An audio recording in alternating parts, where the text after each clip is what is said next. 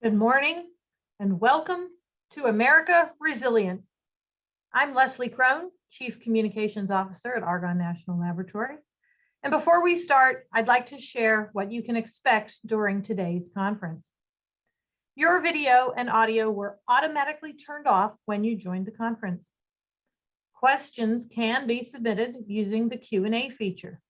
Speakers may respond to your questions within the Q&A or throughout the program as the time allows.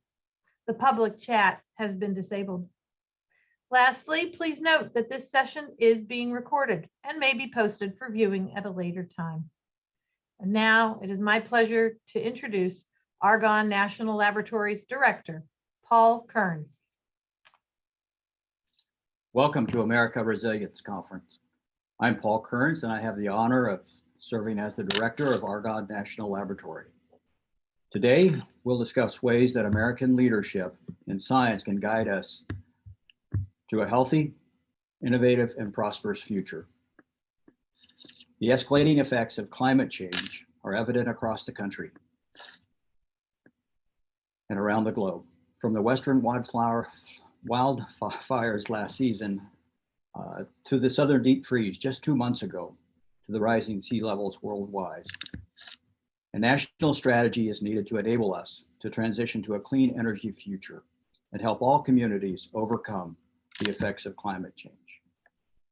We are capable of this colossal task. We only need to work together and marshal our shared resources, efforts, and talents towards this incredibly important goal.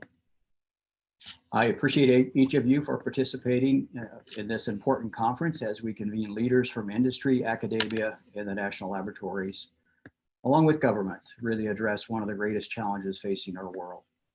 Throughout the course of the conference, we will address the numerous ways we can make the United States more resilient for the future. Some of the areas include high-resolution climate models that project potential climate impacts at the regional and local level, data to empower governments and industry to proactively build resilience, and strategies to ensure our transitioning and most vulnerable communities adapt and thrive in a clean energy society. This is just the tip of the iceberg. We need more time than we've allotted today to address all the topics that can help America become more resilient. Our intention is to start a conversation that will inspire new, meaningful collaborations. This teamwork will produce innovations and discoveries that will ultimately help us achieve our overall goal, a cleaner, better, and more secure tomorrow for all. We have a full agenda for today's conference. There are knowledgeable panelists who are experts in their fields, engaging speakers who will inspire us to do more, and interactive discussions that can help shed light on existing strategies, potential solutions, and exciting opportunities. Christina Negri, Director of Argonne's Environmental Science Division, Suresh Sundararajan, Associate Laboratory Director for Energy and Global Security, and Thomas Walt, Program for Engineering and Applied Resilience in the Decision and Infrastructure Sciences Division, will introduce the panels and sessions. They will manage the majority of today's program. Thank you, Suresh, Christina, and Tom for sharing the MC duties. Before we launch today's conference with our first keynote speaker, I would like to turn things over to Wanda Pablo, Vice President for National Laboratories, Science Strategy, Innovation, and Global Innovation Initiatives at the University of Chicago. Since our founding, the University of Chicago has managed Argonne on behalf of the Department of Energy. This is our first academic collaboration, and we're proud that it continues today. Juan is an active researcher and an exceptional supporter of the national laboratories. Juan, can you please kick us off? Thank you, Paul, and welcome everyone to this exciting and timely event. We are honored to have Secretary Granholm with us, as well as Shalanda Baker of the U.S. Department of Energy and U.S. Representative Tom Caston. The University of Chicago has been entrusted by the Department of Energy with the stewardship of 2 national laboratories, Argonne and Fermilab. This relationship is critical to helping faculty, scientists, and trainees across the university throughout Argonne to do their groundbreaking work.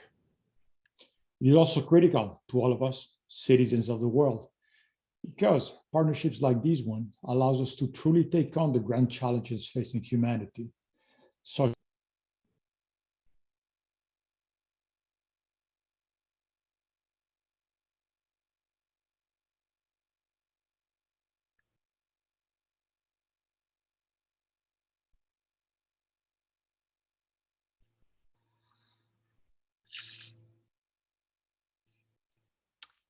This is Bethany with the events team. It looks like we may have lost Juan's audio.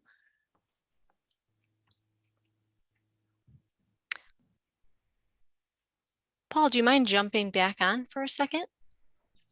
I'm happy to do that. Thank you so much. I think perhaps we could Go ahead. close out the opening remarks here and move a little early to our keynote speaker, if that works for you. That works for me. Yeah, my apologies for the technical difficulties. Not unexpected these days, but certainly something that we're disappointed to have happen.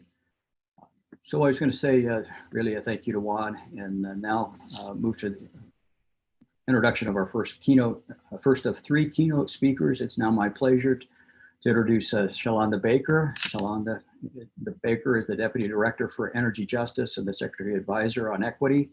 In her role, Shalonda is promoting the reduction of pollution that disproportionately affects minority and low-income communities. Her goal is to ensure that no community is left behind in the clean energy economy. She has a great experience and an ideal background to lead on this issue. Before her appointment, she co-founded and co-directed the Initiative for Energy Justice, which provides technical law and policy support to communities on the front lines of climate change. She is currently on leave from Northeastern University, where she is a professor of law, public policy, and urban affairs.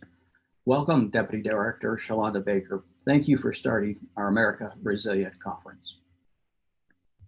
Thank you so much, Paul. It's really great to be here, and I'm sad that we lost Juan's feed. It was really great to hear his remarks as well. So we're going to talk about resilience today, and that is the focus of this conference. But we can't really talk about resilience without also talking about race. And so I hope that those of you who are currently in the audience are comfortable with that. And so I'll go ahead and share my screen to get started. Okay. So good morning, everyone. It is really a pleasure to join you for this important conference and this conversation. I want to start us off with a little bit of a provocation, and I'm hoping that it'll get your juices flowing for the rest of the conference.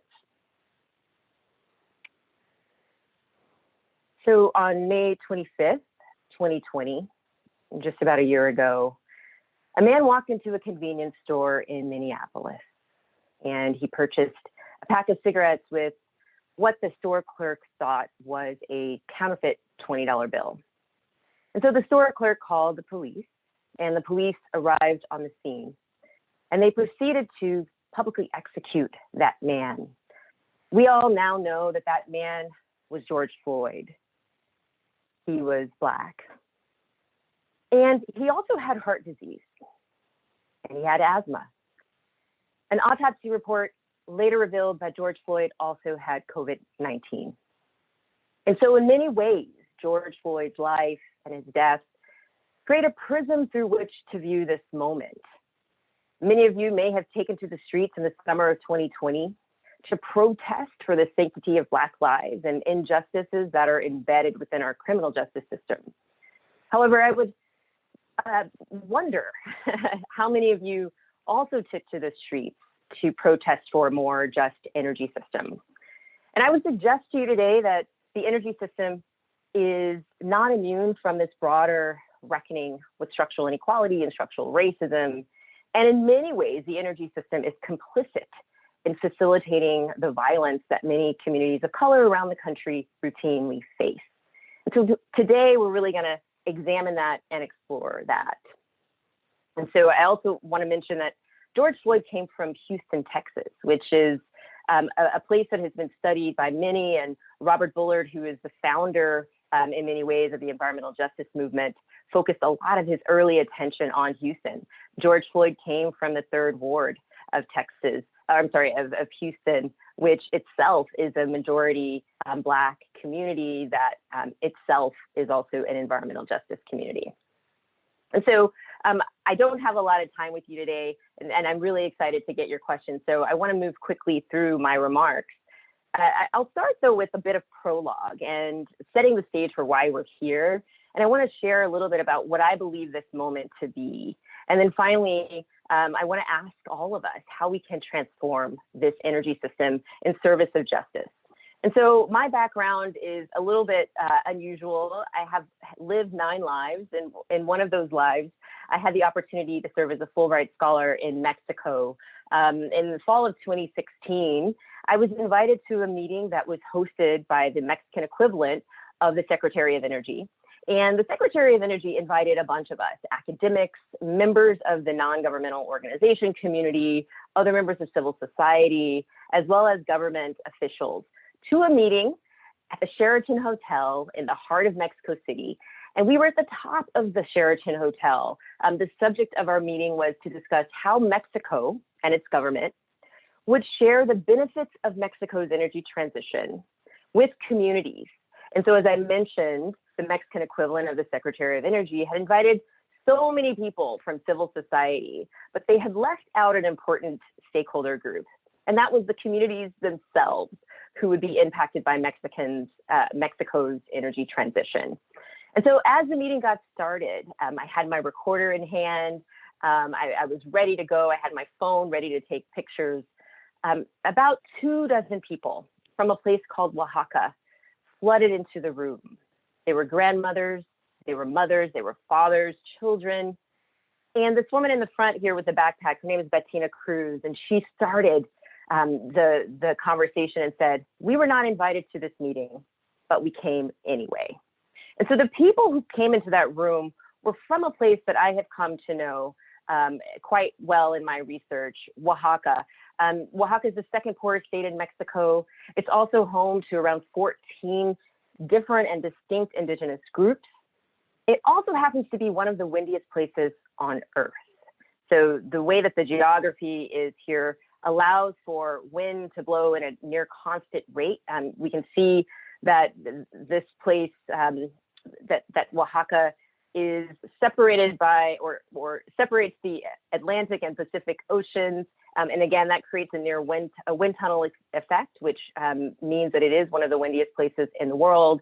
It's also ground zero for Mexico's energy transition. Between the early 2000s and now, we've seen 2,200 megawatts of installed wind capacity go into this region. Right now, Oaxaca has one of the highest densities of onshore wind development in the world. And so this is an extraordinary thing for Mexico. Mexico has set itself out as a leader in the global south with respect to our global transition away from fossil fuels. But it is doing so in large part on the backs of indigenous peoples. And so I encountered the people in Oaxaca about 11 years ago, having left corporate practice as a project finance lawyer. Again, I mentioned I've had 9 lives. And what I learned in studying this region is that the people in Oaxaca suffer from energy poverty. So that means they lack access to reliable energy. And the extraordinary wind development that is happening in this region is happening without their free, prior, and informed consent, which is a principle of international law. It's also happening in a way that is dispossessing them, displacing them, and really causing a lot of conflict. As I mentioned, the people in this region are indigenous. They don't speak Spanish for the most part. And many farmers and other landholders in this region were signing contracts in Spanish, a language they do not speak, and they were unrepresented, which as a lawyer really got under my skin. And so what I learned from this place is that if we are relying on the same mechanisms and approaches to development that we have relied on for the past several hundred years, we are doomed to replicate inequality in our march to avert catastrophic climate change. And so we therefore need to intervene in this discourse. We need to intervene in this process to ensure that equity is a part of it and that equity is on the table in our transition. And so I offer this by way of prologue because Mexico is a place that has shaped me and my research in profound ways. And there are so many lessons that we can learn from Mexico's energy transition.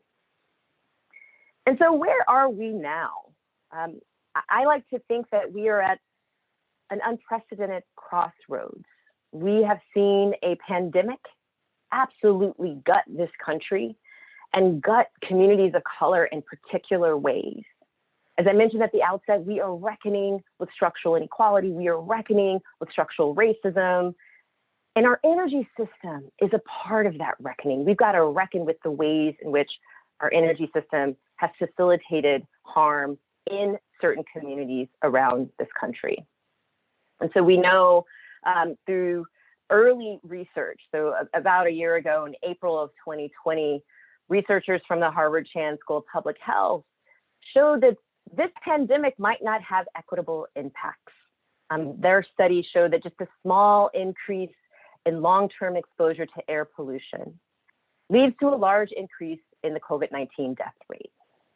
And so what that meant was that communities that have been exposed to air pollution would suffer unique harms in this pandemic. And those of us who studied environmental justice understood that as something that we would need to watch out for as the pandemic unfolded.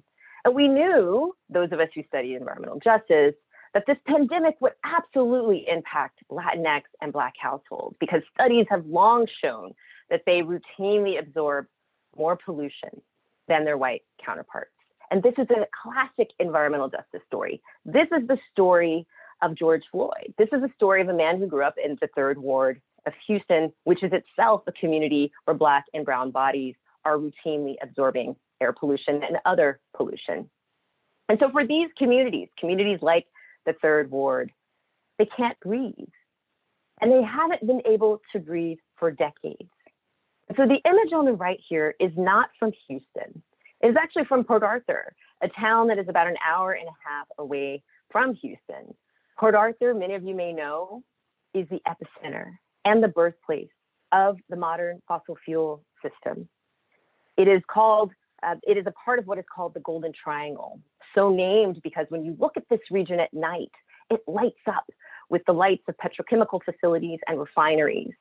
I visited this place when I was about 8 years old to visit my father. My father's family grew up in this place, which is a classic environmental justice community. It is majority Latinx, majority Black, and low income. And the people in this community are routinely asked to shelter in place because of the air pollution and other toxins that are routinely released into the air by the facilities in this region. My father grew up in the Carver Terrace housing projects, which no longer exist, but were what we consider a fence line community right up against the Texaco refinery, which is now the Motiva refinery, one of the largest oil refineries in the world. And so I would ask all of you who are out there in the audience, as you think about resilience, as you think about hardening infrastructure, what are you hardening? What are you cementing in place? Are you cementing in place inequality? Or are you cementing in place something that is deeper, that creates a deep and lasting community resilience? I want us to lift up and acknowledge the ways in which communities of color and communities all over the country and tribal nations have been breathing in the toxins of our energy infrastructure. And as we question, as we think about what resilience looks like, I want those folks to be at the forefront of our minds. So I also want to take us into a little bit deeper the inequities that are baked into our energy system. I mentioned to you that I believe the energy system is complicit in our broader inequalities that we see around the country. So there are a couple of things I want to highlight. One is energy burden and the other is energy insecurity. Energy burden is simply the amount of overall household income that goes to meet energy costs. Because of the structure and design of our rate system around the country, the lower your income, the more of your income you spend on energy. And so while the national average of energy burden is around 3%, for low-income households, that number can skyrocket up to 20%. And I've seen a study saying that some households in this country pay 30% of overall household income to meet energy needs. That is extraordinary in this country. The high energy burden that certain households face leads to energy insecurity, which is lacking reliable access to uninterrupted energy sources at an affordable price. And so our own Energy Information Administration conducts a residential energy consumption survey every 5 years or so. And what they found from the 2015 study was extraordinary. I don't know why this always shocks me, but 1 in 3 households in this in this country, 1 in 3, have experienced some sort of energy insecurity. That to me is astounding. But when we drill down, when we look at the racial impacts of our energy system, we see that Latinx, Black, and Native American households are experiencing extraordinary amounts of energy insecurity. So 45% of Hispanic or Latinx households, 52% of Black households experience energy insecurity. That's 1 in 2. And then 61% of Native American or Alaska Native households experiences energy insecurity. And so energy insecurity might sound abstract, but let me actually put a finer point on it. Energy insecurity means that households are engaging in the dangerous types of behavior that allow them to stay warm at night or stay cool in the winter. And so, cool in the summer. And so the types of behaviors and coping strategies have been highlighted by scholars like Diana Hernandez, and those strategies include using ovens to warm your home. So you can imagine a household huddling around an oven to stay warm at night. You can also imagine that same household turning on the flames of an oven to keep themselves warm, or boiling water on the stovetop to create bath water that is warm enough to take a bath in at night. And so these are extraordinary coping mechanisms that are undertaken by households around the country. And so as we think about resilience, we've also got to think about our grid, right? Our grid is a part of this broader conversation. And I took this image from Twitter. Paul mentioned the freeze that happened in Texas. Again, I'm from Texas. I'm from Austin. And here's an image from Austin, Texas. On the left is East Austin, and on the right is West Austin. And this person who's a reporter said that we have a tale of two cities in Austin. The power stayed on the west side, and the east side, which is a predominantly Black and Latinx part of town, was completely dark. And so let me just pull out and put a finer point on what I'm talking about today. So the communities that are the most distressed by this energy system are Black and Brown communities who are more likely to be breathing in toxins, but more likely as well to be paying disproportionately for that system, which is killing them. And this energy system is not even keeping them safe in the climate future that we face. And so in the last couple of minutes, I want to share the promise of this moment. So I am the first ever Deputy Director for Energy Justice, and the core part of my portfolio is to execute the Justice 40 initiative. And this is the President's promise to move 40% of the overall benefits of certain federal investments, including investments in clean energy and energy efficiency, clean transit, affordable and sustainable housing, training and workforce development, the remediation and reduction of legacy pollution, and the development of clean water infrastructure to disadvantaged communities. And so here is our window. Here is our moment of hope. This is, as I like to say, our third reconstruction, as also Reverend Barber likes to say. We can really rebuild this country in service of justice. And so energy justice is at the core of the Justice 40 initiative. Energy justice, for those who are unfamiliar, refers to the goal of achieving equity in both the social and economic participation in the energy system, while also remediating social, economic, and health burdens on those who historically have been so harmed by the energy system. Energy justice also explicitly centers the concerns of frontline communities, those who are on the front lines of climate change, and aims to make energy more accessible, affordable, clean, and democratically managed for all communities. Many scholars have been writing in this space over the last several years, and there are 3 core tenets that we can pull out of the energy justice literature. One is distributive justice. So that's ensuring that the goods and bads of the energy system are equitably shared. The second is procedural justice. And so that's what the people in Oaxaca were asking for. They were asking for a seat at the table, a meaningful seat at the table to shape the energy system in service of their humanity. They were also asking for recognition justice, which is recognition of the unique harms that they face. I also want to highlight this arrow at the bottom, which is restorative justice. And for me, restorative justice is really asking us to consider how our energy system can facilitate healing in our communities. And we all know that our communities desperately need that healing. And so I've written about this in works that I published before joining the administration. Energy justice is about advancing energy democracy, and that's participation in the energy system. It's also about alleviating energy insecurity, that type of coping behavior that is so common in this country.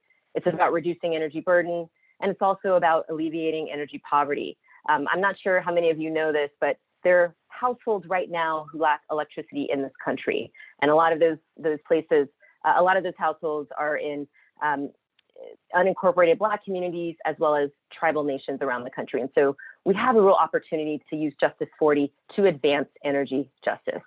And so I also want to say that energy justice is connected to environmental justice and climate justice. And so here's my opportunity to say that we should not be conflating energy justice and environmental justice. When we think about environmental justice, we think about legacy pollution and legacy harm. As we create the energy system of the future, we cannot go to the same communities that have been burdened by toxins and hazardous waste and pollution, as well as the fossil fuel infrastructure, for clean energy infrastructure, unless that's what they're asking for. So we need to make sure that we're not exacerbating environmental burdens as we create the energy system of the future. When we think about climate justice, we're thinking about resilience, the subject of this conference. We need to ensure that the energy system of the future does not leave communities of color in the dark. We also have to think about how policy can inform the choices that grid operators are making with respect to what assets are deemed important enough to save in the event of a major climate event.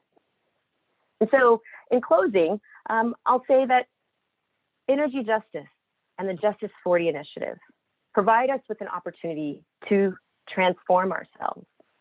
The promise of this moment is to create an energy system that is just, that is rooted in equity, and that centers the concerns of those who have been so harmed by our energy system to date. And so my only call, my only work in this moment in this administration is to help to create a system that no longer kills us, that no longer places Black and brown people on the front lines of climate change. And so I'm excited to learn what you come out with today in your discussion of resilience. Thank you so much for allowing me to open your conference. Thank you, Shalonda. Those are really powerful insights. I appreciate the personal perspective as well. And they've generated questions from the audience. Emily Baker is Argonne Communications Liaison to DOE. No relation to Shalonda, will read the question. So Emily, please. Great. Thank you so much, Director Baker. Your remarks certainly were insightful and inspiring. So thank you for sharing not only your history and your journey here, but really exciting to hear how you describe the challenge your office is facing. The creation of this new office and your role in it is testament to President Biden and Secretary Granholm's commitment to reducing pollution in overburdened communities, as you described, which are often minority, low income, and indigenous communities of color. So we appreciate that effort as well. We do have a couple questions coming in. First, I'd like to share, let's see. You talked a little bit about the EJ40 initiative. Does that include opportunities for community-based organizations to benefit from the federal investments in clean energy and energy efficiency? And if so, how can they best position themselves to take advantage of these opportunities? Thank you so much for the question, Emily. I think the Justice 40 initiative really allows us to rethink the ways in which we're engaging frontline communities, as well as the organizations that serve those communities. And so Secretary Granholm has made it a point to engage communities early and hopefully often as we are designing the policy frameworks and instruments to advance the Justice 40 initiative. And just last week, we had a group of leaders from the environmental justice community and climate justice leaders to the DOE, virtually anyway, to talk through sort of the top priorities. This is absolutely a moment to make sure that those communities are participating in opportunities for generation. So I didn't mention this in my remarks, but communities of color have also been left behind in this clean energy transition. So there's really an opportunity for those communities to participate in the generation opportunities that we know will come.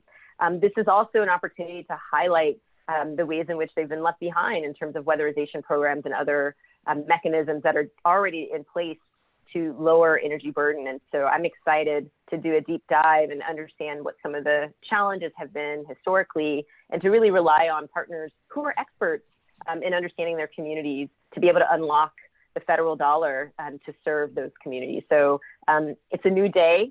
Of course, it's not throwing everything out, but it's really interrogating the ways in which we've done business to make sure that we're not exacerbating inequality or creating new problems in this transition.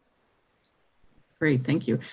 And we have convened here on this conference, of course, lots of folks from Argonne and other national laboratories and the Department of Energy and other federal agencies, but we also have thought leaders from business and industry, as well as academia and civic and community leaders.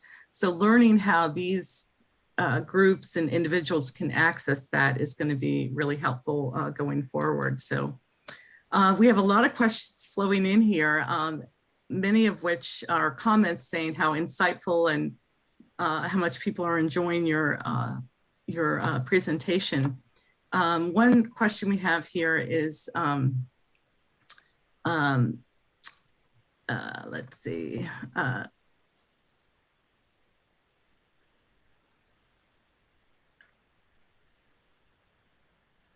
So a question regarding educational justice. Is there also a factor contributing to the environmental, energy, and climate justice? Yeah, so what I want to highlight is that the energy system does not sit apart from our society, right? We know that our society itself has some deep inequalities, and those inequalities and inequities are cross-cutting. And so we can create the most sophisticated, resilient energy system that science can offer, right? That our technology can provide. But if all of that technology and infrastructure is placed on top of a system that is fundamentally unequal, then the technology itself will sort of roll out in a way that is fundamentally unequal. And so as we're designing our new energy system, we have to think about the system on which it is being placed, or that it will be placed. And so that absolutely means that we have to think about creating pathways for jobs, creating pathways through the educational system, so that people who have historically been left out are active participants in this transition. I mean, we know that the president has this ambitious agenda, and I'm proud to stand behind it. We know that there's a $1.7 trillion infrastructure package that is going to make its way through Congress. And if the spigot were turned on today and those $1.7 trillion flowed through our society, we know that they would flow in a way that is inequitable. And so as we're building this new energy system, as we're thinking about infrastructure, we've also got to ensure that traditionally excluded folks are participants in the transition, economically speaking. And so I'm excited to create an accelerator for Black and brown businesses and businesses that come from energy transition communities. So these are coal and oil transition communities, as well as disadvantaged communities. And so we've got to focus on wealth creation in those places. We've also got to focus on, again, preparing folks to participate through educational programs. Our historically Black colleges and universities, our minority serving institutions, have been doing the tough work of really reaching those underserved and under-resourced communities. And I think we have to partner with them in unusual and unique ways as we think about this transition. That's great. Well, and to that point, we've gotten a question, someone asking exactly about incubators and some of that. So one question coming in is there an opportunity or way to leverage programs like Main Street America for communities with historic structures that are in need of restoration with the Justice 40 programs? Yeah, so, I didn't go into kind of the weeds of Justice 40 as much as I would like to, but Justice 40 requires us to identify which communities in this country are disadvantaged within the language of the executive order. We really have to, that will require us to kind of do a deep dive on a number of impacts that certain communities have faced, including economic distress, again, disinvestment, underinvestment. We have to think about environmental impacts. We have to think about things like energy burdens that are plaguing those communities. And we do have to leverage existing mechanisms. We can't start from scratch, but we do have a little bit of carte blanche to kind of create something new and innovative. We know that the timeline is short, both in terms of the political life cycle, but also in terms of the climate emergency that we're all trying to avoid and many people are already living. So we want to leverage existing resources, but we also want to create new. And, I hosted an event my first month at DOE. It was a set of kind of people that I admire and respect so deeply in the environmental justice movement. And one of those leaders was Colette Pichon Battle, who runs Gulf Coast Center for Law and Policy. And she's a climate justice warrior. And we all know the Gulf Coast has been so battered over the last decade. And she said, look, Shalonda, I understand that there are resources that will flow to states, but what about my state? Louisiana has never prioritized African-American communities, indigenous communities. If you give that state billions of dollars to do infrastructure development and design, there's no guarantee that those resources are going to flow to my communities. And so I think because there's structural racism embedded in many of our governmental systems, we've got to interrogate that. And we've got to think about ways to ensure that those disadvantaged communities within the letter of the executive order actually receive the resources that we all work so hard to provide, right? We're all federal taxpayers, and these are federal tax dollars that are moving into communities. Great, thank you. I think we have time quickly for one last question, and I'll ask it. What one challenge with resilience is that it can mean different things used to describe people and infrastructure. Where does our traditional understanding of resilience fall short, particularly with historically underserved communities? I love that question. So I wrote an article a few years ago called Anti-Resilience. And this was really a provocation because the point I was making in that article was that as we think about resilience and think about hardening infrastructure, we need to think about places like Port Arthur. We need to think about certain tribal nations that have no clean drinking water and that have been breathing in, again, the toxins of various industries. What are we hardening as we think about resilience? I think I'm turning the question a little bit on its head. I absolutely believe in individual resilience. I absolutely believe in community resilience and knitting together a safety net for community. But I would challenge us to think about resilience in a system that is fundamentally inequitable, right?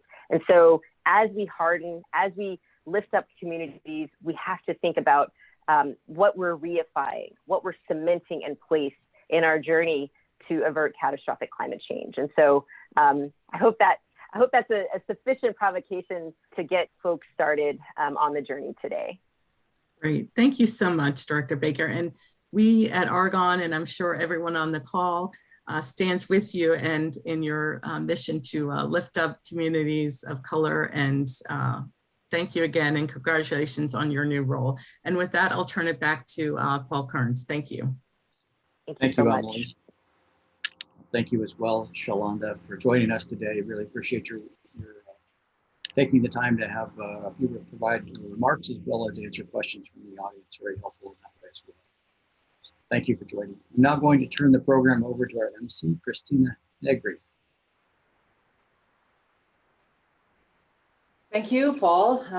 Thank you, Shalonda and Emily. I'm Christina Negri, Director of the Environmental Science Division at Argonne, and we have arrived at our first panel discussion. Dawn Mobles is the moderator of our first session called Equipping Local and Environmental and Regional Communities to Act, the Path to High-Resolution Climate Models Informing Adaptation Strategies. Dawn is a professor of atmospheric science at the University of Illinois. He served, among many other accomplishments, in the Office of Science and Technology Policy as a White House expert on climate science. And we are looking forward to a great discussion with our panelists. Dr. Wubbles, would you please start the panel discussion? Yes, thank you, Christina. Appreciate it. So first of all, good morning, everyone. And I want to introduce our panel. We'll be talking about equipping local and regional communities to adapt to changing climate and extreme weather events using information gleaned from high-resolution climate models. This is a topic dear to my heart, and I'm looking forward to our discussion. And I could see this easily going on for many hours instead of just 50 minutes. To build resilient communities, community leaders need information about potential climate change and the vulnerabilities associated with them decades into the future. So what we have today is major experts who can, for this panel discussion, so I include Catherine Hayhoe, Gary Gernhardt, Christy Eby, George Crabtree, and then I'll contribute as well as I can. These people have the expertise to lead our discussion on applying cutting-edge modeling to inform adaptation strategies, to help us be more resilient, to inform us on the most important scientific gaps to be addressed going forward, and to share how decarbonization can be informed by climate models to deliver the needed outcomes. Each panelist will have about 5 minutes in a presentation, followed by the panel discussion after those presentations. To kick off, I will start by presenting a few slides to provide a general background on what we will be discussing today. And so if we can go into the first slides. So it's important to recognize that climate change is affecting all of us. It's affecting all regions of the United States and of the world. And it's affecting all sectors of our society, whether we're talking about health, transportation, agriculture, water resources, energy, many different aspects. And a lot of this is related to the increasing intensity and impacts from severe weather. Sea level rise is also extremely important, but the intensity and impacts of severe weather for us here in the Midwest is really important to the changes we are seeing. Next, please. So basically, as we look at these issues, we have 3 options. We can mitigate, which is to take measures to reduce the pace and magnitude of the changes in climate.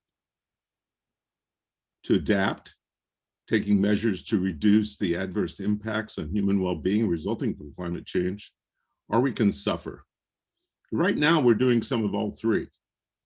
What we need for the future is to figure out the right mix of these. We need enough mitigation to avoid the unmanageable and enough adaptation to manage the unavoidable. Next, please. So I developed a flow chart kind of based on a UNEP approach. And this is typically what we use in trying to do these kind of analysis as we look at climate resilience. We put together very detailed analyses of what kind of changes in climate might happen locally. You also have to consider all the other stressors affecting a region or affecting a sector as well. And then from all that, look at the potential impacts and vulnerabilities. The next step, and the step we need to get to soon, is how do we deal with these concerns and these potential impacts and vulnerabilities? And we need science and engineering and technology development to come together to figure out how we deal with the infrastructure moving forward, how we make sure we have the right infrastructure that can deal with the changes in climate we're going to see over the next 30 to 50 to 100 years, and then come up with the right solutions as a result that do consider all the things we just heard about, that we consider equity and justice and all the other aspects relating to getting to the right solutions. Next, please. So I think it's important at the same time that we maintain a sense of hope. Our future does depend on how we act to limit climate change. Adaptation is not a choice. Our choice is whether to adapt proactively or respond to the consequences. Adaptation does require focusing on managing risk. Risk management is what this is all about. We must draw on our long history of responding to changing conditions of our planet and facing the challenges of climate change as we look to a resilient future. And I think that's the last slide for me. Is that right? So our next speaker will be Catherine Hale. And I can't tell if people have their videos on or not. I'm here. Okay, good. For my screen, I didn't show up at all. I just saw Christine's name. So Catherine Hale is chief scientist for the Nature Conservancy. Catherine was just named to that recently, and is also a distinguished professor and endowed professor of public policy and public law in the political sciences department at Texas Tech University. So I would turn it over to Catherine now. Thank you, Dawn. I'm not sure if people can see me. I think Dawn is still pinned here with the slides, but I'll go ahead and start, and then maybe you can add my video as we go along. So as Dawn said, we have three choices at this point, and we are going to do some of each of those: mitigation, adaptation, and suffering. It's as if we are on a train heading for a cliff. And we need to take our hand off the throttle. We need to reduce our emissions. We have to hit the brake, and we have to assume defensive positions. We often talk about mitigation, and that's the thing that usually comes first to your mind when someone says climate projections and climate action. We know that wind energy is making tremendous strides down the middle of the country. I live in Texas, where 22% of our electricity came from wind just last year. We know that solar energy is reaching record low prices around the world, and 90% of new energy installed around the world last year during the pandemic, according to the IEA, was clean energy, primarily solar. We know that efficiency has enormous potential to reduce our emissions, 50% in the United States. We know that there's also other solutions for low carbon liquid fuels, high temperature applications, and nature-based solutions. These include conservation agriculture and protecting and restoring the ecosystems that contain 100 times more carbon than what humans have already put into the atmosphere since the beginning of the industrial age. We don't often talk about suffering, but we've already heard what that looks like today. It disproportionately falls on the poorest and most marginalized people in our communities right here in the United States, as well as around the world. In terms of fossil fuel combustion, the latest study from Harvard found that nearly 9 million people per year, the equivalent of 3 COVID pandemics per year, prematurely die from air pollution from fossil fuels. We know that climate change is bringing extreme heat. It is increasing the risk of flooding. And whether we're looking at cities like Chicago, which Dawn and I led their climate impact assessment for over 10 years ago, or the city of Houston, which lies in the state where I live in Texas, we know that communities of color and low-income communities are disproportionately affected by those impacts. The third option, adaptation, though, is what we're talking about today. And it has tremendous potential, not only for us to survive the changes we're already in, but to thrive. Why is adaptation needed? It's because our entire civilization is built on an assumption that we don't often think about. It's the assumption of stationarity, the idea that past climate conditions are an adequate predictor of the future, whether it's average temperature, rainfall, whether it's the flood of record, the drought of record, the 500-year, 1,000-year flood zone. We have built our entire society, our agricultural systems, our water and energy allocation. We've designed our infrastructure. We've even parsed out our geographical boundaries based on past climate. And over the course of human civilization, it has been remarkably stable as that of the human body. But today, over the last 150 years, our global temperature has increased by a full degree Celsius and almost 2 degrees Fahrenheit. And to continue the analogy with the human body, that means we're running a fever. Today, we are seeing the non-stationarity of the climate impacting us in every way, no matter where we live. We are seeing longer, stronger heat waves. We are seeing more extreme precipitation, bigger hurricanes, wildfire burning more area, longer, more intense droughts.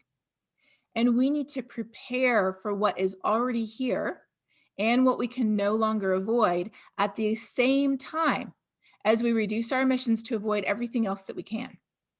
Because the difference between a future where we take action to reduce our carbon emissions and a future where we don't is simply the future of civilization as we know it.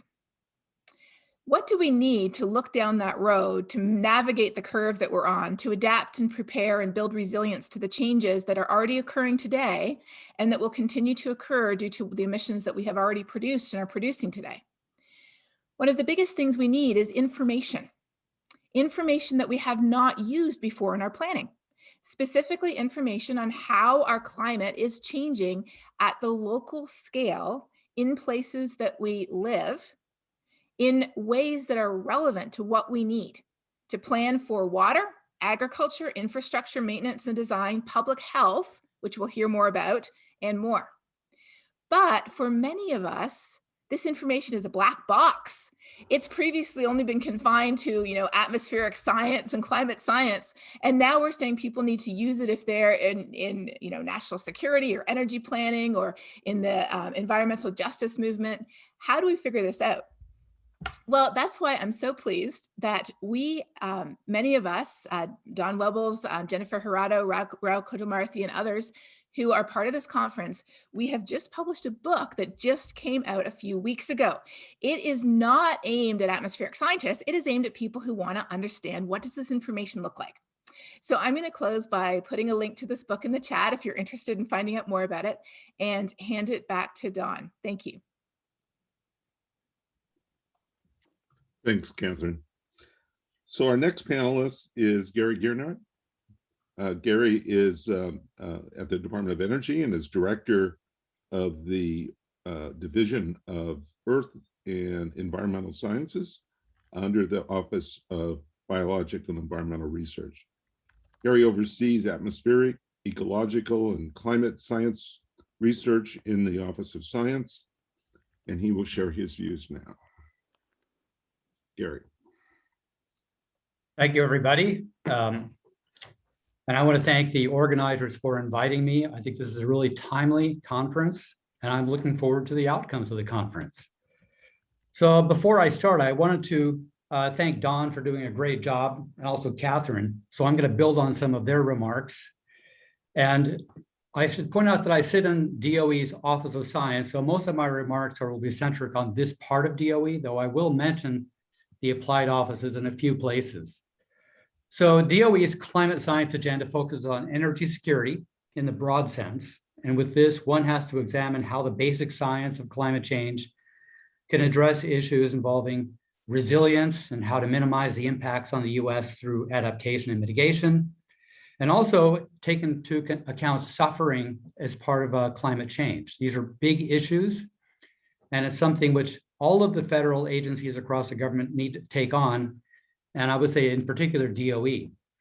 And of course, solutions developed via the applied offices of DOE must be treated as global, since the climate changes that are likely to occur at local scales are driven by emissions, not just locally and regionally, but also across the planet. So DOE supports climate research as what I call big science. It's a challenge that demands access to the best facilities and the best possible talent. And that isn't to say that all of the other federal agencies aren't doing climate research, but I think DOE is one of the few that takes on the angle of big science. And that means using the fastest computers possible, state-of-the-art data analytics, long-term field experiments like our ARM facility. And that is to package these together in a way to assess and mitigate potential damages to, for example, to energy and related to infrastructure. So we don't want to isolate energy alone as the infrastructure of interest to DOE, but how these energy infrastructures interact with all of the others, such as water infrastructure. So climate modeling tools to at least examine resilience have been limited by what I call 4 broad challenges. One of those is poor spatial resolution, and this has been limited in large part by inadequate computing, and computing has been a big issue, but we're getting higher and higher resolution with access to the faster computers. The second is inadequate representation of a lot of the important processes that we incorporate in our models. The big ones are cloud aerosol interactions, how we represent the water cycle, biogeochemistry, especially in the ecosystems across the planet, and the cryosphere, especially because the cryosphere ties back to sea level rise and also to permafrost thaw. The third area is on the human component that we consider a challenge, and that is how does the human component serve as a climate feedback and as a broad sector that's impacted by climate change. And when I talk about as a feedback, there's a lot of deforestation. There are a lot of activities involving agriculture that do have regional climate signatures, but this is an important area that we view in DOE to be something that we have to invest in to get the projections right so they can be used to examine different types of mitigation and adaptation options. And the fourth one is important, I would say to me especially, and that is how to reduce the uncertainties of these projections. Even as we get to higher resolution, we're asking tougher questions than we did, say, 10 years ago or 15 years ago. And the scientists and the stakeholders that are asking these questions need to trust the projections because they use decision codes based upon data provided by these models.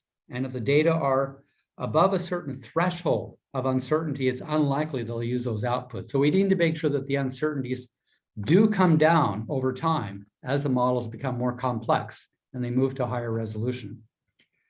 Anyway, DOE's uniqueness is really in its emphasis on extreme events. All of the federal agencies across the government focus on climate modeling. I shouldn't say all the agencies, but many of them focus on climate modeling, but the emphasis on extreme events is somewhat unique to DOE.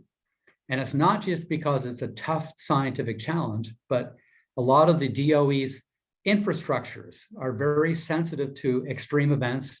And we need to make sure that the models that we develop can be useful to the stakeholders in our applied offices. So what about now and what about into the future? We have new priorities based on community consensus. And what I mean by community consensus is that when we chart a new area to move into, it relies upon published reports from conferences like this one, which give a signal of community consensus that these are areas that DOE should prioritize and make those future investments. So some of these that we're moving in the direction is higher resolution, heterogeneous environments. These have been shortcomings of most of the models that have been developed across the federal government, including our own. And to treat heterogeneous environments such as urban, we need the models to at least examine higher resolution phenomena and look at what are those variabilities across the urban rural transition or regions like coastlines where you get high gradients as well. Extreme events and how those play out with different types of modes of variability is another broad area of interest to us. And I would say increasing the weight on the human part of the natural human climate system. I would say in the past, most of our emphasis has been on the natural part of the climate system. We've increasingly been moving to putting weight on the human component and how it interacts with the natural system. And I would say as we're moving into heterogeneous environments, having that human component gain even greater weight is something which we view to be important. So before I close, I'll just mention a few high priority projects that we're investing in now that we feel are really going to make a difference. The first of those is E3SM. It's a signature model, climate model within the Department of Energy. It's called the Energy Exascale Earth System Model. It's soon to be at 3-kilometer resolution. I think Ruby might talk about that in the next session. Others are that even though we advance our modeling capabilities, you can't trust the model until you validate it and verify it against field observations. These include our ARM facility, a lot of our watershed observatories, other ecological systems. And finally, a broad area that we started investing in last year is something called the AI for ESP. This is artificial intelligence for Earth system predictability. It's a multi-lab effort led out of Argonne, but the intent is that we would segue our modeling and observing capabilities towards a hybrid system. So it's not just physical based, but it combines with machine learnings in clever ways to at least advance the predictability of the system and also reduce those uncertainties that have been a really big headache for a lot of the scientists up till now.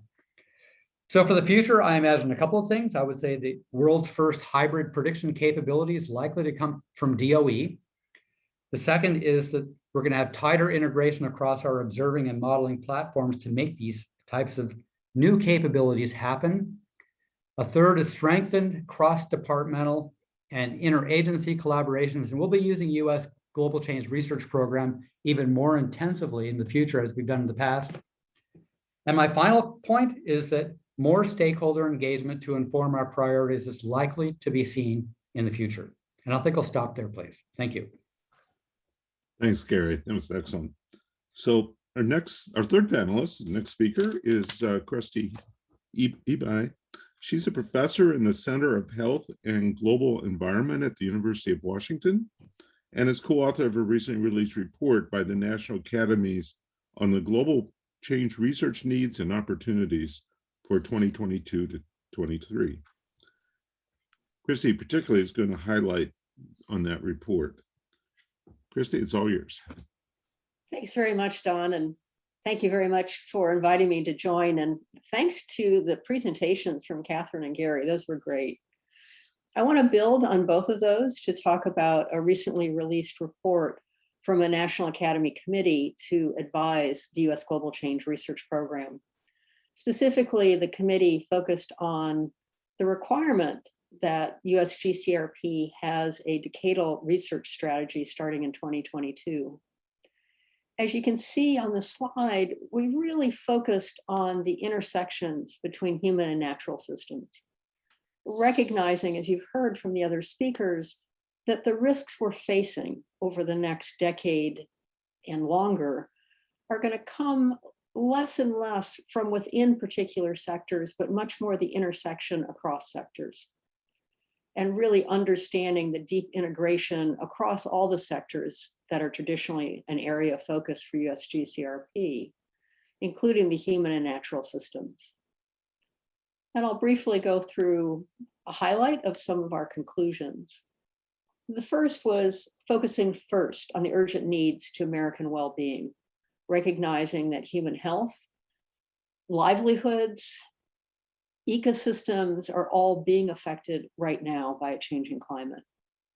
And because of these interconnected, interdependent, and complex interactions across human systems, the physical system and ecosystem, we really encourage US GCRP to apply an integrated risk framing approach when setting research priorities for the next decade.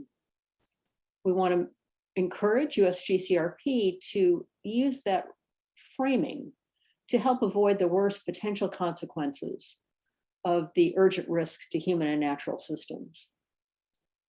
I will add that the report that we produced is relatively high level, that everybody on the committee recognizes the deep expertise within each of the 13 federal agencies, and we have full confidence that the overarching comments we're making can be used in setting that research direction without getting into specifics for each area. When exploring the complex interactions between global change and human systems, there's an urgent need, as you heard from both Catherine and Gary, to accelerate the integration and communication of research on coupled human and natural systems, so that we can really advance understanding of options that will be effective to implement in the short, medium, and long term. Recognizing those options need to be at local to international scales. We've heard powerful statements about the importance of looking locally at what kinds of options need to be implemented. That's absolutely critical. We also know, all of us individually and collectively, how international issues such as COVID can be critically important. So we have to make sure we pay attention to scales when we're thinking about the integration and making sure that we provide the information decision makers need at all scales. As you heard from Don at the very beginning, we need to look at mitigation and adaptation, that there has been unequal attention to looking at mitigation and adaptation. And there is increasing evidence, looking at the billion-dollar disasters, for example, in the US, of how many opportunities we have to increase resilience.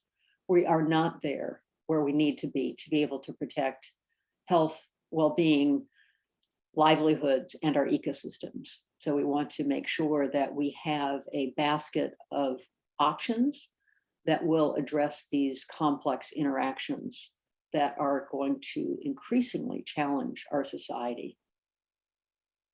We also focused on some cross-cutting research needs. You've heard about several of these already. One is on extremes, thresholds, and tipping points. A second is simulation of local and regional scale climate, including uncertainty characterization, so very much in line what you heard from Gary. A stakeholder scenario-based approach to look at what could happen with climate change, what are the associated risks, and the effectiveness of adaptation and mitigation policies. And thinking about scenarios, we were thinking at two scales. One are the representative concentration pathways, shared socioeconomic pathways that are being used in models to project a variety of risks into the future. There's also increasing, essentially locally based scenario approaches where stakeholders are engaging with developing scenarios using the overall framing of the RCPs and the SSPs, but bringing them down to the local scale to see what is needed in their region and how can they best think about designing a variety of policies and measures to make sure that they do increase resilience as time goes on. A fourth cross-cutting research need is on equity and justice. We heard a very powerful presentation on that, and we do explore that in the report as well. And then finally, another cross-cutting research need is on advanced data and analyses frameworks. That you've heard the intention of moving towards a much more integrated modeling. There's work, a lot of work that's been done in that space, and there's a lot of opportunities to advance that even further. And encouraging the 13 federal agencies to work on how to better integrate human and natural systems so that the modeling becomes more robust, more useful, more usable. And then finally, we have some recommendations to USGCRP itself, that as it thinks about supporting this integrated risk management paradigm, there are organizational and operational challenges and changes that they could make that would enhance the effectiveness of their work. And we made some suggestions to USGCRP and have full confidence that in fact they can take that forward. And as the agencies work together to come up with a research agenda, that we will, over the next decade, be better placed to handle the challenges of a changing climate at all scales and across all sectors. I will leave it there for the questions. So thank you very much, Don. Thank you, Christy. Excellent. So our last speaker is George Crabtree. George is the director of the Joint Center for Energy Storage Research at Argonne, and is also a distinguished professor of physics, electrical, and mechanical engineering at the University of Illinois, Chicago. George, it's all yours. Thanks, Don. Really interesting talks that we've heard so far. I'm eager to get to the questions and have some interaction with the other panelists. I would like to build on the messages you've already heard.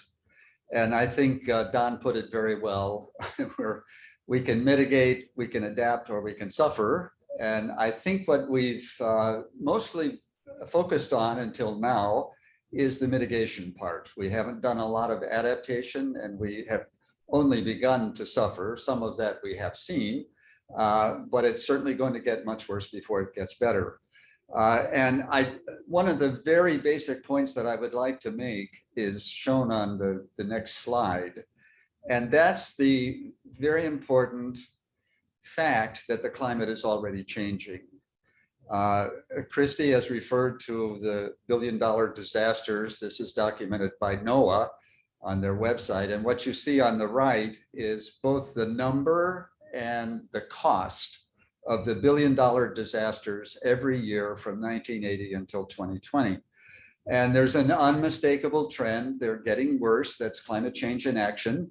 Just to look at a couple of numbers, in 1980, there were $3 billion disasters. In 2020, there were 22. So the cost is huge, both in dollars and in human displacement and just the dislocation in society. And one of the basic points I'd like to make now is that we're seeing the beginning. This is starting to emerge. It's going to get a lot worse. And I would say that 2020 was a banner year. We've already heard lots of references to the southern freeze in Texas, which took place in February, something that took us by surprise. It shouldn't take us by surprise in the future. And that's part of the climate prediction challenge that we're facing. It really was a huge dislocation to all kinds of society. There were record wildfires in California, in Oregon, in Washington. There were a record number of hurricanes in the Gulf of Mexico and on the Atlantic coast. So many that we ran out of letters and had to turn to the Greek alphabet to name them. At one point, there were almost 2 hurricanes in the Gulf of Mexico at the same time. That didn't quite happen because one of them didn't quite make it to the status of hurricane. It was a tropical storm. That's never happened before. And of course, there was drought and severe weather throughout the Midwest. So this is the pattern we can expect. And in order to address this challenge, there are 3 things we can do. And the way I categorize, the first one is to stop emitting carbon dioxide and other greenhouse gases to mitigate future climate change. And usually, and this is the thing which has gotten most of the attention until now, usually we think of, well, we're mitigating for something that might happen in 2030 or 40 or 2050, which is a year that gets a lot of attention. But the fact is, we have to worry about what's happening right away. So this sometimes goes by the name of decarbonization. Lots of activity planned, and I think most of what the IPCC has talked about has focused on decarbonization, and that indeed is what the Paris Accords of 2015 emphasized. But the second point, and has gotten plenty of attention in this panel so far, is to project regional and local climate change for specific communities. So we know, although the causes of climate change are pretty clear, that is the emission of greenhouse gases into the atmosphere, the impact and the effects vary tremendously. So what happens in Miami is not what happens in Washington, DC, or in New York, or on the West Coast, or in Houston, we've heard a lot about. Each one of these is quite different, depends on local conditions.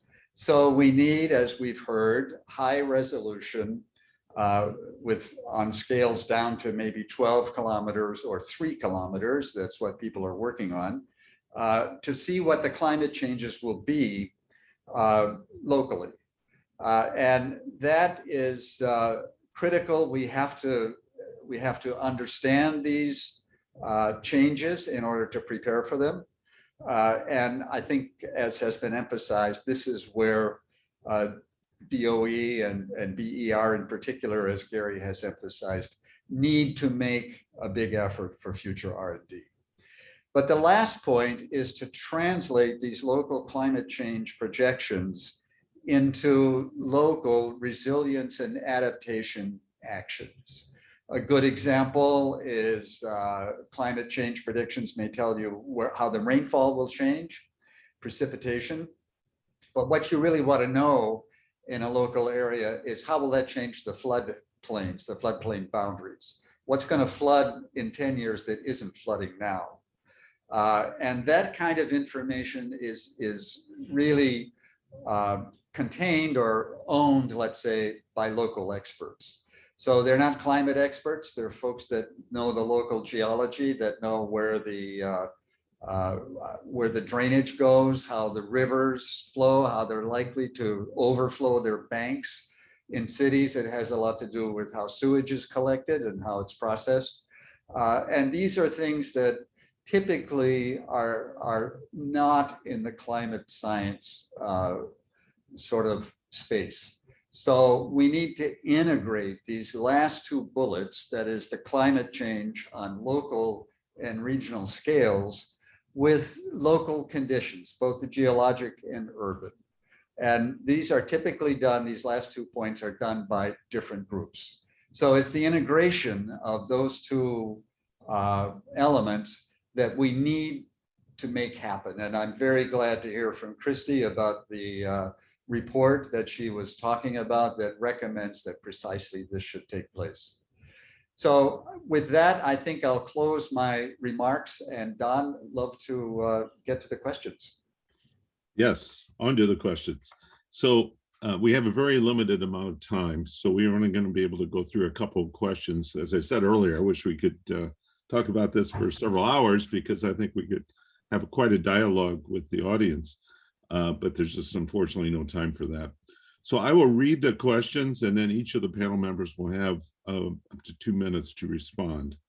The first question is there consensus among scientists on the type of impacts and vulnerabilities from climate change and where they may happen to inform adaptation plans in the United States and around the world? To turn this around, what do we know and not know? Let me go first to Catherine. Well, I was going to say you actually wrote the study on that a number of years ago. So let me rephrase what you said. On some things we do know, for example, extreme heat is getting longer and stronger. Heavy precipitation is increasing in many areas across the Southwest United States in particular. Droughts are getting stronger and longer. We also know that hurricanes are getting bigger with a lot more rainfall, but where and when a hurricane hits is really more up to chance. Also, with smaller scale events like tornadoes, supercell thunderstorms, those are really at the cutting edge of trying to understand what's happening. So I look at it 3 ways. I say there's some things that we know are getting worse or stronger, and we need to prepare for those. Sometimes we need quantitative information, but sometimes we don't. All we need to know is it's getting worse, and that means we know what to do. Some things we know aren't going away, and we still have to make sure that we know they're coming, like the big ice storm we had in Texas a couple of months ago. We have one of those every 10 years, and there's no reason to suspect those are going away, even as the world warms. So the answer is, we know enough to start preparing today. Lack of information is no longer an excuse. Anything you would add to that, Don? Well, I think well, there's lots I could add to that. Let's turn it over to Gary. I'm going to reinforce a few things Catherine made, and that is that in terms of, let's say, climate change, I think there's a consensus on the warming issue, especially regional to macro scale to global. Everybody's in agreement that it's going to warm. I think there's also some agreement that the interannual variability and the seasonal extremes are going to be amplified as we go into the future. I mean, just to illustrate, the cold snap we had in Texas a few months ago can be called a climate warming event, even though it was a cold snap. It's just another extended extreme that may not have occurred decades ago. The other is precipitation.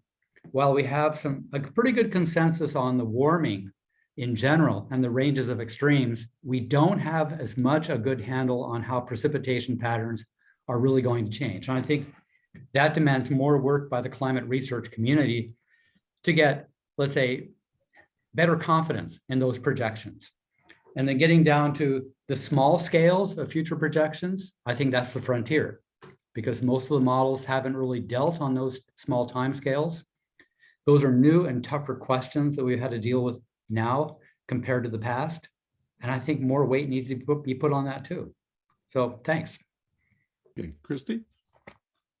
I'd like to reinforce what Catherine just put in the chat, which is the national climate assessments are really detailed summaries of what is understood about impacts within sectors and then to some extent within regions. And to go back to one of the comments that I made, though, is one area that we don't have enough information on is compounding cascading risk. So we look at heat waves and what it means for our crops. We look at heat waves and what it means for our health. But we're not looking at heat and ozone, because those both affect our crops and our health, and how those are interacting. And we don't understand. We were unprepared, obviously for COVID, but particularly unprepared, for example, what happened to our supply chains? Who would have thought I could have ordered a sofa in January and I will not see it until September? Because supply chains completely fell apart in ways people didn't expect. And so the continued focus within sectors of what are the risks of a changing climate aren't getting us to the information we need for the actions so that we can increase our resilience. Excellent, thank you. So, George. Yeah, I would like to maybe take a little different point of view from what we've heard from the other three panelists and emphasize that we don't know enough.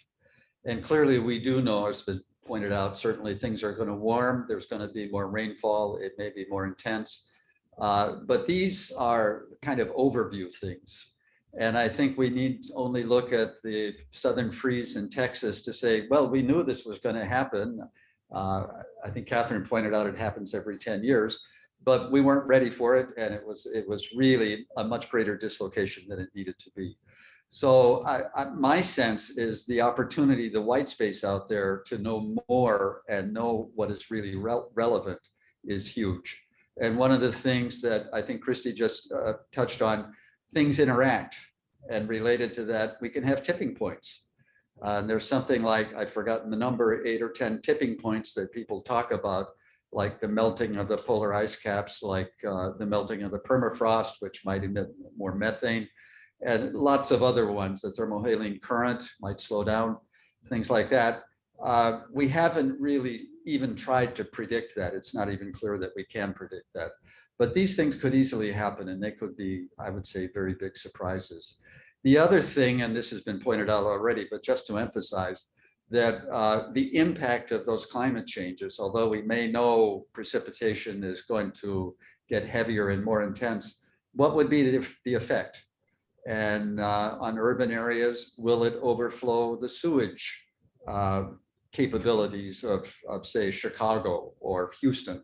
And that has gotten very, very little steady. And I think that there's a huge opportunity here to integrate, once again, the local conditions, the local infrastructure, the built environment, knowledge of that with what the climate is likely to do, and then plot a course of action. So there's really a huge opportunity here, I feel. Yeah, thank you, George. And I totally agree with you. I think there's a lot we don't know. And what we need to do is really get down to that local scale where we can really help companies and cities to deal with things that are happening directly to them. The other thing we don't do is to really look at the interactions between climate and ecosystem services and biodiversity sufficiently. And that really has to improve as we're going forward as well. Now, let me go to the next question. And we only have 5 minutes left for our session. Developing and understanding impacts and adaptation requires a strong coupling of the human elements to vulnerability, et cetera, decision-making, to models of climate impacts, whether we're looking at extremes or tipping points and habitability. What is the path moving forward for the science community to achieve this goal? And how do we make the right interactions between climate scientists and other experts to achieve resiliency? And again, we'll start with Catherine. That's a great question. And that requires building relationships and connections.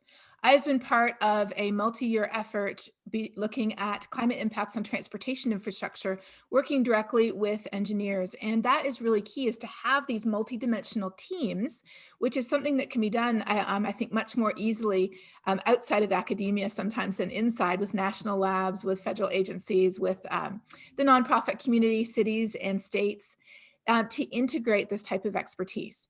But again, it's not always possible to get all the same people in the same room. And that's a big reason why we've provided resources like the book I referred to before, and like many of the studies and the National Climate Assessment that already exist, so people can start to get the information they need without having to wait to find a specific person anymore.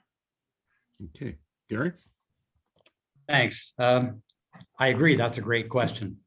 So I would say one of DOE's let's say objectives is to at least assure that we have an uninterrupted supply of energy to the public, and it's not just energy, but all of the connected infrastructures that go with it. Also maintain some affordability, and this is all in view of extreme events which are likely to be amplified as we march into the future. So if we look at the designs of these infrastructures, they might be 50 or 80 or even longer in terms of years, and the goal is to design them and deploy them in ways to assure some uninterrupted supply. That also implies that we need to look at the local to regional and global scales. They're not separable, and assure that we can model these systems to look at the, let's say, the thresholds that might lead to cascading failures, and figure out what are those thresholds which are upper limits of those systems, and at least get those models right so we can develop the scenarios to ensure that we design and deploy the systems in the right way. In terms of the EJ issues, there are a lot of, let's say, underrepresented communities as part of this investment process, to make sure that we need to make sure that they are taken into account as we march forward. Okay, thank you. Christy? Thank you. I'd like to add a comment also from the chat into the answer I'm going to give, which is similar to Catherine's, in that agencies such as NOAA already have what's called RISAs, Regional Integrated Science for Assessment, basically centers of excellence. And the RISAs, there's also some efforts being put together by DOI and other agencies. And these bring together academia, bring together businesses. We haven't mentioned businesses and the critical role that they have to play, and local stakeholders to help frame the questions that need to be addressed. So the research is done in collaboration with the stakeholders and provides information that, in the term of art, is useful, usable, and used. So that there are already examples of what we can do and how we can move forward, and greater investments in those would be deeply appreciated. And when we think about those, we need to make sure that we have all the sectors at the table. Unfortunately, budgetary constraints mean that health is very rarely included in any of these activities, and yet we all care about our health. So making sure we have that integration across the sectors so we can address the broad range of challenges that we're facing and come up with some creative, innovative, and really important solutions. Okay, thank you. George, we have less than a minute, I know, in our schedule, so I'm sorry about that. No, I'll be brief, Don. I agree with everything that everyone else has said. And I think the most important thing is communication. As Christy was saying, let's get the people in the same room, or at least in the same study, the local stakeholders and the folks who can predict, and ask what will be the effect. And I especially like she emphasized on disadvantaged communities. They're often left out of the conversation, and they really need to be included. Thank you. Thank you. And it is now 9:30. So I'd like to thank all of our panelists for their participation and engagement. It's, you know, this is excellent. I wish we could go on much longer. There was a bunch of questions I know from the people watching, and I'd love to have addressed those, but we just don't have time. So I'm going to hand things over to Christina to introduce the next session. Christina.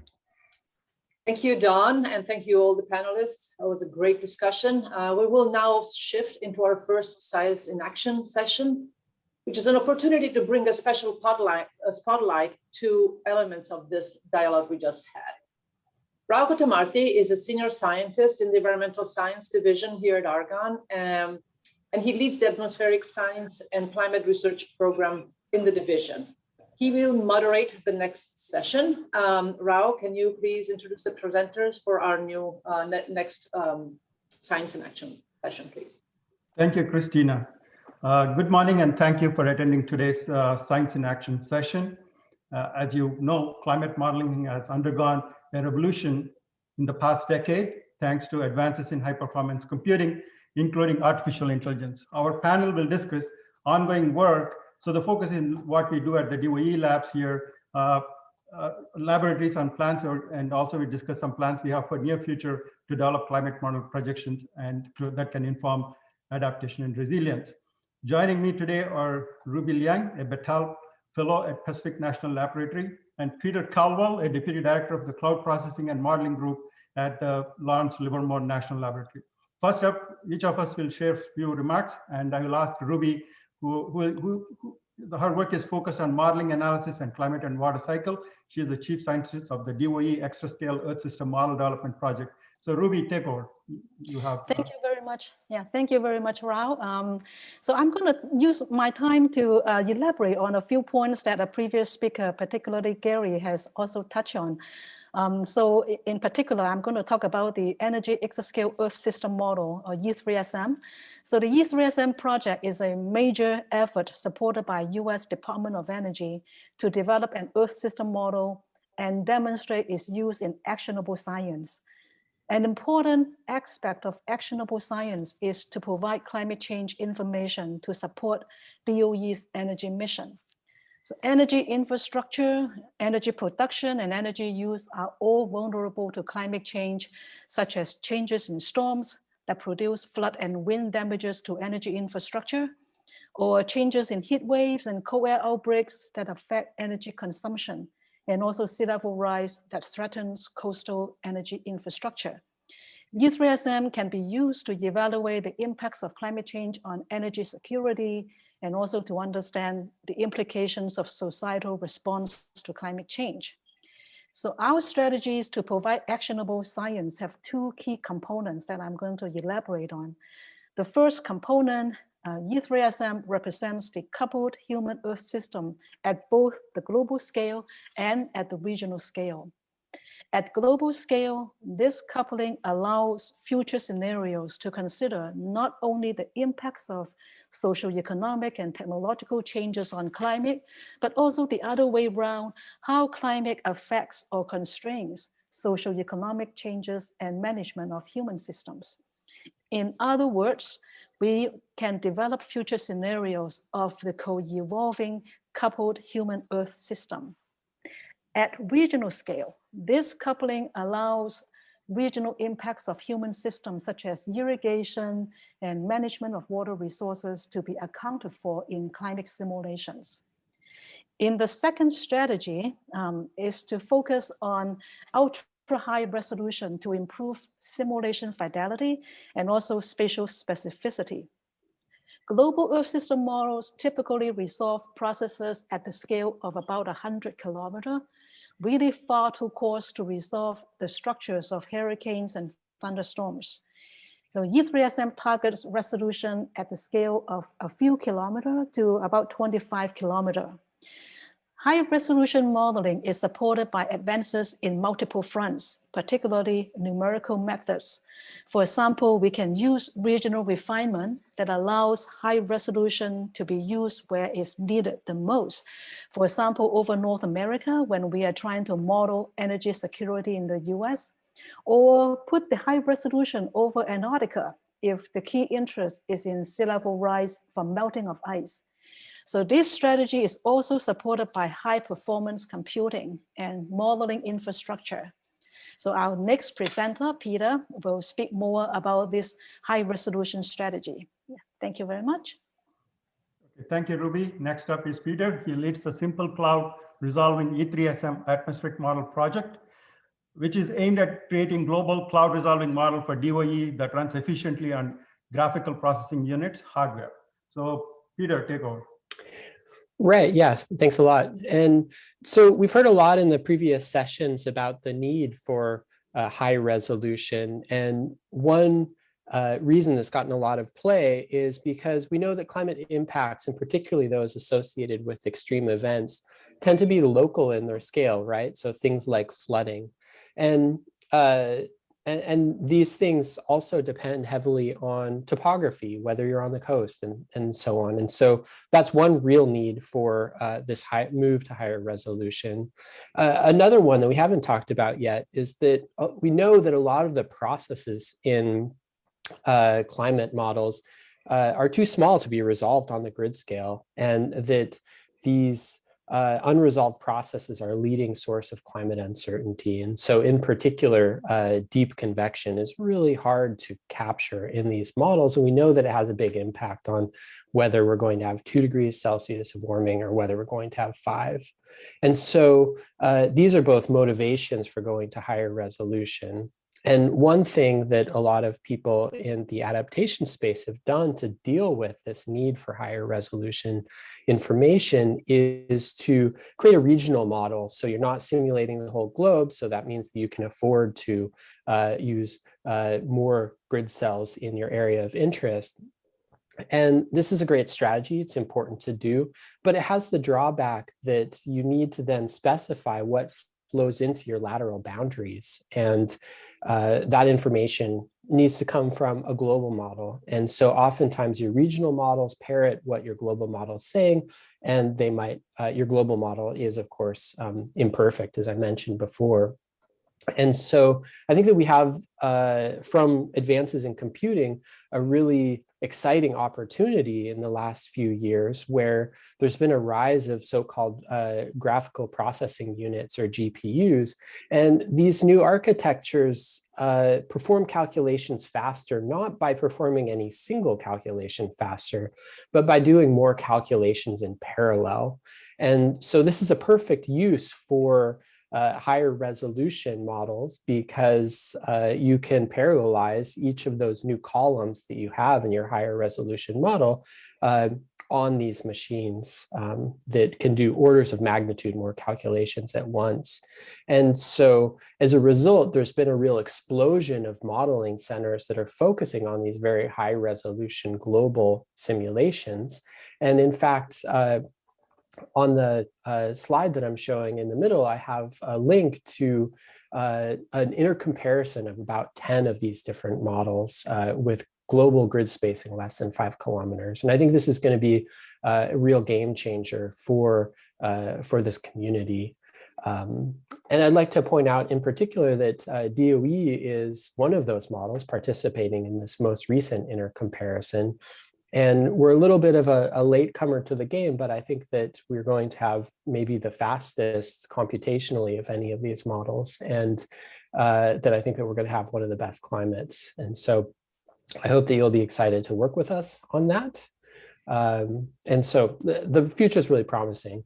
One thing that I think is important to mention is that these new models don't come without their shortcomings. And in particular, that shortcoming is that even if you can parallelize all of the new columns that you're adding so that each time step doesn't take longer to calculate, as you go to finer resolution, you resolve finer scale features that have smaller timescales associated with them. So you need to use a shorter time step. And so if you can afford to do 1 billion time steps in your conventional or in your new model, that 1 billion time steps just isn't going to get you as far in these new simulations. And so we're still going to need the conventional models to give us kind of the longer time scale information.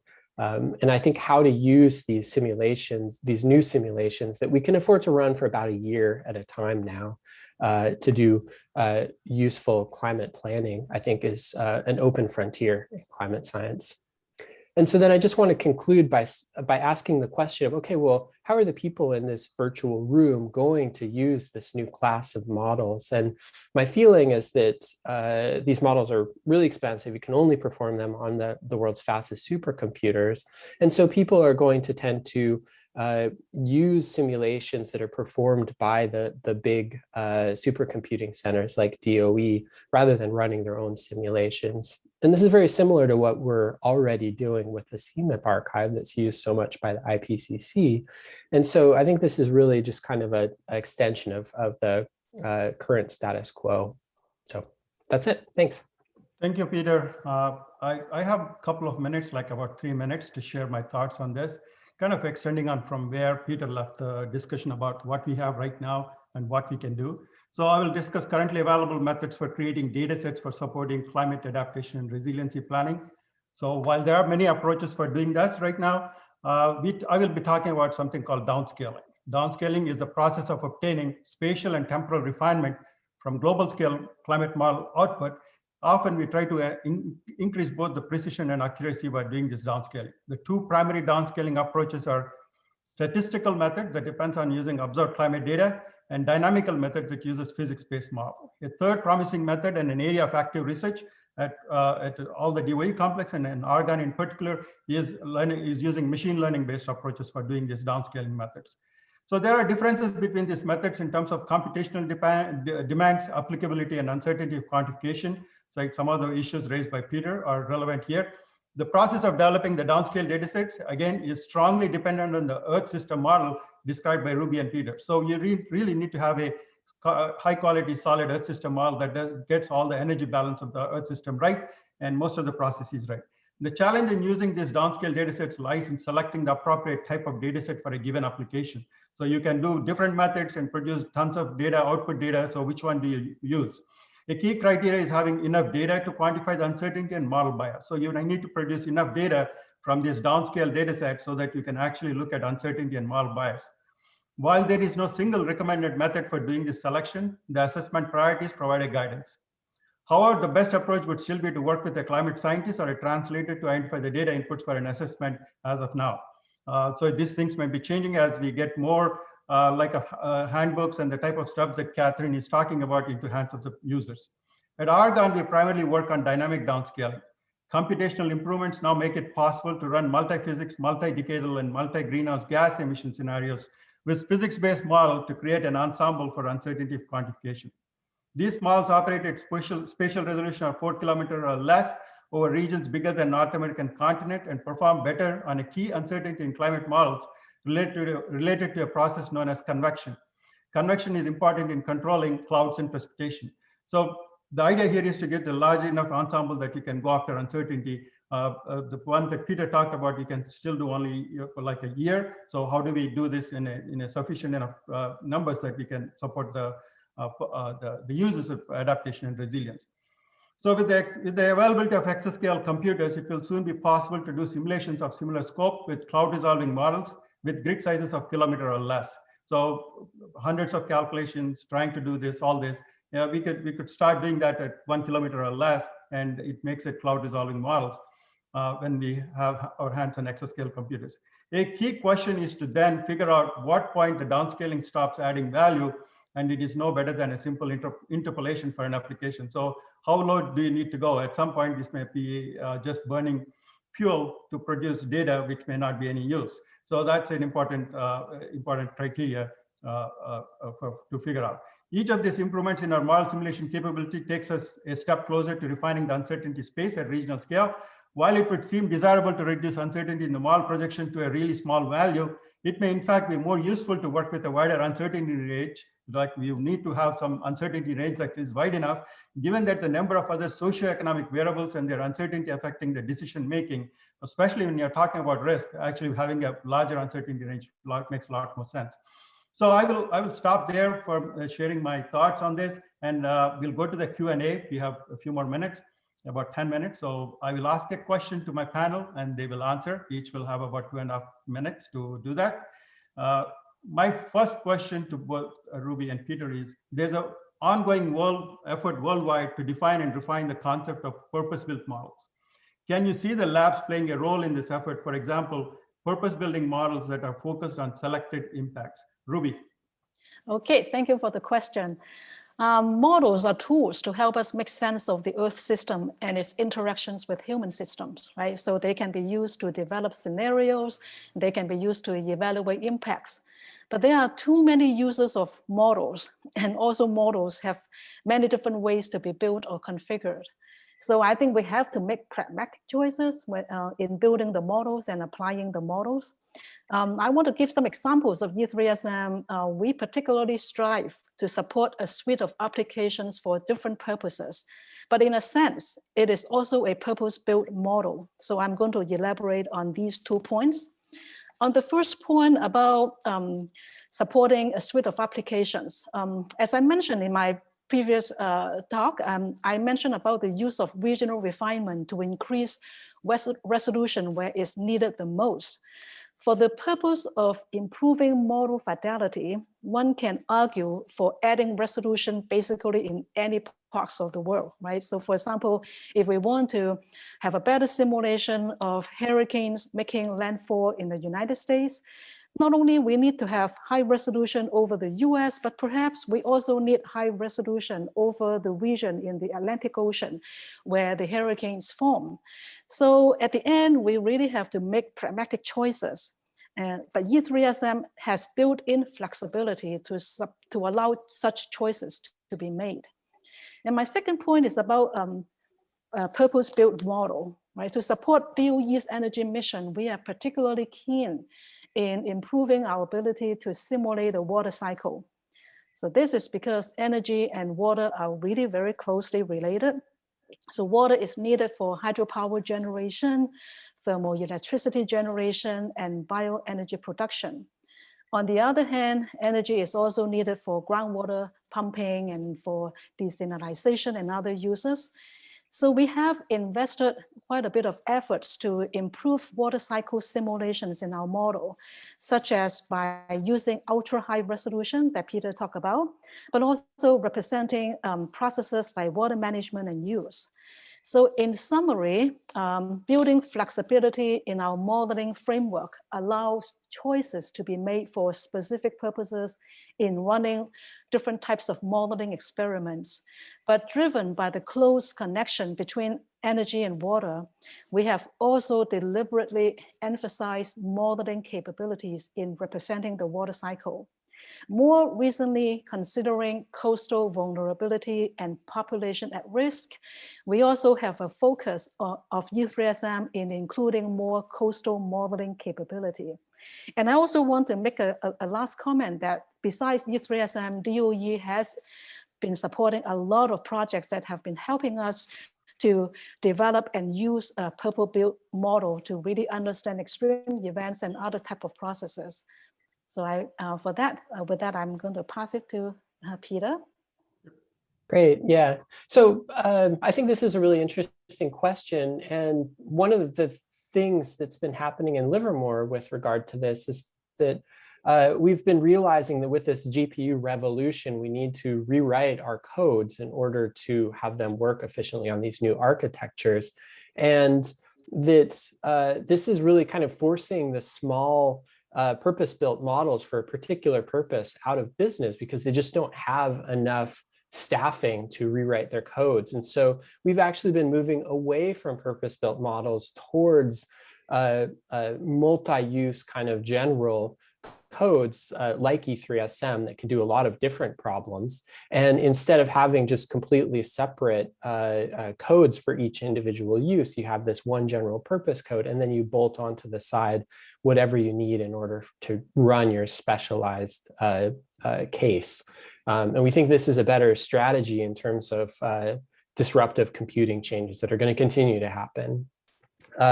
Another point I want to make that's kind of a cautionary tale about purpose-built models is that I really believe that the best physical model that you can use for making a climate prediction is the one that does a good job in all aspects of the climate, rather than being very good at, say, reproducing the climatology of precipitation over just Chicago. And the reason for that is because we know that all of the different variables in the climate model are tightly interrelated with each other. And also different regions are really important with each other. And so climate change signals actually going to result from how does the temperature change, what's happening upstream and things like that. And so I think we need to be really careful about getting too stovepiped into a particular use. And I think that, yeah, general purpose models are good. And then I just also want to say that I don't mean to say that purpose-built models are always bad and always a bad idea. I think that they're critical, right? So there will always be a difference between a weather model and a climate model. They have different purposes. And the kinds of schemes you'd want to use to represent a model with 1 kilometer resolution or 3 kilometers, like I'm focusing on, versus 100 kilometers, they're just fundamentally different because the physics that you're trying to represent are different. So I think that we need to be careful in terms of when we do and don't use purpose-built models. So one thing to keep in mind is that some of the purpose-built model that people are talking about is trying to purpose-build a model for an urban climate, for example. That is, the whole globe is resolved, but you're focusing more on the urban parts, are an extreme event, because climate models are designed to do the means of the climate mostly. So what do you do at the extremes where some phenomena is happening? So there is some idea of that this is the future because of the machine learning connection to that. So that's yeah, we should think about how we can do this as we go forward. The second question is, what is the role of AI in climate prediction and adaptation science? The most favorite topic of our DOE-BER. So let's go, Ruby. Okay, another great question. So AI has many exciting applications, right? Not only in the commercial sector or in the industry, but also in science. And we have seen many examples in the last decade. As a technology particularly suited for use with use of massive data, AI definitely has an important role to play in climate prediction and adaptation science. But I'm only going to just give a few examples, and I would like to see more uses of AI in climate science in the future.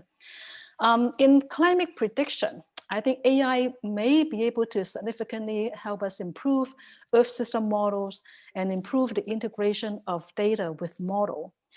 For example, AI can be used to develop better and faster models by learning the physics from observation data, but also learning the physics from very high resolution models, such as the ones that Peter talked about, because these models can better capture reality. But also AI, of course, can help us also, to replace really computationally expensive numerical representations of physical processes using machine learning model. And that allows model to be run faster, which is also very important as well. The Earth system models that we're talking about, they include millions of lines of code, and they represent many, many processes in the Earth system. So there are many degrees of freedom and parameters in the model that we have not been able to fully explore. I think AI can really help us in this by exploring the multidimensional space using smart sampling to learn the behaviors of the models and then better calibrate these models. I think calibrating Earth system models is particularly challenging because Earth system model is not a single model, but it's a coupled system of models of the atmosphere, the ocean, the land, cryosphere, and human systems that interact. So AI-assisted model calibration is a really important application for improving climate prediction.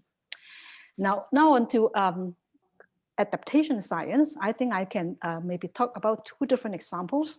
The first one is that adaptation involves making decisions under uncertainty. Right? So AI is a useful tool for uncertainty quantification by building emulators or using other approaches. But secondly, adaptation involves complex human decisions that may evolve as we learn.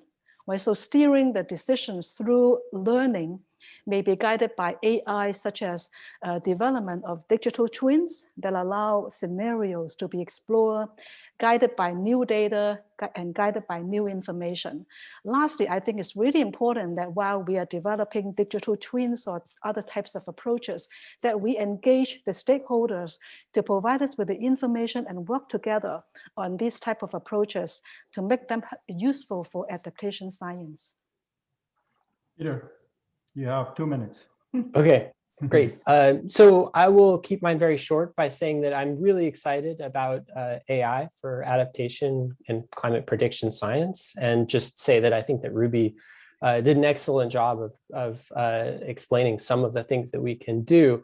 I do think that we need to be really cautious about how we use AI for prediction science. And I have 2 quotes that I think are useful for us to keep in mind. And the first one is that I've often heard people say that AI is great for interpolation, but bad for extrapolation. Or in other words, AI works really well when it's predicting something that it's seen before, but climate change is fundamentally extrapolating. We want to know what's happening in a future that we haven't seen yet. And so we need to be really careful to make sure that we don't use AI techniques outside of their domain of validity, that we're interpolating rather than extrapolating.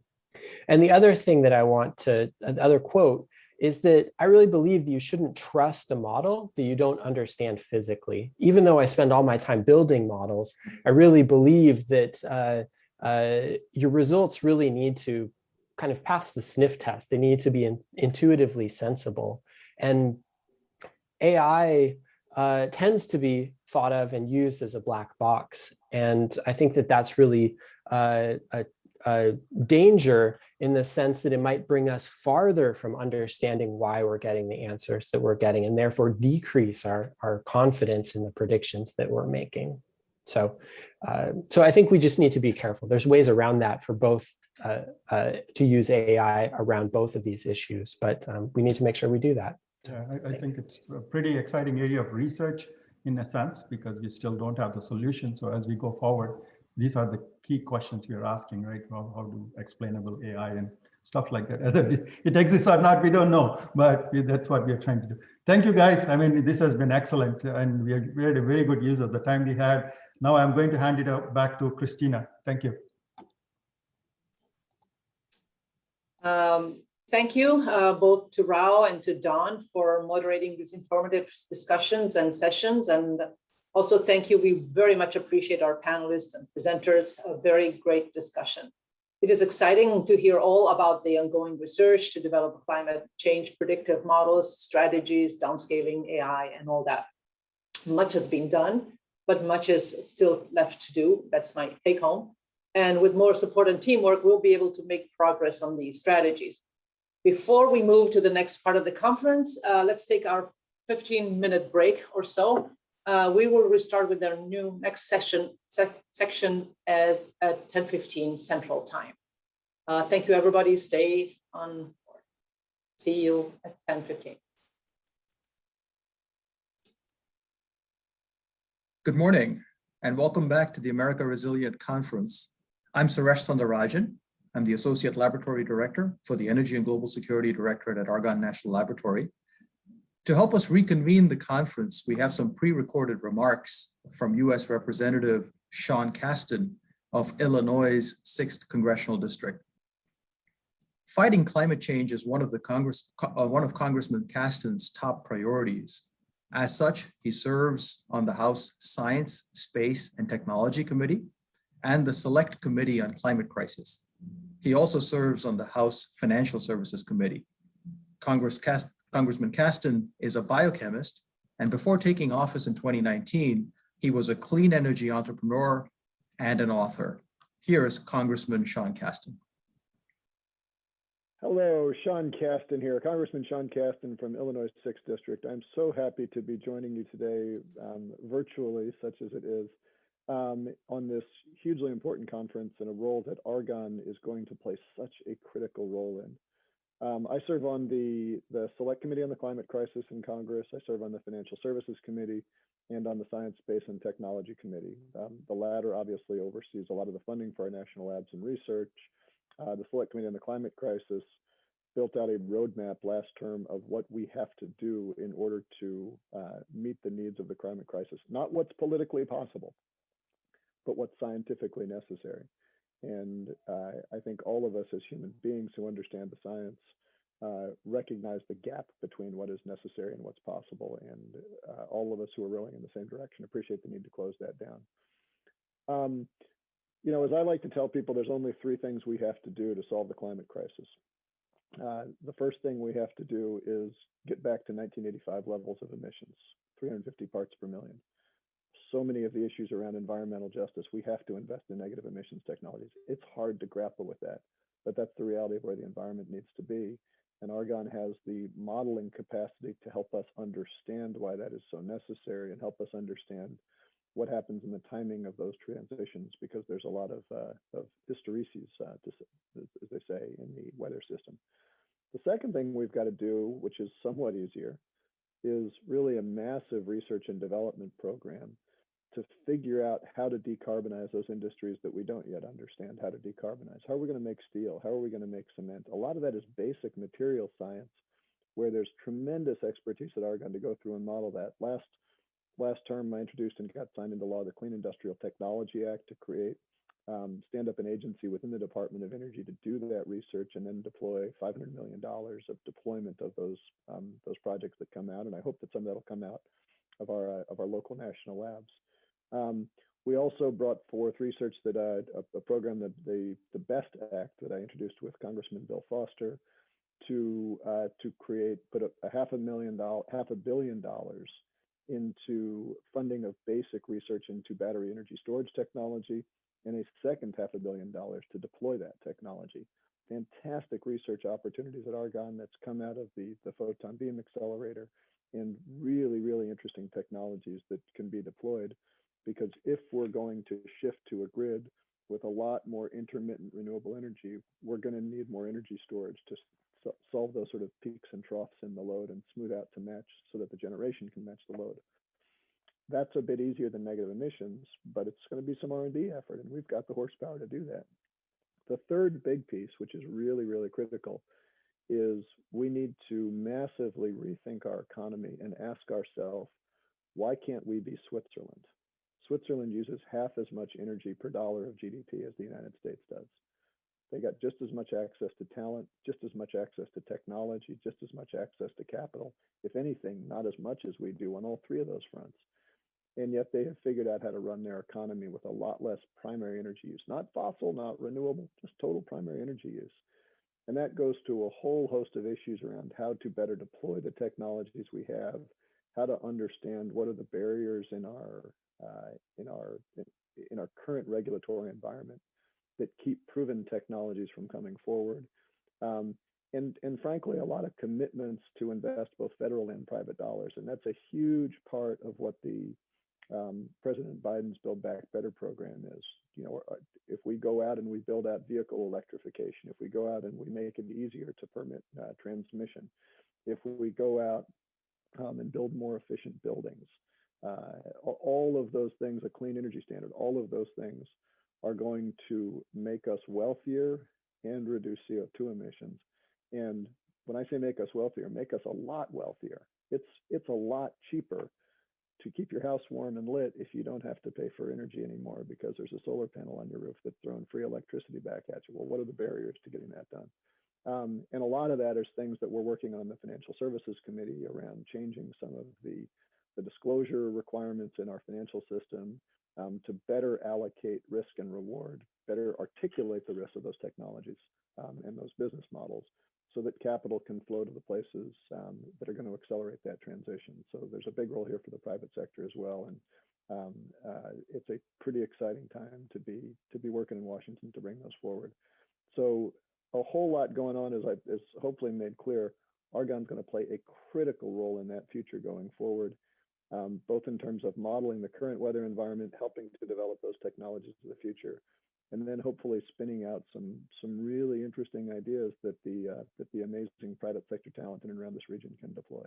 So look forward to working together. Thank you again for having me here, and look forward to taking your questions.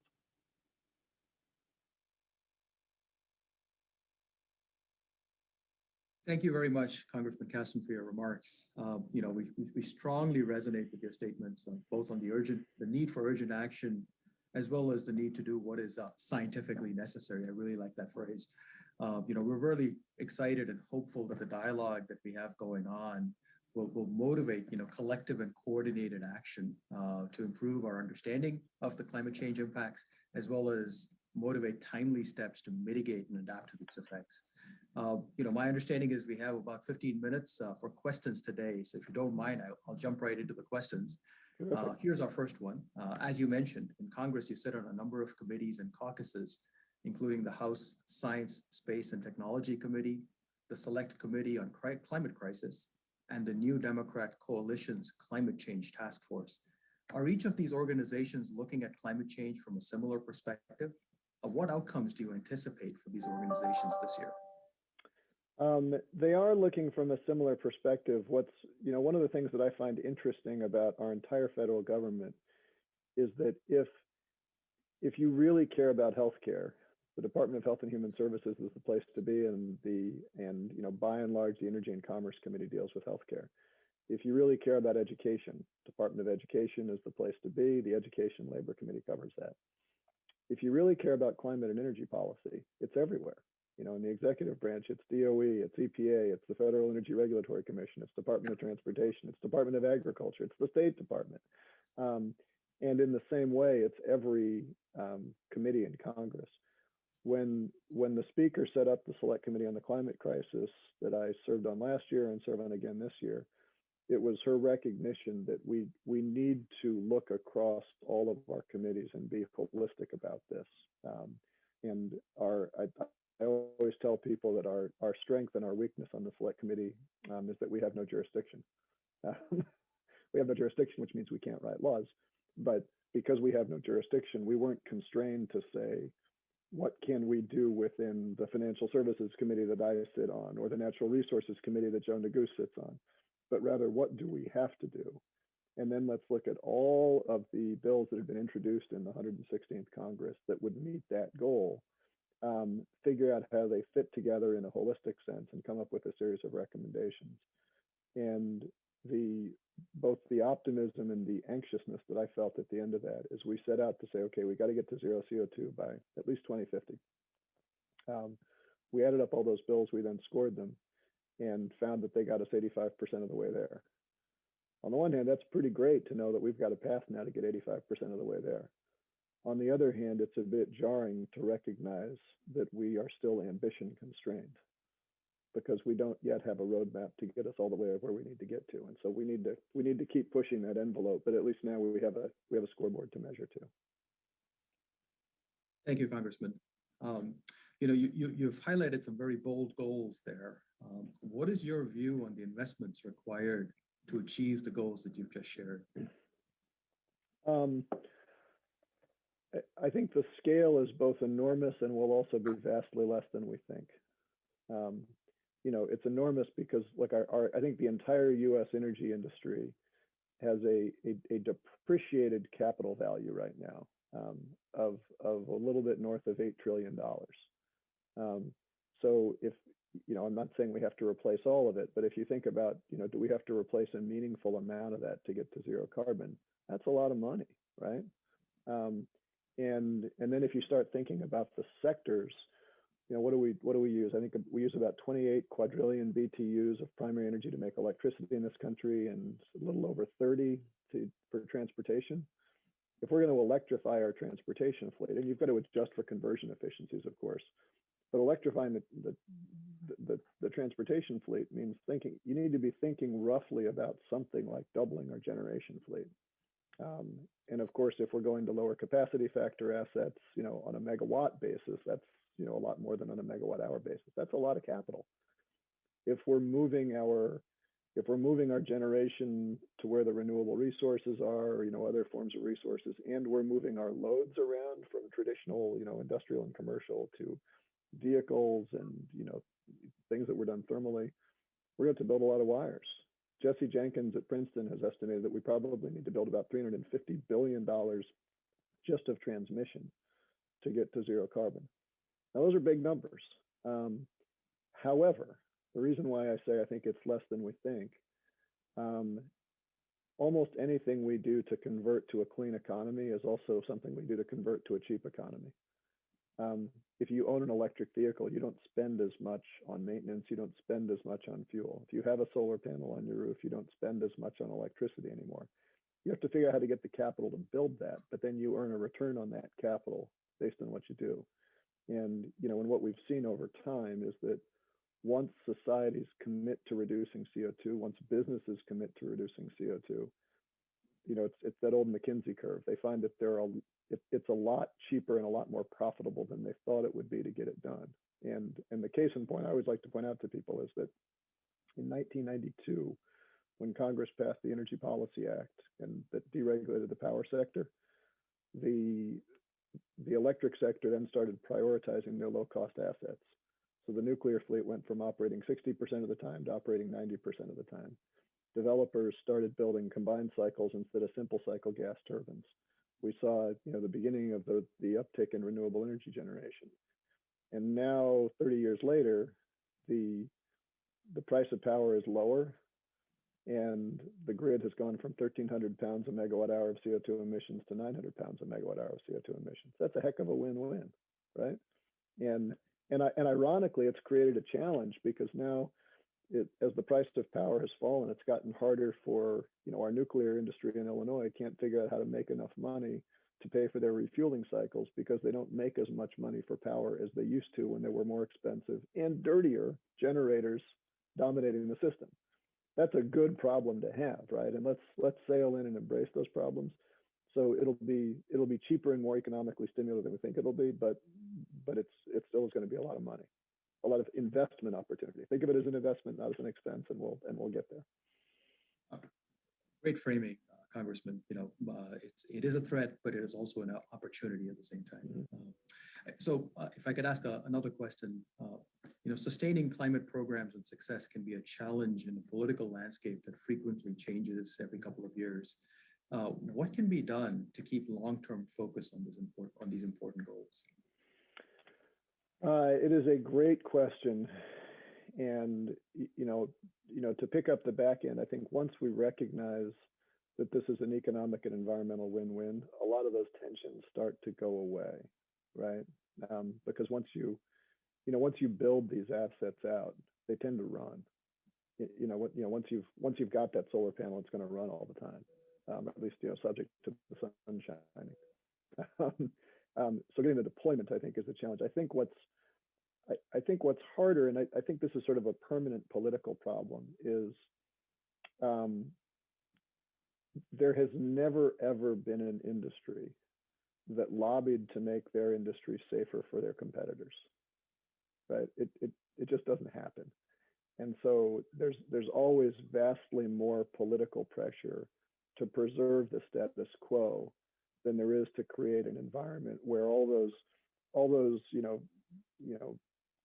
red in tooth and claw entrepreneurial Schumpeterian dislocations, nobody advocates for that. It's really hard to be in a business that does that. And yet what we need to do to get to this clean economy is to unleash all those animal spirits of American capitalism and competition. And the people who have much to lose by that transition, the fossil fuel industry, the coal miners in Appalachia, they know what they have to lose. It's personal, it's visceral, and they will understandably seek to protect that. The people who will gain, and the gains will outweigh the losses. The people who will gain, in some cases, they're businesses that don't exist yet. They're entrepreneurs who haven't quite got their capitalization down yet. They're a future generation that's not at the table. And so the losers will always cry louder than the winners cheer. And I think we need to recognize and acknowledge those voices that aren't on the table. Go forth confidently to pass that legislation, knowing that history will look favorably on us, our economy will look favorably on us, our grandchildren will look favorably on us. And we have to take some of the incoming slings and arrows politically to get that done. Just recognizing that embracing competition is always hard. Thank you, Congressman. Maybe one last question, and I'd like to pull on the thread that you just shared. You have a successful track record as a clean energy entrepreneur. What made you decide to run for office, and how do your experiences as an entrepreneur inform your current role? Oh, it's funny. I tell this sort of half as a joke, but it's a joke that's got a lot of pain in it. I started my life thinking I was going to do basic science and maybe work with you, Suresh. I was, I'd got a master's in biochemical engineering, and I was working on developing advanced biofuel technology. Went from there to working on battery technology and fuel cell technology, because I really thought that, like, if we're going to solve climate change, we're going to need all these new technologies. And I gradually, when I was working as a technology consultant, gradually realized that about half of my clients were people who needed help developing their technology, and the other half were people who needed help deploying their technology. And so I sort of felt like this doesn't seem like a science problem, it seems more like a business problem. And so that led me to sort of move into doing, still focused on reducing climate change, but doing it from the view of an entrepreneur deploying technology and, trying to come up with creative business models rather than developing new technology. And somewhere along the line, in the 16 years I spent as an entrepreneur, kept realizing that we had all of these projects that were, 80-year-old technology, 2, 3, 5-year simple payback on capital. And I couldn't get them deployed because of some local, state law around interconnection policy, or a federal law that, had, goofy tax credits, or failed to reward me, or didn't monetize externalities. And I finally had this brain flash that I said, I can't change the laws of economics, and they seem to be in my favor. I can't change the laws of thermodynamics, and they seem to be in my favor. But it's these darn laws of the United States that keep getting in the way, and you can actually change those. and so it was just kind of a recognition of, focus on where the weak points in the system are and de-bottleneck the system. And it's a great opportunity, right? I mean, I fought the law, and sometimes you win, but unless it's the laws of thermodynamics, and then the laws always win, right? So that was really what motivated the transition, and it's been kind of fun. Thank you, Congressman. I think we're just about out of time. We very much appreciate your insights and all your efforts in, truly addressing the seminal challenge of our time. And I also wanted to say we appreciate everything that you're doing. If you ever feel like returning and starting to work on some of the basic science challenges, we would be delighted to work with you. You don't want to see me there. Those skills are way too rusty. But I appreciate your kindness. We appreciate what you're doing today. Thank you again, Congressman. Thank you for your time. Thank you so much. Joining us today.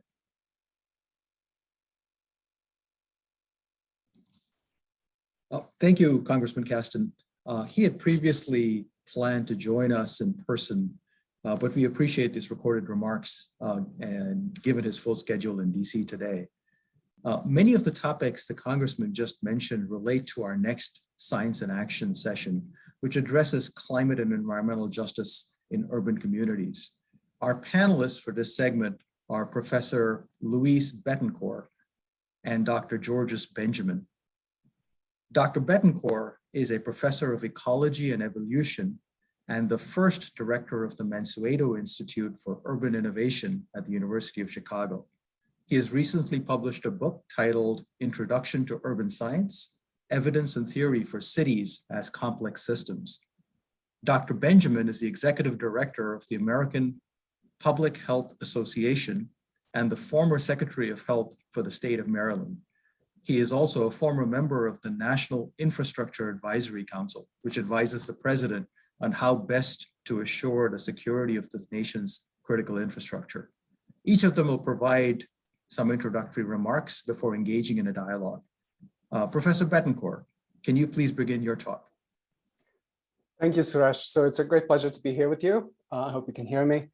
It's a very important and timely conference where we are reckoning sort of the climate emergency, but also I think if you compare it to where we were 10 or 20 years ago, in a very different way. And I think one thing to acknowledge that was reflected in many of the previous panels and talks is really that there's been sort of an inversion of point of view. Whereas we started thinking about climate emergency often from a global perspective of levels of CO2 and so forth, and we continue to do that.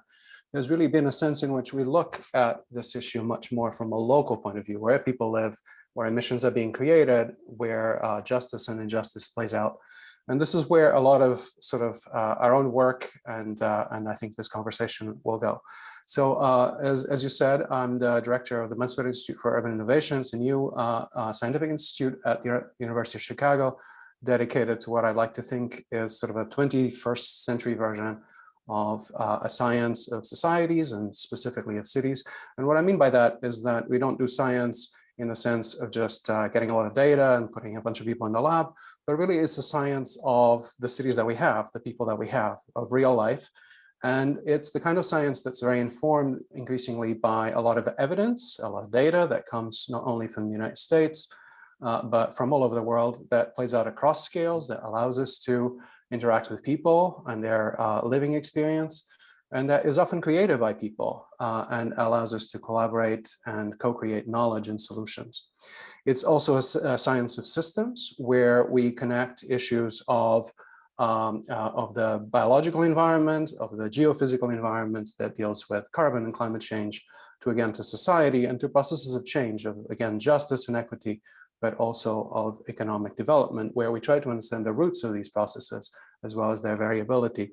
And it's really the kind of science that allows us to develop models that advance what have been incomplete perspectives from many disciplines towards really understanding this nexus that's essential in sustainable development that has to do with greater equity, greater prosperity, and a better relationship with the environment, where these three components often have been seen and have played out in opposition to each other. We need to find new solutions, new ways, new development trajectories, as was emphasized early on, to really solve these issues, but also create better societies for everybody. Now, cities are part of that central change in perspective because the world's become much more urban in the last few decades. It's where people live, not only in the United States, where we face retrofitting a lot of our infrastructure, as just heard, but also in the developing world where a lot of things are built for the first time. And this will set sort of our trajectory for the next 50 years or so. So I've been very interested in all this, how it plays out, how we can describe it, and how we can imagine futures that have different characteristics that address these issues. And as part of that, I've been working with teams of other scientists at National Science Foundation. For example, there's a recent report on sustainable urban systems with the National Academies of Sciences. You've heard a little bit about that, where again, the science of these systems is being identified as the critical set of challenges. And also with the Obama White House, where we tried to create a blueprint for how technology in the future of cities could be articulated within the US system of government, and trying to harness really what is sort of an extraordinary system of innovation in the United States across the national labs, the universities, business sector, and parts of federal government, but really has not, where that system of innovation has not come to bear on these problems. They're civic, they have to do with equity, and they have to do with environmental challenges. So I wanted to just finish my first remarks with 3 points that I hope are a little bit hopeful. One is that in the last even 10 years, we've made enormous leaps in science and technology in terms of bringing what used to be sort of a science of global climate change to really the local level, to understanding the lives of people, to being able to co-create knowledge with them, and to really localize sustainable development as the international language goes. And this gives us a completely different way of working that's much more resonant with what's been discussed now with this administration and in this conference. This means also that we've broken sort of this issue of scales, so that we can start with a local scale, and we can certainly connect the local scale and the lives of people to environments and to global aggregates. And so this is very important as a theme for all of us in terms of not only models for climate, but also how do they play out locally and how you go from bottom to top causation and vice versa. And finally, this means that we're ready to really create metrics of development. A lot of development policy is now being created with objectives, as you know. Decarbonization is one, life expectancy, other forms of equity. And we can now track these changes at a very local level with communities to understand their main challenges and how these may be met. What we're missing is essentially a system that brings all this together. And this is really where the federal government has a particular opportunity to not only fund, but coordinate and create mechanisms such that local governments, local communities, businesses, and universities and labs can all be part of a system that addresses these issues. So this is what we're also trying to create. We're exciting to be in this conversation. So I'm also excited to be here with George. George, please. Hi, thank you very much. Let me just point out that climate change is here today and is impacting our health right now. And there's an urgency to that for that various reason. It also doesn't impact everyone equally. We know that very clearly there are populations who, you know, from an equity perspective, don't contribute as much to the problem, but are disproportionately impacted. And these climate sensitive conditions and populations are there because people, frankly, stream to age. So there are, you know, as we're younger or we age, our ability to handle the climate and the environment is very, very different. You know, children are not little adults, and they don't manage heat or cold as well as us older people. And then as we age and go on medications, we don't handle the climate changes as well either.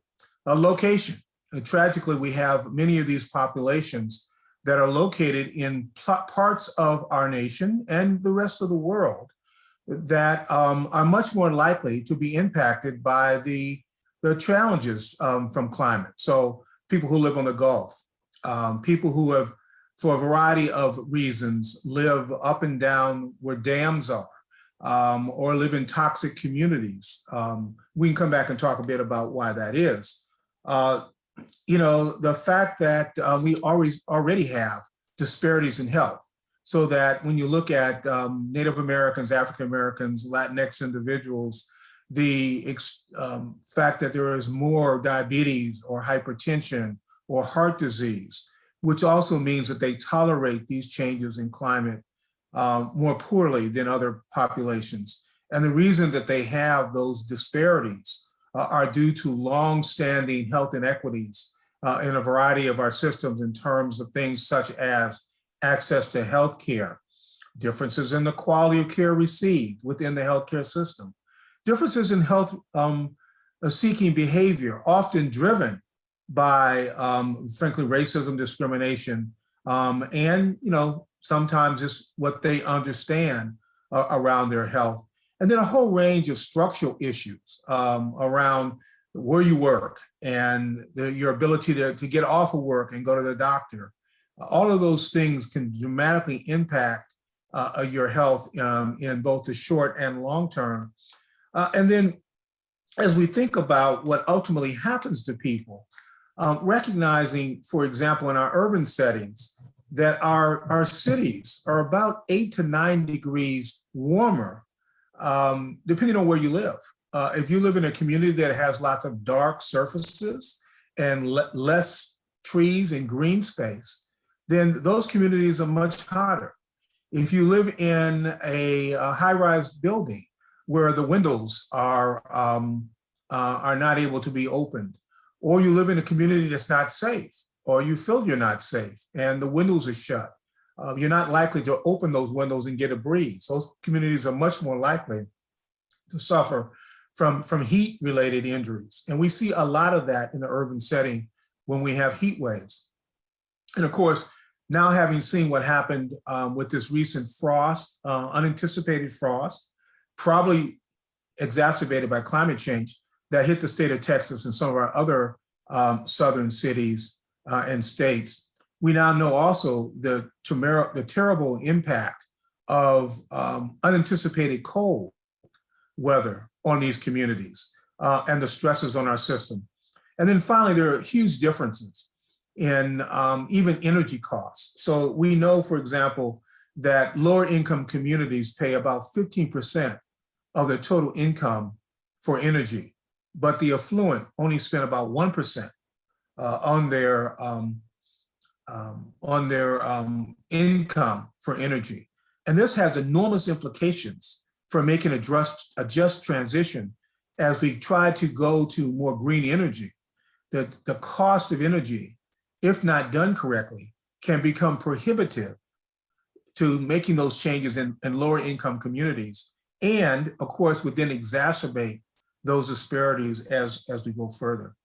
So I think that it's important as we think about how we do this, that we think about the full spectrum of technologies And as we think about the science that's necessary to make these conversions, that we build equity into that discussion. And I'll turn it back.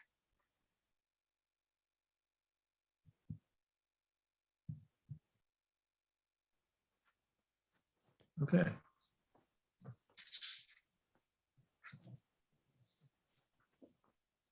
Great. So I think Suresh, are you moderating us, or okay? So how about? Well, we're waiting for him, Luis. You know, Okay. you talk about this in science. Yeah, oh, there he is. Okay. Go ahead. Happy to. This is a question I think, maybe for both of you. How can we adapt our current tools to multidisciplinary modeling? Will quantifying these impacts help with solutions, and how do we track progress? Perhaps you can provide some examples as well. Perhaps we could start with you, Professor Betancourt. Sure. There's been tremendous amount of work by people in many different disciplines harnessing a lot of, again, this increased resolution data for doing that. And I think that data is sometimes created locally by communities themselves, often also by census agencies and by others, including data from businesses. So what George has been telling us, and unfortunately many of us know about a lot of climate injustice and a lot of inequality of living conditions and opportunities is becoming, ever better documented. So we actually know this, and we know it across many different dimensions. So George has emphasized a lot of the issues of health, which are also at different stages of the life course, from the health of young children and mothers to more chronic diseases later in life, to violence, mostly through for young adults. But there are many of these issues that compounded, and they're compounded locally. So, and in Chicago, unfortunately, we often speak of the issue that maps of disadvantage accumulate a lot of the same characteristics. So, whether it's socioeconomic status, health deficits, issues of climate discomfort, as George brought up, these things tend to accumulate in similar places in terms of disadvantage and in terms of advantage. So I think increasingly, of course, this evidence can keep getting better. And but the question is, how do we improve the situation, and how do we harness the kind of policies and transformations of our infrastructure in order to create much greater equity and to create good, lowest minimal living standards in every community. And in order to do that, we not only have to execute a few things, but we also have to have models and science that allows us to project forward, not only to just do work that brings everyone to the same level now, but brings everyone to a better level in the future. And we don't know how to do that very well. What we try to do, of course, there are many things that can be done very quickly that have to do with environmental quality and have to do with decarbonization and air pollution and so forth. Georges and I discussed a little bit the issues of pollution inside the home, which are particularly difficult. Maybe you can add to that. But there are many of these indicators that are there that we and many others are working with and tying solutions to. What I think I want to emphasize is that the approach needs to be systemic, because we see in all kinds of dimensions of health, in dimensions of opportunity, in terms of even transportation connection to the rest of the city, in terms of education quality, these things tend to co-occur and reinforce each other, unfortunately, in terms of cumulative disadvantage and cumulative advantage. And what we really want to create is a process of equity that's dynamical, that increases the resilience of communities, that provides opportunities for a better life, for entrepreneurship, for education, as these technologies and transformations of infrastructure come in. And so I think that the kind of models that Argonne works with and that we have at the national labs allow us to connect these local transformations and their various scenarios also with large-scale transformations. But increasingly, we can use those models too to think about transformations in the built environment, transformation of environmental quality and human health and human opportunity, and bring them all together in a system of change that needs to work together to create these better transformations for the future. Thank you, Luis. And I would add the issue around data. We're terrible at collecting data, by the way. People collect data for what their own purposes are. But quite often they don't collect the data with the right demographics. So when you go back and you want to actually look at it by race, ethnicity, occupation, and location, the data isn't there for that. And it's not complete. And so one of the things we have to add is data. we made to make sure that when one is crafting a project, that you really want to ask, what is the equity impact on this? And if you don't do it, the data by race, ethnicity, location, and occupation, you will not get, or not be able to answer the questions I think that you want to answer. I think the other thing is thinking about how you engage the community, because models are one thing, but if those models really don't give you the kind of information with community input, and I guess we can talk about community-based participatory research a little later, but if you don't do that, thinking about that community in mind, then you're less likely to be able to have a sustained research project that gives you research over time. Because the other thing that we often do, particularly with this kind of research, is we do a lot of one-off research. Someone certainly has a career in doing the kind of research they want to do, but you can't compare apples to apples, because you do it in this community and then you go to another place and do it in another community. And the first community you went to won't let you back in because they didn't see any real value of the research that you did for them and theoretically with them.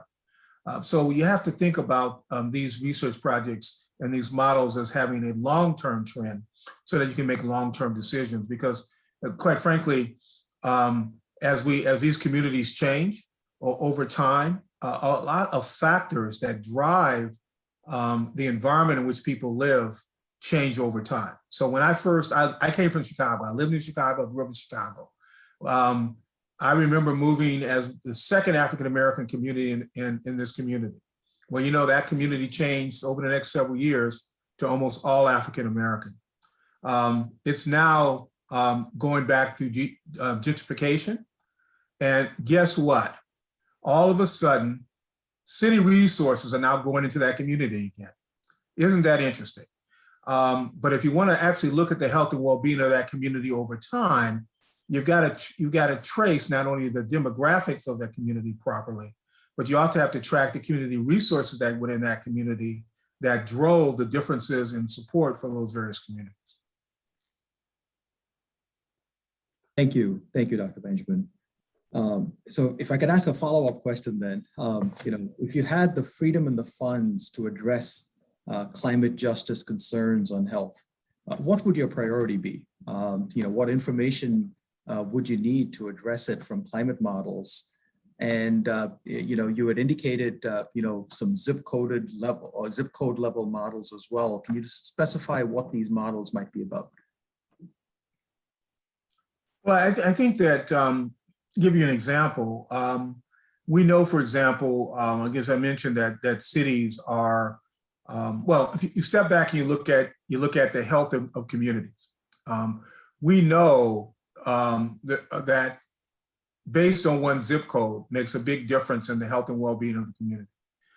It determines jobs, it determines schools, it determines access to resources by zip code. So if you could get data down to the zip code level, and you can crosswalk that with the health and well-being of that community, and let's thinking just about the health of the community, you can get a better sense of what your interventions are and what they do and what the impact they have on real people. The Robert Wood Johnson Foundation already does a health assessment by zip code in our country. It's tracked over several years. It also turns out that other government agencies look at things by zip code. If you just look at access to broadband as a social determinant of health, you can track that by zip code. And of course, you can track a range of other conditions. Now, obviously the environment isn't as cooperative. You cannot really measure it so much by zip code, but you can certainly look at it over regions and how it overlays on top of those comparisons. And then you're able to do with your models, compare the health and well-being in one community simply by manipulating social determinants and then looking at what the environment does in those areas. We also know, as an example, that we have structured those communities to give you the outcomes that you get. So when we were doing redlining for communities, and it was tragically legal to do that, it's not legal anymore, but it still, of course, occurs on a financial level in many ways. We've built roads right through the middle of communities. And so if you look left, you can see a community that's affluent, that has better health outcomes. And if you look right, that community is less affluent and has poor health outcomes. And every community has a street like that. We call it the other side of the railroad track. We call it Main Street, but every community has one of those. And when you're doing environmental research, what you've really got to do is recognize the history that occurred in those communities, because you also see where the trash gets dumped, where the toxic sites were originally there, and whether they got cleaned up before they put the more affluent homes on those properties. So history also tells you stuff. And so also, if you're going to do this kind of research, it also helps to do a little historical research as to what the anthropology and the conditions of that community were, to help explain some of the environmental impacts that you're now seeing in that community, because property values, as you know, change over time based on someone's perception on the value of those communities, and then the environmental conditions of the community also follow suit later on. So if I may add to that, I totally agree with what George is saying, but I want to emphasize also that a lot of the data that we've been discussing is starting to exist. It gives us, it paints us a very, it can always improve, but it paints a pretty complete picture of a lot of the challenges that people face and the spatial heterogeneity in particular. Data goes down typically to census tract, so even much smaller than zip code. So you see even a lot of variations within very small geographies. There are larger geographies, but also interesting changes in small geographies that point to some of the issues. And so I would emphasize that we need to have an effort that's more integrated, and the federal government agencies can have a role in bringing these metrics to the fore in terms of guiding policy. But at the same time, what we don't know very well is exactly what are all the factors, what are the factors at these small scales in great detail through people's life course that could make the biggest difference, such that we can start moving. There are many things we can do, absolutely, that would make a big difference quickly. But there are things that, for example, you look at mortality and life expectancy curves, and through COVID, of course, we're discovering, unfortunately, a lot of things. It often looks like a lot of people in disadvantaged neighborhoods age faster. They die younger of the same diseases, for example, in terms of older age. They're also more exposed to violence. So there's a certain mortality for a different sector of the population for different causes. And there are also other accesses of healthcare for young mothers and so forth, and young children. So there's a package of issues that needs to be not only documented by data, which we need to do better, but also understood systematically in terms of their implications for people's health, of course, but also for having a good standard of life that allows people to be creative and fulfilled individuals that can also be entrepreneurs and be creative and doing all the other things that we hope for in society. So the evidence is getting there, but I want to emphasize that we also need to take the step of what will we do first. And so, for example, even in Chicago and many other cities, we have the sustainability plans that ask for community resilience and equity at each neighborhood. But preparing ourselves for the 10 or 20 years of program that will take to make meaningful change, and at the same time understand as we attempt policies, how do we work with communities, and as communities actually work with each other to show what works and not, how do we build a system of innovation around that, and what is the role for us at national labs and universities and the federal government to make that happen. Thank you. I'm sorry we're out of time, but thank you so much for the thought-provoking and insightful comments and feedback here. It's been great speaking with both of you. Thank you again, Professor Betancourt, Dr. Benjamin. We'll keep the program moving forward. With a better grasp of the problems at hand, especially in disadvantaged communities, as we just talked. We'll now move into a panel discussion on overcoming barriers and improving resiliency. I'd like to introduce Dave Brannigan. Dave is the Director of the Decision and Infrastructure Sciences Division at Argonne, and Dave will moderate the panel. Please take it away, Dave. Thanks, Suresh, and thanks everyone for joining us for America Resilient. This has been a great day of conversation. We heard from our first keynote speaker, Shalonda Baker, about the critical urgency to embrace an ambitious and transformative vision for energy justice. She raised some particularly challenging questions about equity with regards to resilience. We've also heard from speakers about how climate projection data, much of it available through the cutting edge work of national labs, can help guide the steps we take toward a resilient, clean energy society that benefits all communities.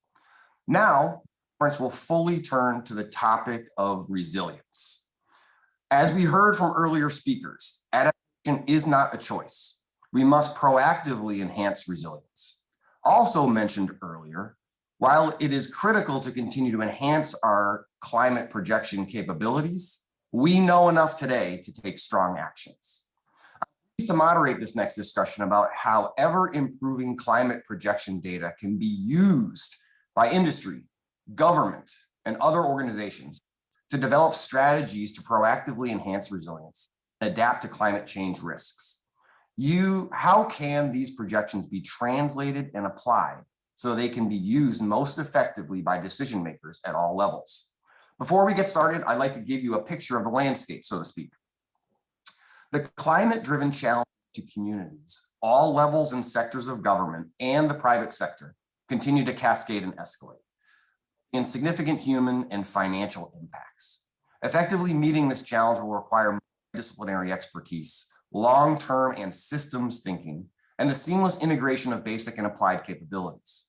With the scale of climate projections increasing at an incredible pace, stakeholders of all kinds have unprecedented opportunities to apply climate science to inform resiliency planning.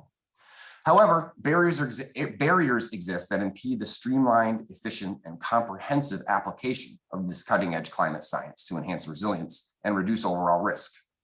Multidisciplinary expertise must be leveraged to translate local climate projections into actionable information to share with decision makers who are working to strengthen the resiliency of individual communities and infrastructure systems against extreme environmental threats. Climate science must be applied to inform decisions related to, one, adapting sector, lifeline, and natural infrastructure systems to actual or anticipated impacts of extreme weather events. Two, enabling novel approaches to infrastructure retrofitting, maintenance, and a wholesale redesign to meet future societal needs, addressing concerns about age or functional obsolescence of these interdependent systems. Three, fueling the rethinking of urban and regional planning strategies to design systems that can adapt with evolving environmental conditions and meet the requirements of future generations. So, how can this gap be addressed to maximize the use of climate science at the local scale? The following panel will address this challenge by maximizing the translation of climate science into community and infrastructure impacts to inform real-world decision-making. The leaders joining me today each have great perspectives to share from different parts of this overall interconnected system. First, I'm pleased to introduce our three panelists. Alice C. Hill, the David M. Rubenstein Senior Fellow for Energy and the Environment with the Council on Foreign Relations. Her work with the Council focuses on the risks, consequences, and responses associated with climate change. Adrian Lotto is Vice President and Chief Risk and Resilience Officer with the New York Power Authority. Adrian leads a team of risk management professionals who administer all aspects of risk management and insurance. Lucia Schmidt, Recovery Project Manager, Office of Mayor Jenny A. Durkin, City of Seattle. Lucia has extensive experience incorporating climate-related factors into emergency management, including her lead role in developing climate change content for FEMA's strategic risk assessment. So I can speak personally from getting to know these panelists over the last week plus and knowing of their reputation previously. We're in for a treat in the next 45 minutes or so. Their expertise is unmatched. Their perspectives are very well thought out and very deep, and their passion is really impressive. So I'd like to start this conversation by allowing each of them to provide a little bit more background on their past and current roles, particularly related to climate change. So Alice, we'll start with you, please. Thank you. What an honor and a pleasure to have a chance to join with you today to focus on these extremely important issues. I came to climate, I can remember the exact day. I previously served as a federal prosecutor chasing white-collar criminals and then a judge on the Los Angeles Supreme Court. Los Angeles Superior Court. And then I joined the Department of Homeland Security as senior counselor to Secretary Napolitano. In 2009, President Obama issued an executive order requiring all federal agencies to engage in adaptation planning. I am not a scientist. I didn't have a background in climate change, but in those days, no one wanted climate in their title and no one wanted a climate assignment. So in the tried and true tradition of bureaucracies, I'm in a meeting and someone turns and says, oh, give it to her, she's new.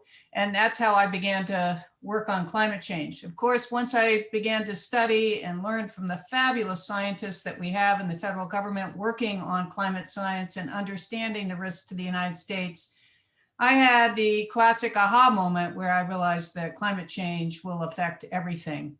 I went on to draft the first of DHS's adaptation plans. Of course, DHS has a anti-terrorism focus, but it also has FEMA, the Coast Guard, and an immigration enforcement approach. So looking at what DHS needed, I could extrapolate how difficult this would be for the rest of the United States. I then moved on to the White House, where I served as Senior Director for Resilience Policy on the National Security Council, as well as Special Assistant to President Obama.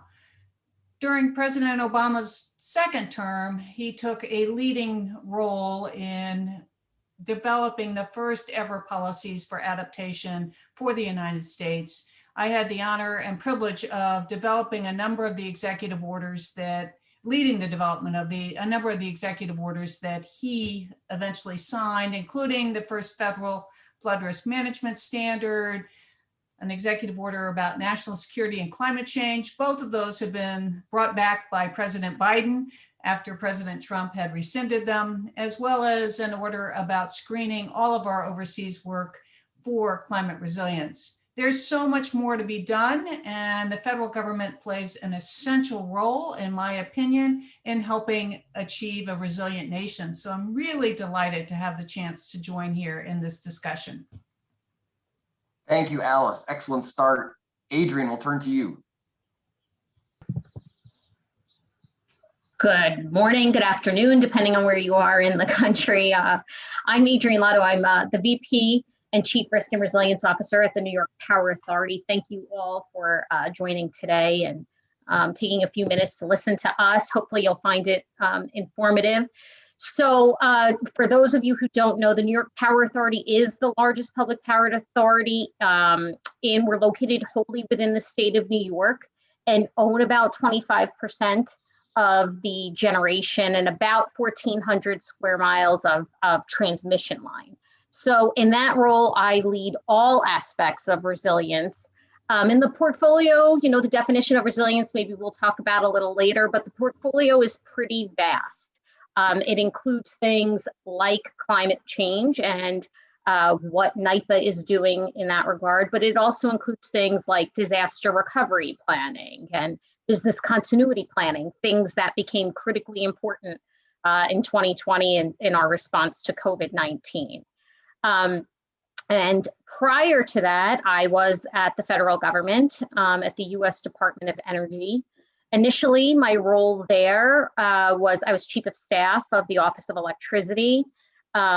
Most notably, I'm sure some of you may recall the work that was done to expand the Grid Modernization Lab Consortium. So originally, that work really just focused on work coming out of EERE or the Energy Efficiency Group and the Office of Electricity teams, but we really took a more holistic approach and expanded that and created a pillar in the recent lab call around resilience, trying to drive resilience initiatives.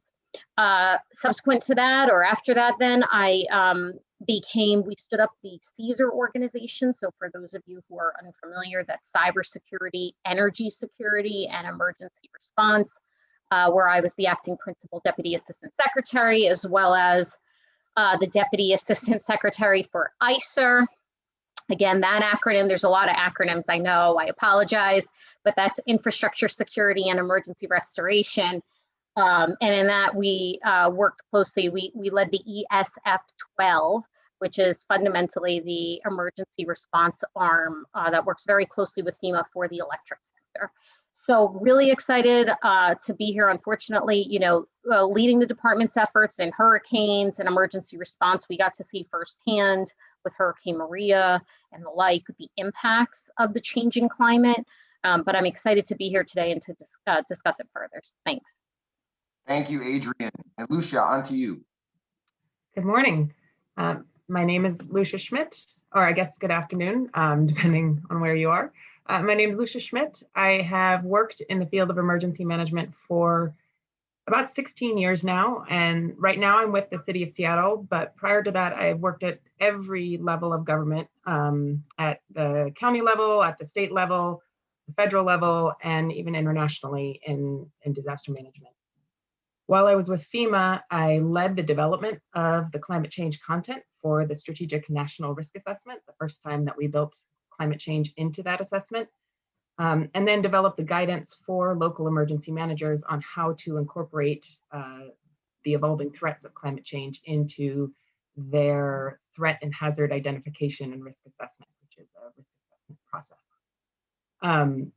Right now with the city of Seattle, my normal job is the emergency planning coordinator. So I'm responsible for coordinating amongst city departments and partner organizations to develop multi-organizational emergency response plans to our full spectrum of hazards. So that includes the climate-related hazards, such as heat, landslides,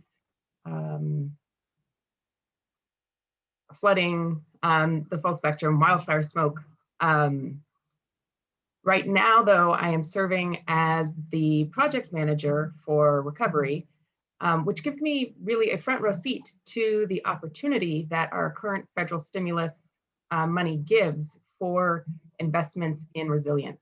And so, yes, that's investments in infrastructure resilience, but also, and I think I would argue more importantly, investments in community resilience. The difference between an emergency and a disaster is an individual's or community's ability to respond and absorb that shock. And right now, as many of the previous speakers have noted, across our nation, due to centuries of marginalization and systemic racism, we have huge swaths of our population with extremely limited ability to weather any shock at all. And that's just been exacerbated over the last year due to COVID. So one of the things that we are looking at in the city of Seattle is how we are, jointly addressing and prioritizing building that community resilience amongst all of the populations of the city. Great. Thank you all three panelists. For full disclosure, I asked the panelists to talk a little bit more about their background for two different reasons. One, because it's so rich and diverse, but then secondarily, because what we're talking about in this panel is the application of this great data and the science capabilities to a very diverse set of stakeholders. And so the diversity of their perspectives is really critical. Now we're going to dive in really deeply to really how we can apply those perspectives to making change to impact climate resilience. So Alice, let's start with you. Based on your experience and expertise, what are the key themes, the greatest challenges, the areas of concern that you see across the stakeholders with regards to resilience to climate change? I think the greatest challenge is a lack of understanding. We have a patchwork of appreciation of what's at stake. Many people underestimate the urgency of the need to act. They underestimate the permanency of these changes. And they also underestimate the fact that even if we get our emissions to zero tomorrow, we're in for additional heating, which will bring greater extremes, which will challenge communities for the foreseeable future. That just isn't widely understood in my experience. I've now written 2 books focused on trying to communicate climate risk so that we can increase the body of individuals and experts and communication among them that can talk about these issues. It's not surprising we have a lack of understanding, and that is a high hurdle. Until we can get to an even playing field on understanding, we will struggle to make progress, in my opinion. And the first is that our universities, our colleges have not really yet focused on making sure that we're graduating people who have the necessary understanding of climate change. I can't tell you how many young people I asked today who are recent graduates, and I asked them, did you take a single class in climate change? And the response is no. That's the most frequent response I receive. And then when you look at a 2016 survey of the core curriculum of our universities and colleges, the top 100, the top 90, according to US World News reports, there's only less than a 17% chance that a kid will take a single required course as part of that core curriculum that relates to climate change. So we all know climate change is a nuanced topic. It's complex. There are a lot of different forces at play, and we don't have the workforce ready group of people to tackle these issues yet.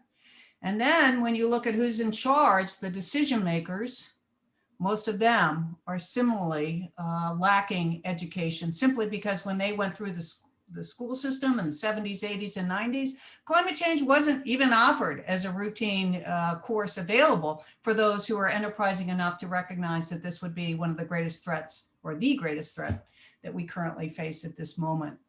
Well, there's some other big threats, but this is one of the greatest for sure. So we don't have prepared leaders. If there was a recent study by NYU Stern Business School of the Fortune 100 companies in 2019, they reviewed all the available resumes for the 1,188 directors of those corporations. And of those 1,188, only five people, not 5%, listed any background in either environment or climate. That means that people making decisions today may not appreciate what's at risk. They haven't had the chance I had when I was given that assignment at DHS to immerse myself to understand what's at stake. And then when you add to that the cognitive biases that we all suffer, our optimism bias. That's why Freakonomics, as I recall, had the example of how many people are still saying till death do us part, even though there's a high divorce rate. We just simply believe that climate change, if it's going to happen, is not going to happen to us. And then our availability bias. We assume that as we assess risk as humans, we assume that the last worst event we experience will probably be the worst we'll have. Of course, we know now that the past is no longer a safe guide for the future. But how do we get that across to the many people who have to be involved in making decisions about how to make communities resilient?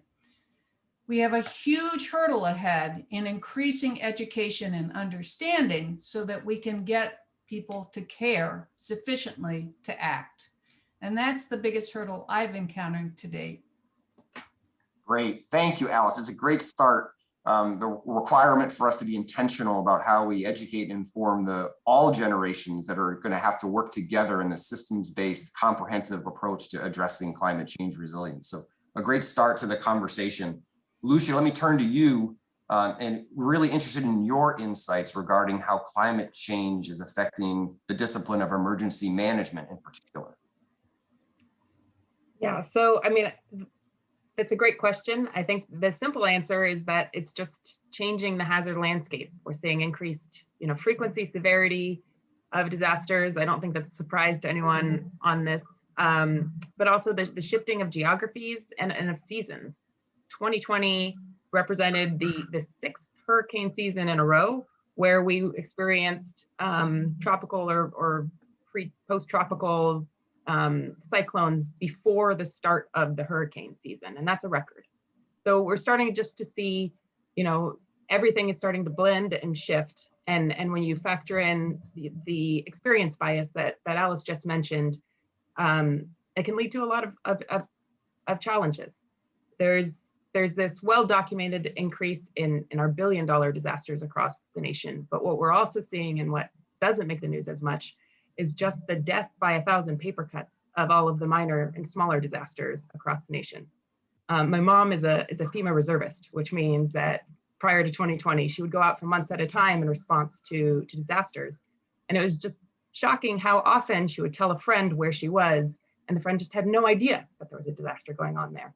And FEMA has tried multiple times over the last decade to change their criteria for meeting that disaster declaration threshold, which will help them with their resource needs, and is probably a critical step in order to preserve our national resources, but doesn't make those many disasters go away.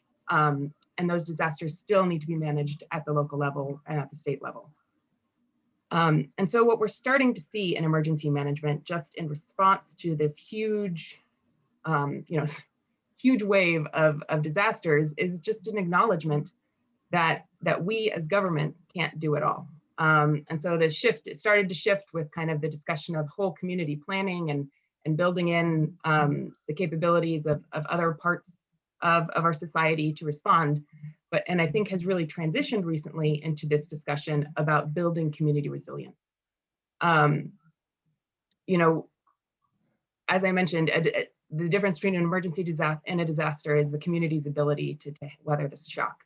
And so the more that we as a society can enable and can better prepare our most vulnerable community members, the fewer disasters we'll have. We'll still have an emergency, but I would argue that a levee breaking, and only damaging houses that are fully insured and have no people in them is an incident, but it's not a tragedy. Where we see the tragedy is when the entire generational wealth of all of the families is tied up in those uninsured houses. And then so you've just wiped out the wealth of generations and entire communities. And the challenge that we as emergency managers have is that building that societal resilience is not something that traditionally falls within the purview of emergency managers. That's something that falls in other organizations within government. And so we're having to make these partnerships, but it's an area that emergency managers aren't typically comfortable with. And so there's help in helping them understand where those nexes are. And so additional models to see those intersections are necessary.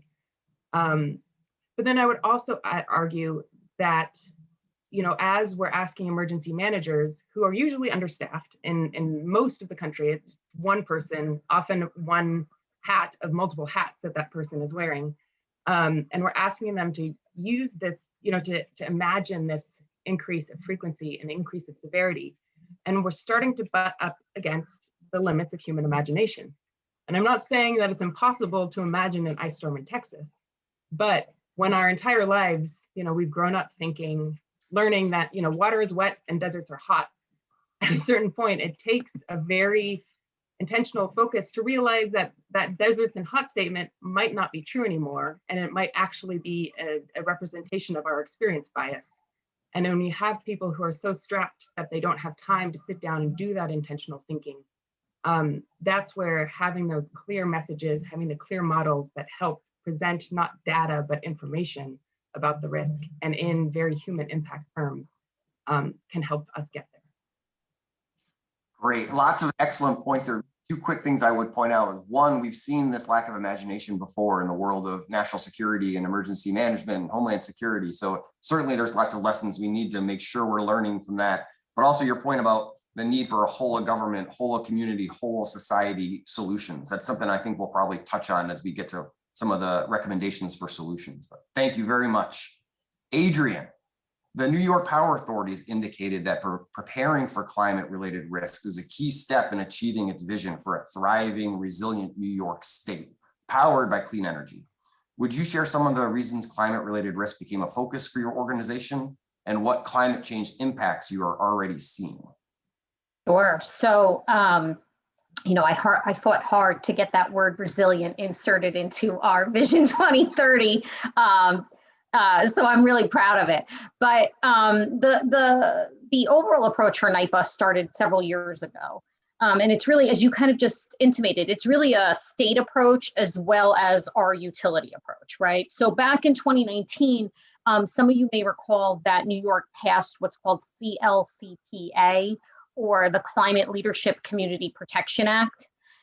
So that act was a very aggressive target set by the state of New York to have, 70% renewable energy, 3,000 megawatts of energy storage by 2030, reducing our overall carbon footprint through energy efficiency and electrification and the like.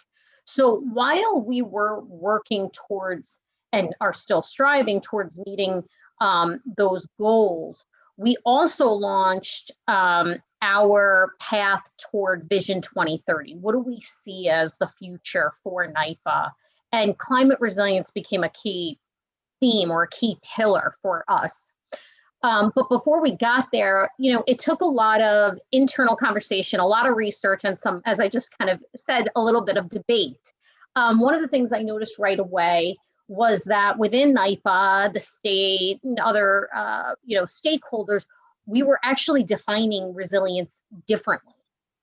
And so actually, probably to Alice's credit and her former colleagues, we decided as an organization to use the definition from PPD 21 or Presidential Policy Directive 21, passed by President Obama back, I believe, in 2013. And it was done intentionally because, even through the Trump years, that policy directive has not been or had not been extinguished. So it gave us sort of that guiding light so that the state, the federal government, and utility, us, industry, were all speaking the same language. And we thought that was critically important to sort of use that as our North Star, so to speak. You may also recall that in 2012, New York experienced Superstorm Sandy, which had very detrimental impacts. And since that time, the New York ISO and Consolidated Edison had already undertaken climate studies, but we at NYPA have not, or had not, I should say. We started to notice a change in our hydrology, right? Where, you guys, probably most of you know that we are a generation company. The most notably Niagara Falls, maybe you visited up there, is one of our generation facilities. And we're starting to see a change to the point that Lucia was just mentioning, where we're not seeing the same flows that we used to see. That impacts our generation.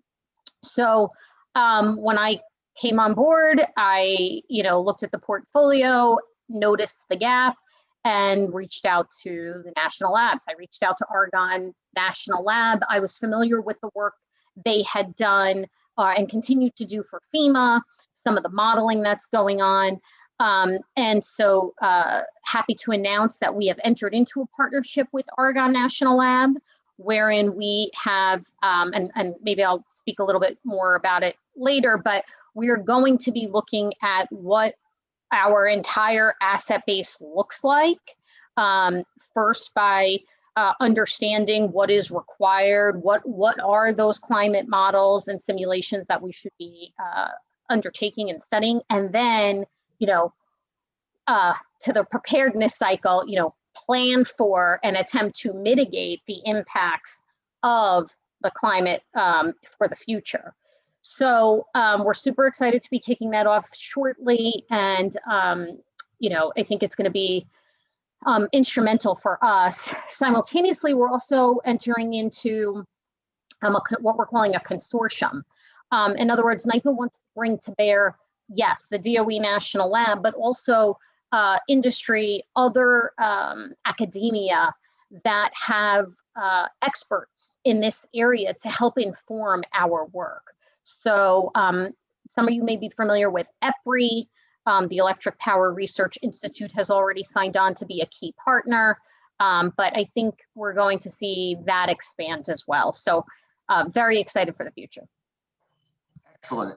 That's a great segue too. Thank you, Adrian. I want to stay with the same order for our panelists, but you did a great job of outlining some of the major gaps and challenges, and we've already started talking about some of the actions that are being undertaken by various stakeholders to start addressing some of these. But let's talk a little bit more in a little bit more rich way about some of these gaps or some of these actions that we're taking. So, Alice, if I start with you again. Based on the identified problems, what has your research and experience revealed about key actions that have been taken to start to plan for and address these problems? And what are you seeing from your perspective that the decision-making process behind these actions looks like? Well, Alice, I think you might still be muted. I should have worn my t-shirt. You were on mute. The Sandy experience was an eye-opener for the federal government, just to see how much devastation could be wrought by a stronger storm as well as sea level rise. And from that, there was a push for better flood building standards. There's Hurricane Sandy Rebuilding Task Force asked the National Security Council to develop a flood standard for the United States. First time a standard had been developed in this way. I was asked to lead it. And in retrospect, it was almost my first day in the White House. I am not an engineer, barely understood what a standard was and was told that this is my job. Fortunately, an engineer who was a lawyer walked into my office, Eric Letvin, he's at FEMA, who offered to help me and set us on this path. What I learned through that process was, of course, how essential building codes and standards are to preparing for worsening extremes. And this is particularly important where, as Lucia said, and as you've mentioned, we have chronic failures of imagination. This is probably the single thing that is most identified in the hindsight of a disaster when we're surprised by the disaster is a failure of imagination. But building codes help people avoid those failures because if they incorporate future risk, they will incorporate and imagine what is ahead. So that was one enormous takeaway for me, is that we need to improve our building codes and standards. Of course, the adoption of those devolved to local communities under our constitutional government. It's not a federal priority unless there's federal funds involved. We could set a standard, but otherwise it's left up to the states and local jurisdictions. And unfortunately, in the United States, we have over 50% of the states have not yet adopted disaster-resistant codes, much less future disaster or climate resilient codes, because they simply don't exist. Our code councils have not yet developed such a code for the United States to use. So that is a huge gap, in my opinion, and one that needs to be among the highest priorities for the federal government going forward, is to inform the science for those building codes. And we should have a set of resilient building codes. And if the states can't get to them, then if federal money is taken, we should insist that those codes be used. Of course, another big area of concern is land use. And in the Biden administration's proposal so far, we haven't seen much discussion of land use because it is essentially the third rail. It's a very difficult topic for local politicians and local communities to address.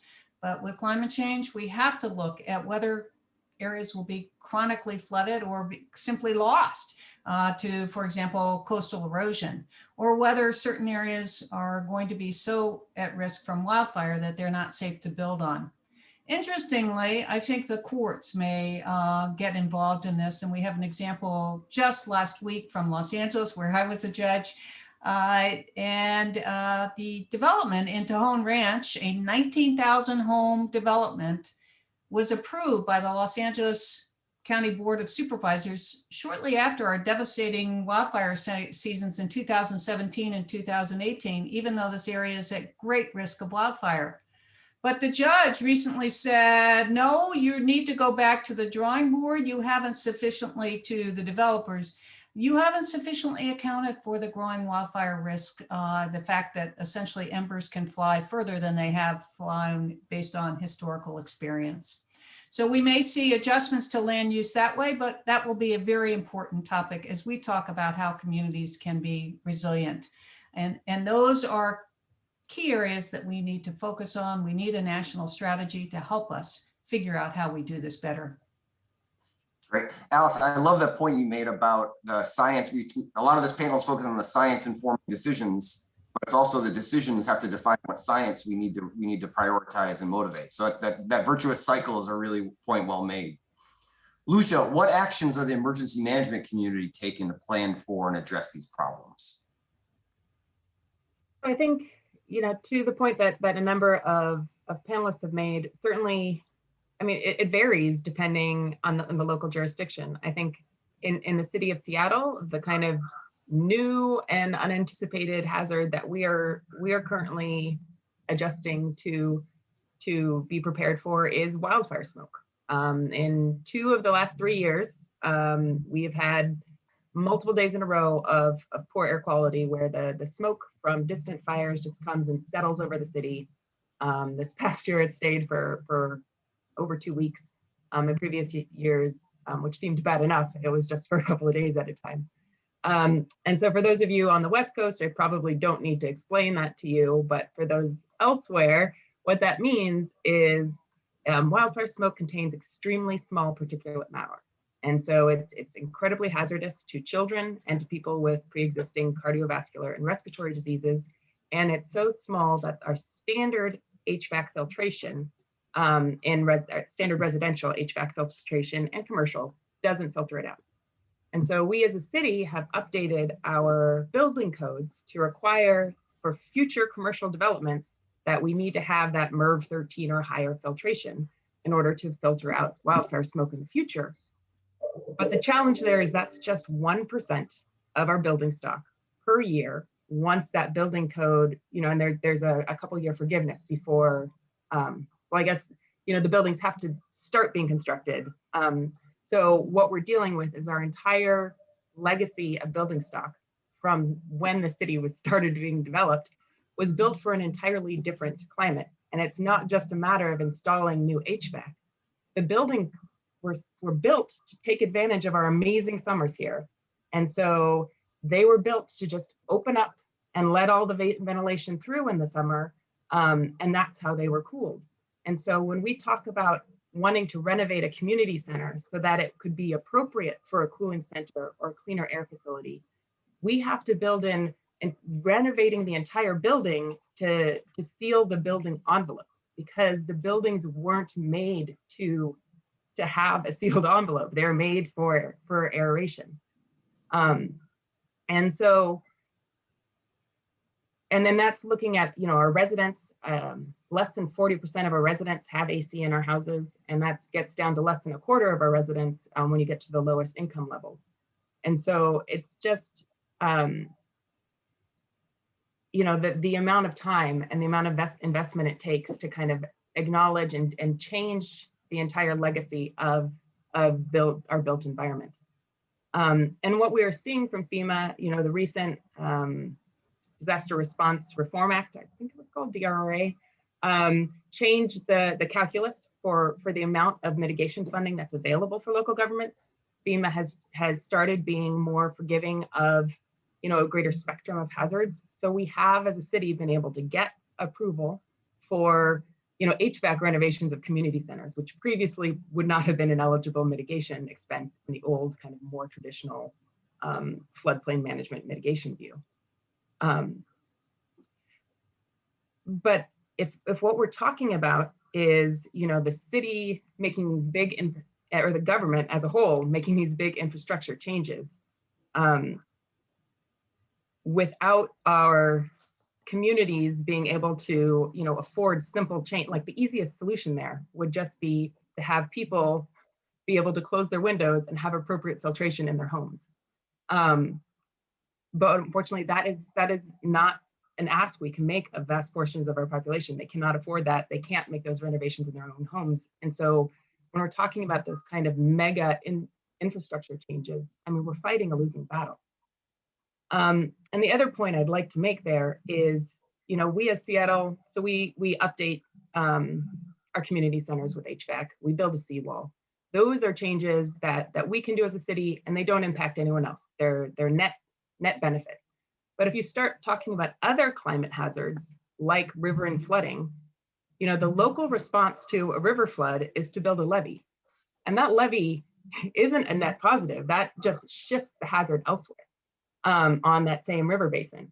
And because risks and resources are not evenly distributed, that just kind of perpetuates this cycle of shifting the risk to our most vulnerable and most under-resourced communities.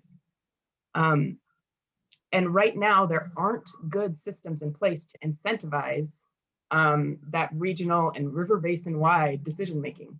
and natural hazards very rarely align with political boundaries. And so, you know, we as a government, and I look to the federal government here, needs to think about how to incentivize that decision-making so that it's not every local government for themselves trying to make the best decision for themselves, but it's acknowledging that rivers, that our climate consists of systems, and with the decisions that one jurisdiction makes could very well have devastating impacts on others. Great. Very thought-provoking. I mean, the cascading and escalating impacts of these small decisions, the barriers to simple solutions, the codes and standards, the need for more incentives, all part of the equation, I think, in terms of systems-based solutions. So lots to think about already. Adrian, since your NYPA is on the leading edge of starting to really implement some solutions, could you talk a little bit more about that, about what NYPA is doing to address some of these problems? Sure, thank you. So we approach the problem at NYPA from three main areas, and they've all sort of been talked about here. Number one, people. Number two, process, and then number three, technology, right? So to the point that Alice was making earlier about people needing to have an understanding, even just a baseline understanding about climate and the impacts of climate, we have launched at NYPA what we call Sustainable You.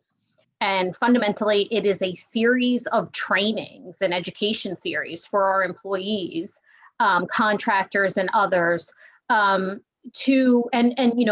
again with some of the best academia in the country to develop the series. There's a speaker series where we are bringing people in to educate our staff, and it's important to us. So yes, it is a mandatory training for everyone at NYPA, but we believe that is critically important to eliminate some of the biases that Alice was speaking about earlier. So that's, I would say, number one, people.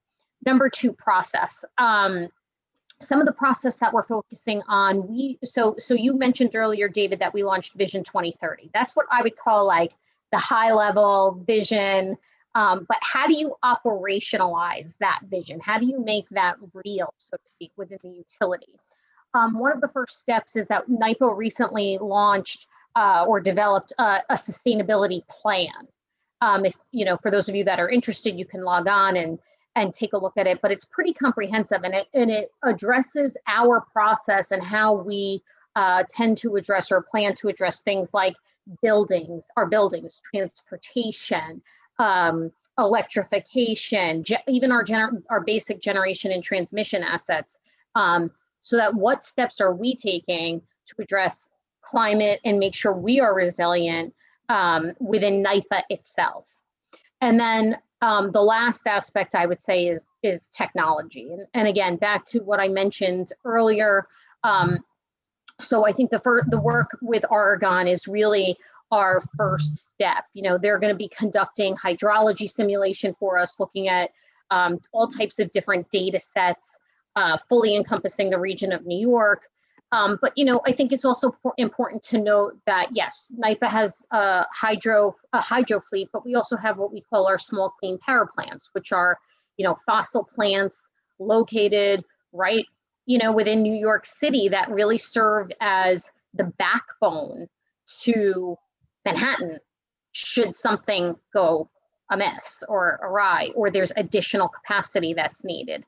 Our hydro plants serve as what we call the backbone or the black start for New York City. So if you remember the 2003 blackout, it was some of the NYPA generation fleet that got electric back into, the city of Manhattan. So they're going to take a comprehensive look, not just at the science behind, the climate data sets, but they're also going to take a look at working with the engineers and our ops team. They're going to look at all of NYPA's fleet, take a look at the flooding, the sea rise that was mentioned, hurricanes, look at the past, and then develop for us in partnership a comprehensive adaptation and mitigation plan with a recommendation and a path forward that we ideally will be presenting, to our board of trustees and to our directors to take actual next steps and how to implement and mitigate the effects to make NYPA more resilient and the state of New York more resilient as a whole. So we're excited. Adrian, I love the use of the word operationalize. It seems like that's a lot of what we're talking about here in terms of the adaptation and the resilience pieces. How can we really make these great ideas real? You know, so getting them into the hands of the stakeholders, but also the implementation and the operationalization is really key. So panelists, believe it or not, we're almost out of time. So I'd like to fast forward a little bit here. We got a lot of questions from the chat, so I'd invite you to try to answer those after the event if you have some time and some ability to answer some of those questions. But I'd like to turn it over just for a minute or two to each of you one last time for any concluding remarks. That could be high-level recommendations that you have, any key needs that you have that you'd really like to see from this community that's assembled here today, or any other major requests. I'm going to change what I said previously. I'll stay with the same order just for fairness, if that's okay to everyone. So Alice, I'll go to you, then Lucia and Adrian to conclude. Well, first of all, thank you so much for convening this very important session. And I really enjoyed learning from you and the co-panelists. There's a lot here that needs to be done. In listening to it, it's clear that we are facing something unfamiliar that will overturn our existing institutions. And that includes the way that we approach creating science that can be applied for our communities. We urgently need more applied science, and that means that we urgently need to understand what the communities like, as Lucia and Adrian have described, what it is they need answered, not the questions that are of particular interest to whatever research, but we need to flip the paradigm and start getting at what are the solutions to the problems that these communities are facing. If we just leave it up to the current system that has been really with us since almost medieval times of creating science, we're going to be way behind. We need to amp up our efforts in applied science to get to solutions now. Great, thank you, Alice, very much. Lucia, I'll turn to you. Yeah, so my number one recommendation, I think we need to balance this need for, supports for the system-wide planning. Like, how can we as a nation incentivize that coordination, while at the same time acknowledging that the ultimate decision-making often comes down to the local level.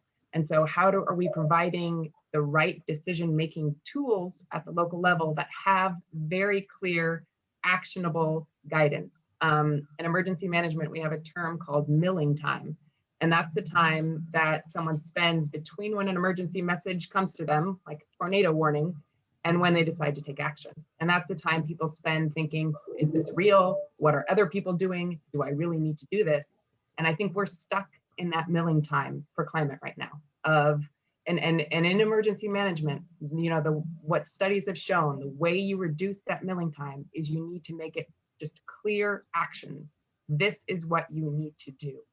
And we're missing that mark on climate change right now. We're getting so caught in the scientific precision, just like I would say we did during the pandemic. We get so caught in needing scientific perfection that we miss our ability to tell somebody that there are simple things that they can do right now and that need to be done to protect themselves.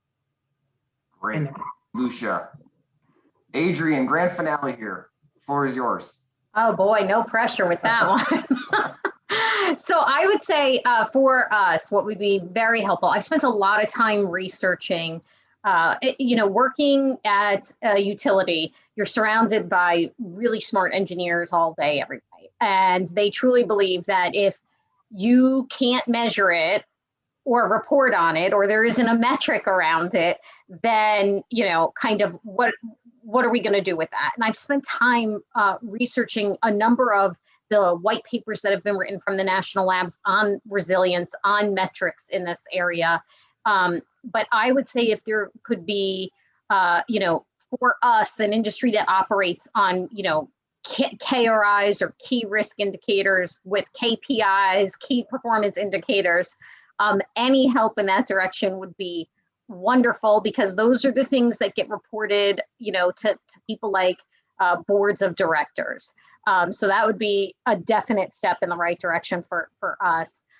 In terms of top recommendation, one other thing I did want to say, the applied science work, I wholeheartedly agree. You know, unfortunately, at my time at the Department of Energy, what we saw was, you know, other areas, the funding continues to go up. Some of that really nascent early science coming out of the Office of Science, the funding keeps going up, which is wonderful. But I agree that the applied science portfolio needs to be funded, because that is, and each year it continues to get cut by OMB and the Hill. So I would say continue funding the applied sciences, because that's what's helping us. And those are our partners, whether it's at, you know, CSER or OE or whatever organization your partner, ERE, whatever organization you're partnering with, continue to fund those. So that's my plea to any of the federal government folks that are on the line. And then finally, in terms of recommendations for people, where, you know, I would say a couple of quick pointers there. Number one, it's never too soon to start, right? So sometimes at NYPA, our CEO, Gil Kionis, would say, you know, you don't have to come to me with having the problem fully solved. It's okay to make incremental progress. And I think that's key in this area, right? It's okay to start, you know, Lucia mentioned low-hanging fruit. Agree completely. 2, planning. Understand in your area, whether it's the, you know, city of Seattle, state of New York, wherever you reside, figure out who are your champions, right? Who are your stakeholders? Who can you partner with? And then develop a plan. And then finally, I would say 3rd, just build on past successes. You know, we're on right now with Argonne National Lab, the DOE complex, and others have a slew of information out there. FEMA, just spend some time reading, see what's out there and available. They're always willing to help, and build on those past successes. You don't have to recreate the wheel. Wonderful. Thank you. I wish we had more time. This has been a tremendous discussion. So thank you, Alice, Adrian, Lucia, for the wonderful conversation and great insight. I took a lot of notes myself, so I'm encouraged, you know, and energized to kind of follow up and see where these great conversations can take us. I will turn it over to Suresh to introduce the last Science in Action panel. Thank you again. I'd like to extend my appreciation as well, Dr. Hill, Ms. Lotto, Ms. Schmidt. Great conversation. Thank you for the recommendations and the call to action. Thank you, Dave, for moderating the panel. We also appreciate the great questions from the audience. We will work with the panelists to post answers, ideally before the end of our program today. This brings us to our last Science in Action presentation for today. Dr. Thomas Wall, program lead for the Engineering and Applied Resilience effort in Argonne's Decision and Infrastructure Sciences Division, will moderate this discussion. Tom, please take it away. Suresh, thank you very much. And thanks to our audience for joining us for this Science in Action segment. So now we're going to focus on how new data and new tools are empowering organizations and industry to understand just how climate change may impact infrastructure and operations in the future, but also how these data and tools can enable actions today in order to safeguard against those risks, building upon many of the themes that Dr. Hill and Adrian Lotto and Lucia Schmidt just discussed. We're excited today to have AT&T with us for a dialogue about how they've been using new data and new tools to see how extreme weather may impact their telecommunication infrastructure systems. And we think that AT&T is a good example of how such tools and data can empower similar organizations to make decisions today. And I think you're going to hear a lot of similar themes, both from the panel that we just concluded, as well as a lot of the comments from these earlier panels this morning, from Don Wibbles and Catherine Hayhoe and others who spoke, and also with some of the presentations yet to come. So we're hopeful that this conversation should be interesting to government leaders, but also company executives and agency heads alike, as we discuss both AT&T's motivations and their path forward in pursuing climate change resilience, from extreme weather events like hurricanes, coastal and inland flooding, but also other risks like wildfires and drought. So first, I'd like to welcome Shannon Carroll, who is the Director of Global Environmental Sustainability at AT&T, and also Gavin Anderson, who is a Principal Systems Engineer at AT&T. Shannon, could I just ask you to take 30 seconds and tell us just just what your role is at AT&T. And then Gavin, I'm going to ask you to do the same. Sure, Tom, and thanks for having me. Excited to talk about climate data. So as you said, I'm Director of Global Environmental Sustainability. What that means, practically speaking, here at AT&T is I work with all different parts of our business just to make sure that we're implementing environmental sustainability practices to the best of our ability. On any given day, that could be working on climate change adaptation strategies, renewable energy or waste. So kind of a jack of all trades, but over the last several years, there's been a lot more focus in my work on climate change. I'm already jealous of Gavin because he's clearly better prepared because I saw he had a cup of coffee. All I have today is water. So good job, Gavin. Thanks, Shannon. Gavin, same question to you. If you could just take 30 seconds to tell us briefly about your role at AT&T. Sure, thanks. I'm Gavin Anderson, lead geospatial engineer here at AT&T. I work mostly with planning, design, and inventory application spaces to help us develop some of the automation solutions for various different clients here. But as AT&T builds out its fiber and mobility networks, Shannon helps us get some of the data, and we figure out what to do with it and actually make use of it and implement it within our workflows and our systems. Perfect. Let me get right into the questions. Shannon, I'm just going to start with a sort of a baseline question. Is climate change affecting AT&T already? And if so, how? Well, the short answer is yes. And really the way that it affects us is through severe weather events. So since 2016, we spent over $1 billion recovering from those severe weather events. I think it's important to note, and this audience does understand, you can't pinpoint any one weather event to climate change, but what we do know is that climate change is increasing the intensity and increasing the frequency of these events. Obviously, we have a world-class disaster response team that has years of experience responding to these weather events, but the position we find ourselves in today is an adaptation, and we have an advantage of doing is that we can integrate climate data into our design and planning as well, right? So going beyond what we've traditionally done very well with disaster recovery, looking at what we're doing for our network operations center, looking at what we're doing for our weather center that we have on staff as well, and just better preparing for the future of climate change based on the increased intensity and severity of these events. We're a big company with a lot of physical infrastructure in the ground.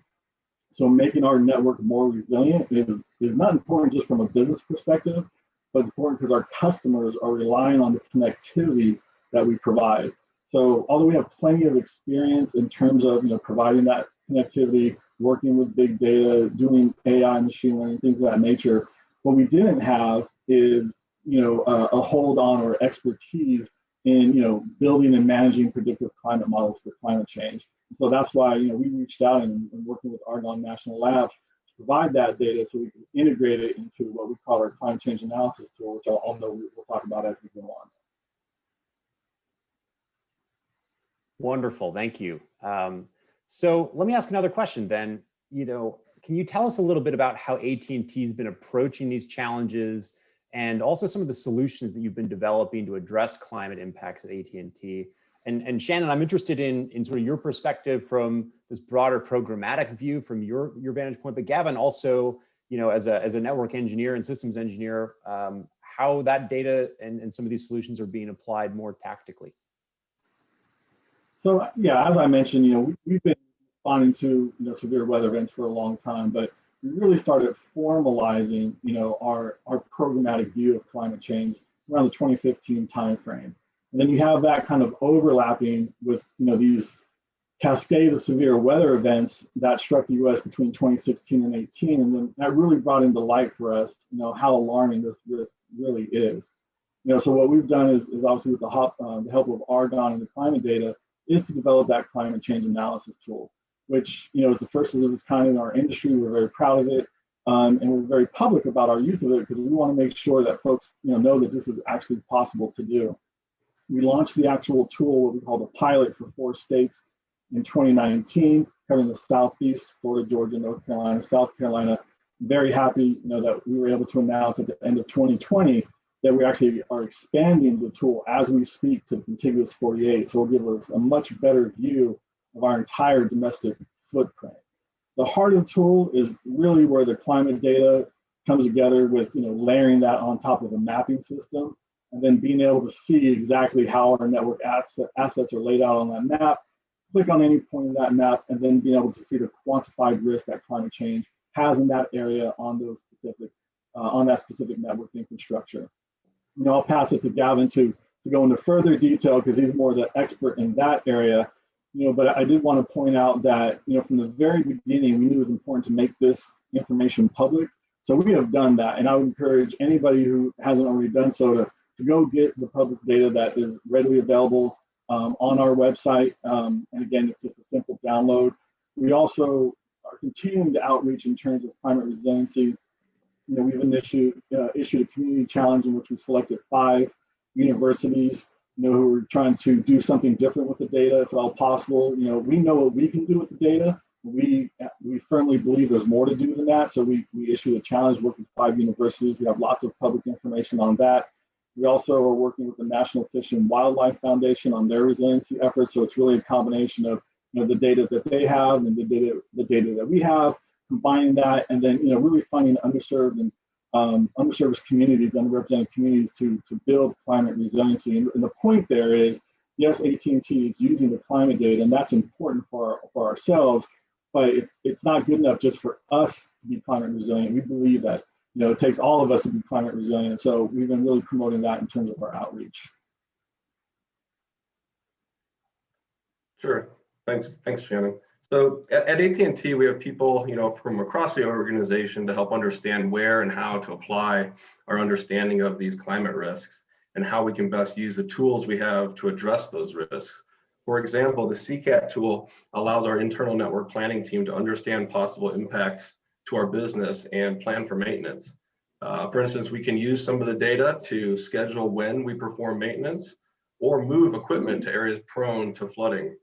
With knowledge of future climate risks, a planning team might decide to move the construction of a cell site 200 meters south to an area less prone to floods or to the other side of a highway.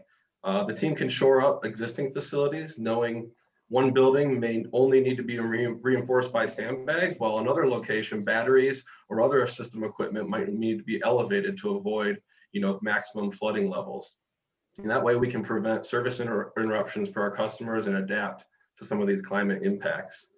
One way we've made the data kind of easy to use is by creating what we call a risk score and including it in some of our fiber and mobility planning and design workflows.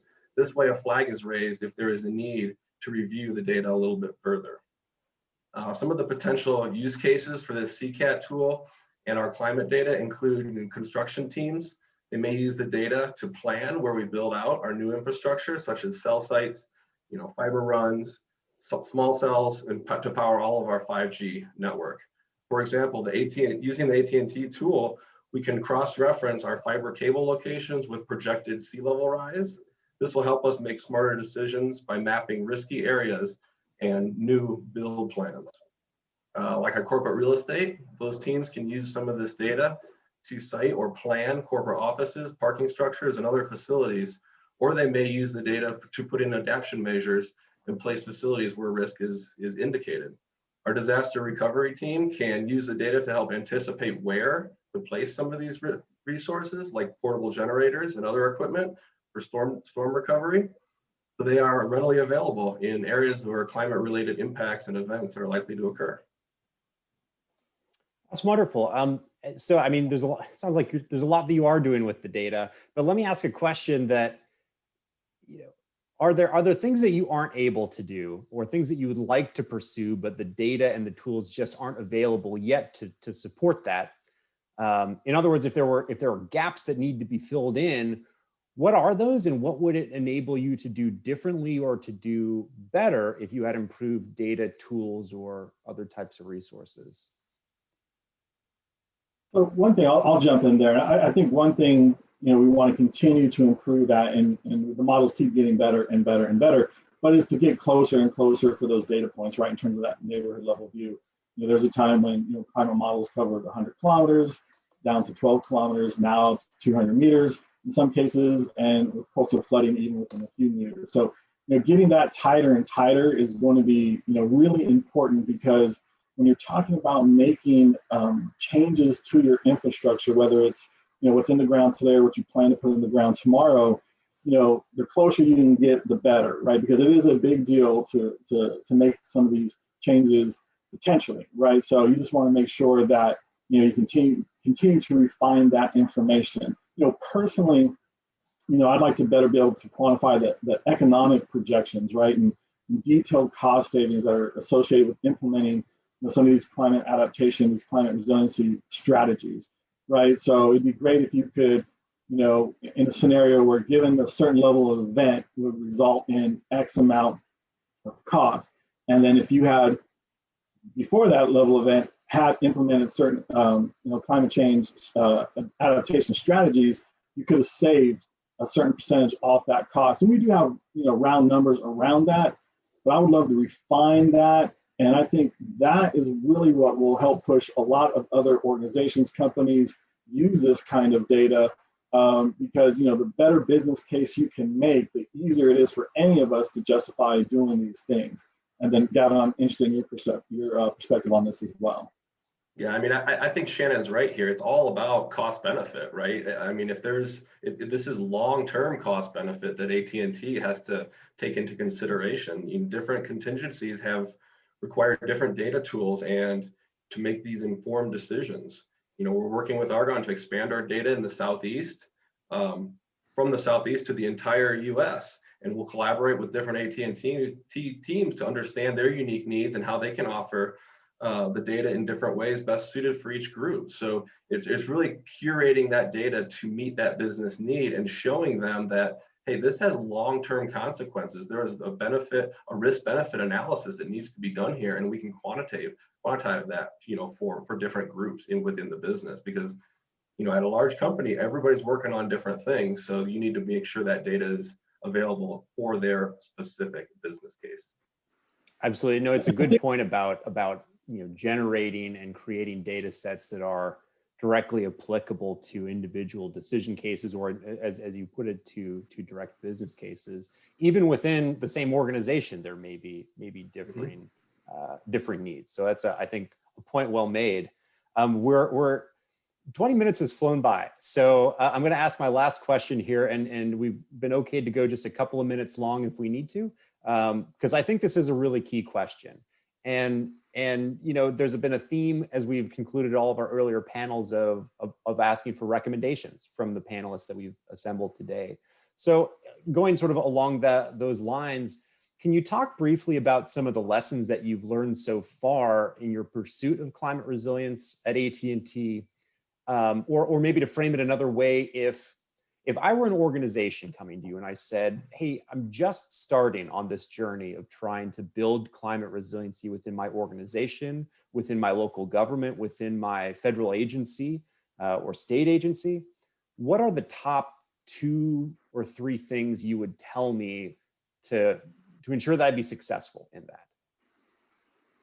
So, there's a lot of lessons learned on, such ambitious projects. So I'll probably have more than 2 or 3, but I'll try to be quick about it. The first thing is to do something, right? So don't have that paralysis by analysis and say, well, everything's not perfect in terms of the data and the solutions. Well, we have to wait. So do something, right? And I would say, just practically speaking, it's always, better to bring the end users of the data into the conversation as early as possible. And I think that's, I can speak to that specifically with, how I approached the pilot, in which, I was really careful, and I didn't want to have too many cooks in the kitchen, so to speak. And I had a limited group come in, but it was representative of the end users. Where as we're doing our expansion, I'm bringing everybody who wants to come to the table, because it's important to get more voices from the end users in terms of how they'll use that data. Don't take for granted as well that the data is all you need, right? And so, the real power of our tools, as I addressed earlier, which, works for us, maybe it doesn't work for everybody, but it's the visualization aspect is giving that data and then being able to put into, for us, a GIS tool, a mapping tool that allows us and allows our network planners, designers, engineers to visually see, their area of responsibility, and then be able to see the climate risks associated with that visually, not just on a report. And then of course, leadership support is always key on this. Trying to do this in a bubble on your own somewhere probably won't get you a long way.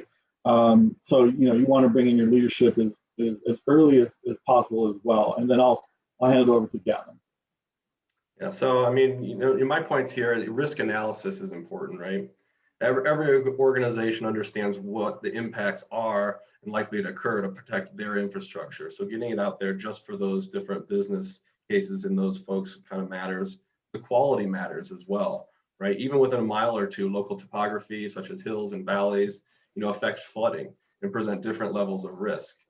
More granular you can get with the data, then make better decisions. Even moving a cell site a few hundred feet can have a huge impact to our RF signal. But can we do it within the floodplain? Can we not? Right? Those are some of the questions that we can present to those groups.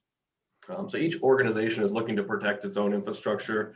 We need to understand where those climate impacts are most likely to occur in the places where that infrastructure is located, and the climate impacts are most likely to occur and damage that infrastructure. Once we understand that, we can build our planning, in line with that. The last point we need to make is really simplifying this data, right? Argonne is giving us some really good data, really complex insights over a long-term period, but am I going to get a fiber planner or a network build engineer to look at that in a lot of depth? Probably not, but I can make the data a very simple form and say, hey, this is a high-risk area. You might want to look at it a little bit more, or it's not, so you don't need to concern yourself with it. So, really simplifying that data helps a ton with the actual use. And then, Tom, I'd add one more thing, which is around expectations and just properly setting those. Again, just an important lesson learned is what I mean by that is not thinking that when you have a data point, a climate risk, that doesn't always mean you're going to do something differently, right? Just knowing that that risk is there is important in and of itself. And then it allows the experts, in this case for us, the network engineers, to make a decision or not, given that data. So setting the expectations, I think, is really important as well. Those are great points. And there's a lot of sort of through lines in the themes with some of our earlier presentations. Adrian Lotto, who was on our previous panel, said it's okay to make incremental progress. And Shannon, to your point of just do something, I think is, that resonates, I think, with the earlier comment. And Gavin, I think you've hit on something that it's not just sort of a data accessibility issue or an information accessibility. It's not just giving people access to the data, but it's giving them sort of access to being able to use the data. So the sort of functional access of being able to inform an action or a decision with the data, as opposed to just saying, well, here it is, here's what you need, and go forth. So I think excellent comments. And again, I wish we had twice as much time to talk today, but I want to thank you both for your time, for your insights, and sharing with us how AT&T has been pursuing climate resilience as an example of, one specific organization's pursuit of greater climate resilience. So I'll say thank you to both of you for your time. And now I'd like to turn it back to Suresh Sundararajan to carry us forward in the agenda. Thank you. Thank you. I'd like to add my thanks as well to Mr. Carroll and Mr. Anderson.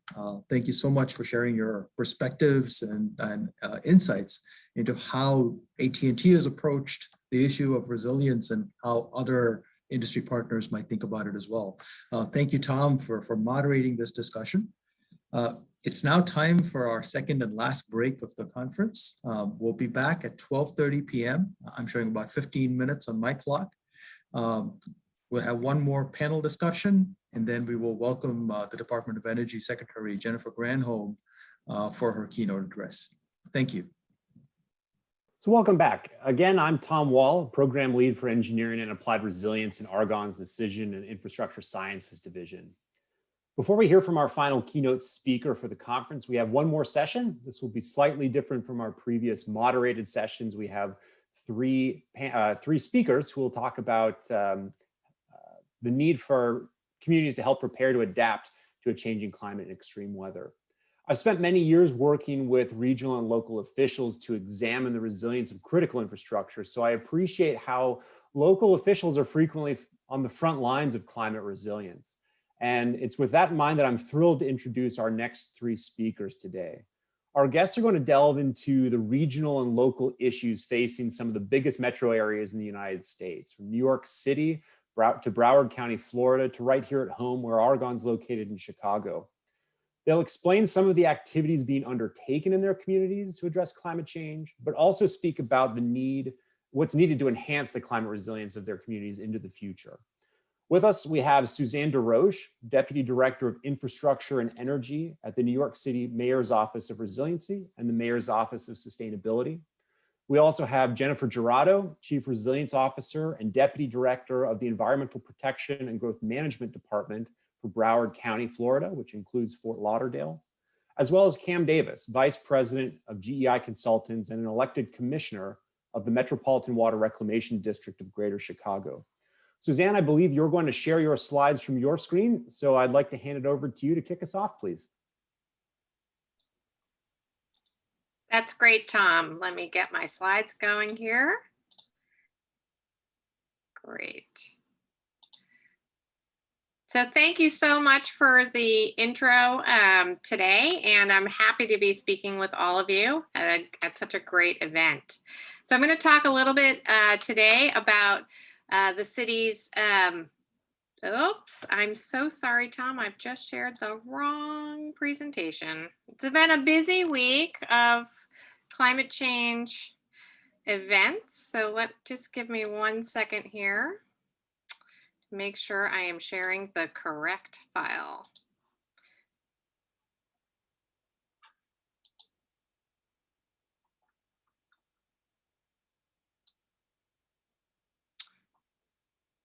Sorry, getting this open. This is exactly what we didn't want to have happen.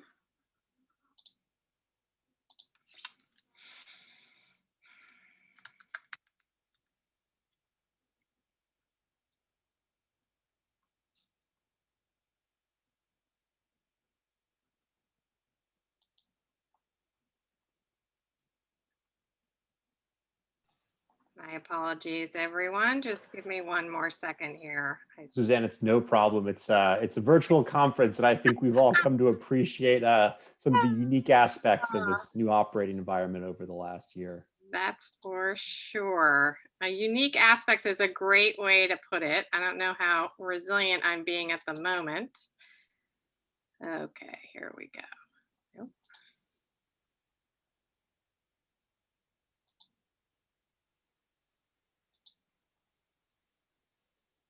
Wonderful. Okay. I believe we are good to go. Yep. Okay. Take 2, everyone. Okay, I will not be talking about our clean transition to of the energy grid. We're going to talk about climate resiliency in New York City. So just to give you a little bit of background here in terms of what we expect from climate change in the New York City area. We do expect an increase in intense hurricanes. You can see here up 50% by end of century. We expect about 30 inches of sea level rise by mid-century, and that will cause, increased tidal flooding, changes to our groundwater table. We're looking at intense precipitation also increasing 1.5 times by the 2080s, and then one of the issues that we spend a lot of time talking about is just how hot it's going to get. So you can see here a number of days over 90 degrees, tripling by mid-century. All of these things mean that we need to do some robust planning. So we are lucky in the New York City area to have a group called the New York City Panel on Climate Change, or NPCC. So NPCC actually was codified by local law in 2012, so actually just a couple months before Hurricane Sandy. And it's a group of experts, about 20 experts, and they provide us with mainly local climate projections. So what's happening in the climate today and what does that look like in the future? They look at what's vulnerable, what are the impacts, and what do we need to do to adapt across multiple sectors. And then as you can see on the right here, they do a lot of publications for us around what kinds of tools and methods do we need for flexible adaptation pathways in the future. So one exciting new development in the last month, New York City has had climate resiliency design guidelines since 2017. The City Council just passed a law mandating its use across all city capitals. So just to give you an order of magnitude, our 10-year capital plan is about a $90 billion plan. So first, we're going to start with implementing them on a pilot basis, and then we'll move into a full mandate. So the climate resiliency design guidelines, I'm going to talk a little bit about these now in a bit of depth. So basically what we're doing here is we're saying to our design and engineering community, you need to take the climate projections, and here's what they mean in terms of how do you build and design capital projects. So we look at extreme heat, changes in average temperature, extreme rainfall, that tidal flooding we talked about earlier, and coastal storms with sea level rise. And what does this really mean? So we both provide the engineers with new temperatures out to 2050, 2080. We do cooling degree days, heating degree days. If engineers in the room, the virtual room, will know what I'm talking about there. But we also try to provide information that's needed to make better decisions.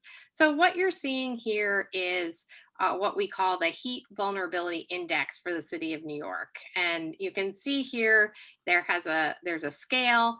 This takes into consideration socioeconomic impacts of residents. It takes into consideration, tree cover and surface temperature, all different parameters that add up to this index, where we want design teams to say, okay, I'm in an area where heat really affects people most. What can I do to design for the urban heat island effect in that area? We also provide in the guidelines some mitigation strategies, some cooling and shade facilities. We want projects that are municipal projects to use green roofs and landscape architecture. And we want to look at, are you releasing sources of industrial heat pollution? So just to remember here, heat kills on average somewhere between 115 and 150 New York City residents every year.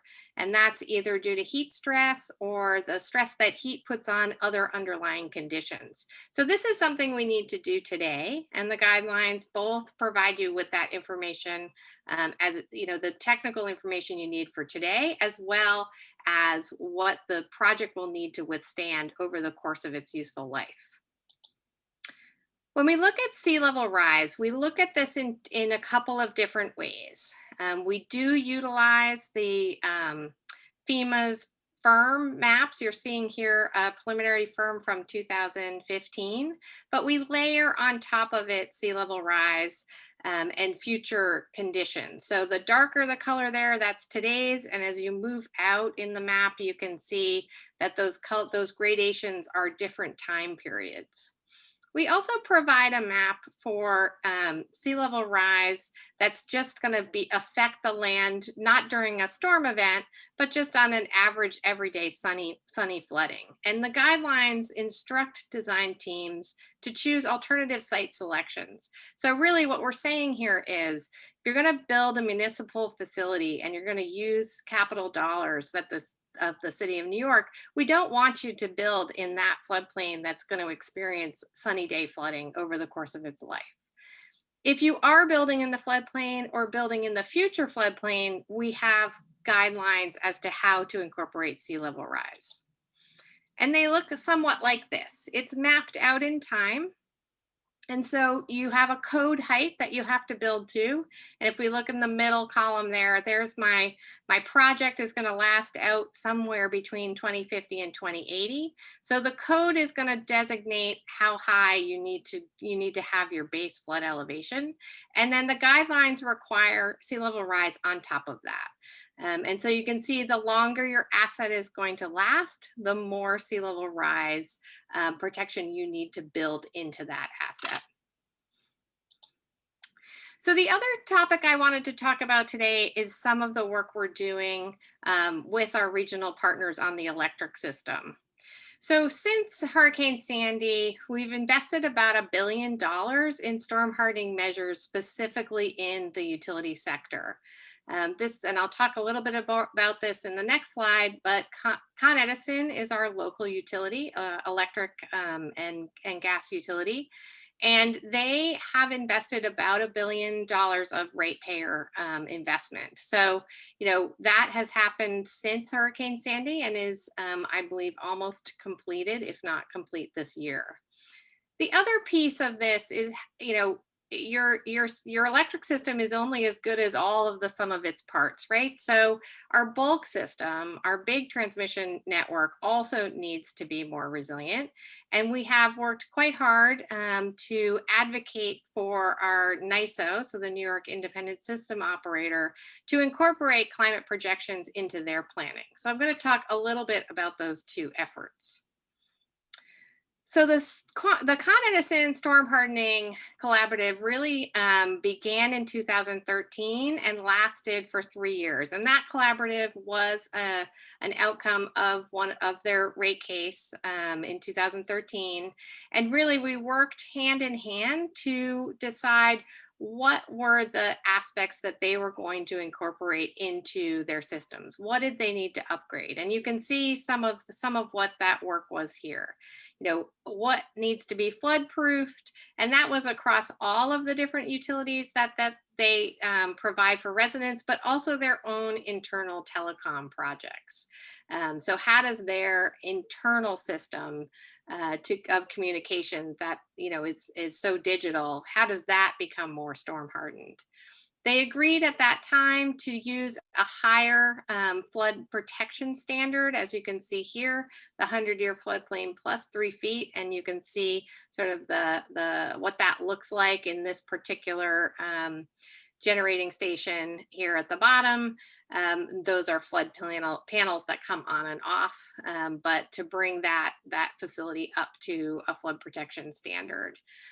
There was a very extensive cost benefit analysis that went along with this effort that looked at not just damage to the asset, but what was the societal impacts of the loss of power, steam and gas.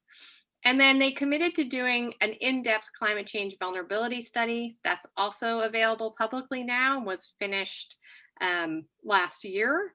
And they have moved into doing an implementation plan, which we continue to work together with Con Edison on. At the bulk system, the NYISO, which is our ISO here in New York, has done also a climate change assessment. New York City and Con Edison are both stakeholders at the ISO, and we strongly advocated for having them look at the climate change impacts to the bulk system reliability. So you can see here, and this again is also public, some of the issues that they have uncovered. And remember, what's interesting, what I find the most interesting about this particular effort is that we have very strong decarbonization law in New York State called the Climate Leadership and Community Protection Act, or the CLCPA. So this particular study both looks at deep decarbonization and resource mix and the impacts of climate change. So, again, we think this is critical that those two things go hand in hand. And that this kind of planning looks at where those resources are going and how are they made more resilient. So you can just see a few of the key findings here, and then I'll wrap up. So, there are challenges to an evolving resource mix and those intensifying impacts of climate change. Some of that variability makes wind and solar resources, can make wind and solar resources less reliable at certain periods of time, and can also result in loss of load occurrences. And then lastly, on the distributed energy resources side, they must be significant in capacity in order to balance and intermittent resource. They have to be able to come on quickly and be flexible. So again, those are very high level key findings. It's a very dense report. I encourage you all to take a look at it as a model to start this work on the bulk system side. So I'm going to wrap up there. Thank you so much. My apologies again for a quick delay there at the beginning. Thank you, Tom, for your patience. And I look forward to the next presentation. Yeah, Suzanne, thank you. Thank you for that. That's really insightful. I love seeing the New York climate resiliency guidelines. I think it's a really great example of how the data and information is taken from a very high level from a lot of the modeling and applied in a meaningful way to affect local change, which is, I think, one of the things that we've, over the arc of this conference, we've been discussing, climate modeling for adaptation, some of the needs for adaptation and pathways forward. And so we really appreciate your presentation today that I think gives a lot of the attendees a very boots on the ground view of how, how they can go forth and do this in their own communities. So thank you very much. Sure. Thank you, Tom. Okay, I'd like to now introduce our next speaker. Jennifer Gerardo, as I mentioned, is the Chief Resiliency Officer and Deputy Director of the Environmental Protection and Growth Management Department for Broward County, Florida. Jennifer, I believe you're also going to share your own slides. So if you could please start doing so, I'll hand the microphone over to you. Okay, thank you very much for the opportunity, Tom. And I just want to make sure that everyone and you are able to see my slides. Yes? Yep, we can see them. Excellent, thank you. And I always enjoy learning from New York City. I think we're all trying to take advantage of the work that everyone else is doing and try and accelerate those lessons in our own processes. So it's always good to see the updates that are being shared.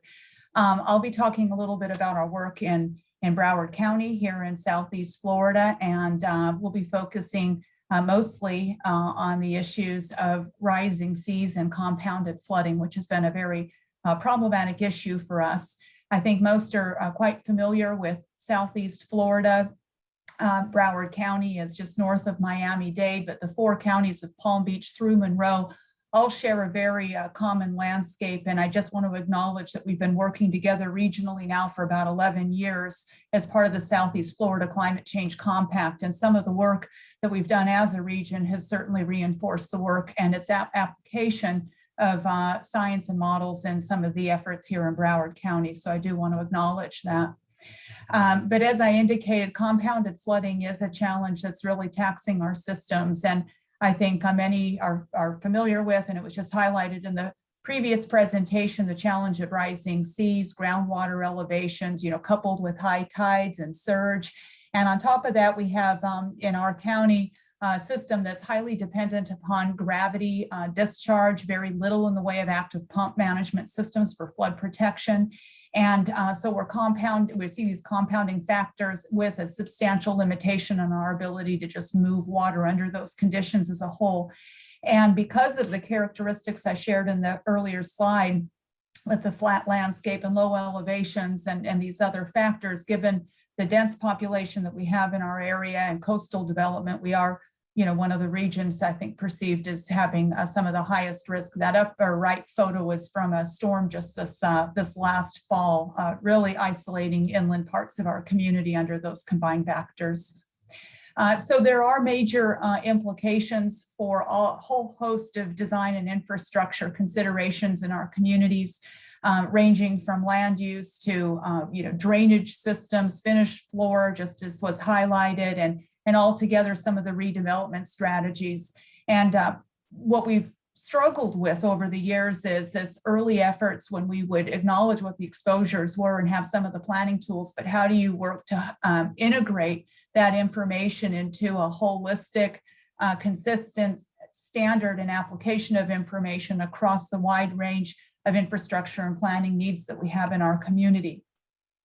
And so in Broward, we've undertaken a fairly, I'd say, extensive, I think, and iterative process as we've worked to advance these efforts, commencing with the formal adoption of a sea level rise projection that was developed regionally in 2012, regularly updated.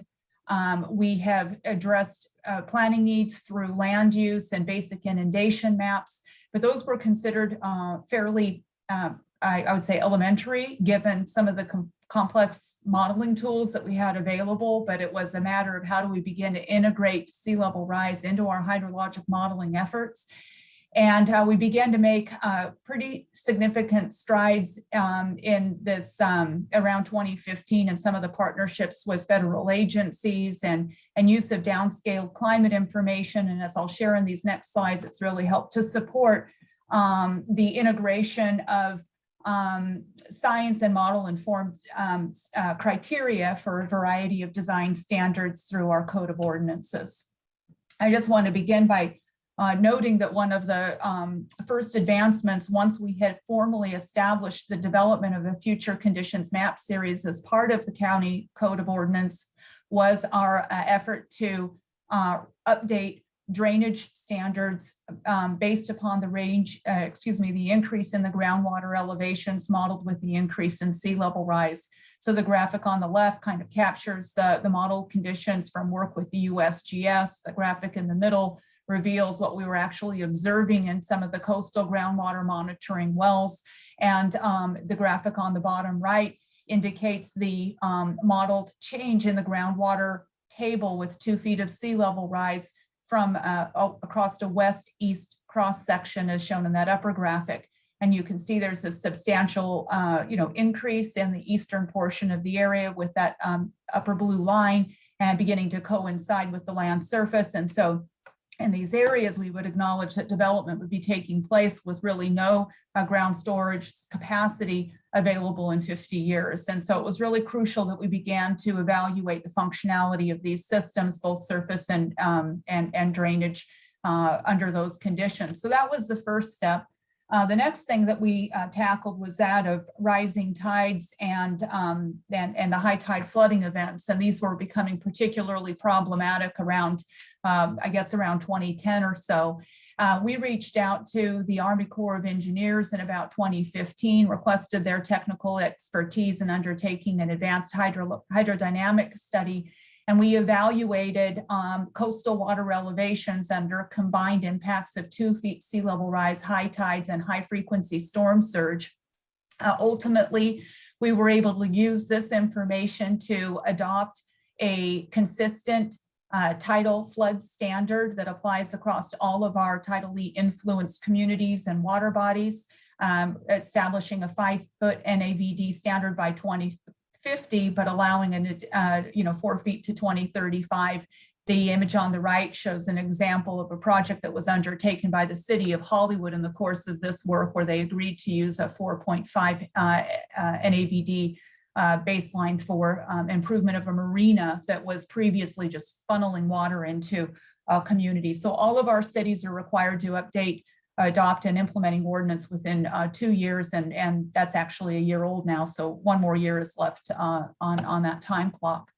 So the next area of work really pertained to the finished floor elevations, and what this graphic is meant to show is, at the time at which this home was constructed, the finished floor elevation requirement was down at that yellow line, and then through the years we've seen updates of our FEMA flood maps. And so a home that was previously constructed in an X zone is now below the FEMA flood elevation. Of course, that's something that we're all sensitive to, thinking about not only flood risk, but the economic exposures that come with rising flood insurance, where it's very difficult to get a mortgage otherwise. And so we have used a number of tools for establishing finished floor elevation, and we undertook an effort to update our own requirements that are separate from FEMA as part of our future conditions flood map. So just briefly, we use an integrated surface groundwater model. It's a Mike series model. This same model has been used in our modeling of the FEMA flood map. It was used by FEMA and their contract services. It's a model that we had initially developed. It's been enhanced. It's very familiar to our stakeholders. And so we were updating this same model for application under future conditions. I just want to acknowledge a lot of technical information went into the model update as compared to the time of its last application, and refinements of grids and model detail and runoff coefficients and so forth. But what we really were interested in doing, in addition to capturing the change in groundwater table, which we've already addressed, and sea level rise scenarios and high tides, was to better understand how the intensification of rainfall, especially under the 1 in 100-year 3-day storm, was expected to impact flood elevations. And so we worked with a diverse team and utilized various downscaling techniques, went through a substantial vetting process, ended up with a super ensemble methodology. And the long and short of that, and looked at a variety of models and global models and the downscaling of data from those in this assessment. When that work was completed, we were able to arrive at a agreed upon 13% change factor, or increase in rainfall intensity with the 100-year event. And that was applied as a single change factor across the landscape. So we then ran that model after new additional validations to the updated model with the scenarios that I just described. In addition, we took a conservative approach and assumed no soil storage, essentially the same as how FEMA approaches its modeling. And that ended up being very similar to a rainfall condition and high tide event that occurred just before we were finalizing these results. So it really reinforced taking that particular approach and those assumptions in this modeling exercise. Ultimately, the flood elevations are revealed with that map on the bottom left, but we went then through an exercise of establishing flood zone areas that were informed by basins and other topographic features, and we utilized some statistical methods for grouping information, and we ended up with a map that includes 368 discrete flood areas and elevations. And this is now in the final stages of adoption by Broward County. I believe we have it scheduled for final adoption at the end of May. And we know that this work is of critical importance for a number of reasons, but if we just think about not even long-term risk, if we're thinking about the shorter-term implications in economics, we have significant example of what can happen when our finished floors fall beneath the FEMA flood maps, as well as the cost savings that's derived by building to a higher standard. And that is the position that we're seeking to recover with this updated map. These images just show a couple of examples of the new model results, which are represented by the blue line for a commercial and residential building, and how this pertains to elevation requirements that were most recently, recently and have iteratively progressed, and what will be required for same major redevelopment and new development if these structures were approached today.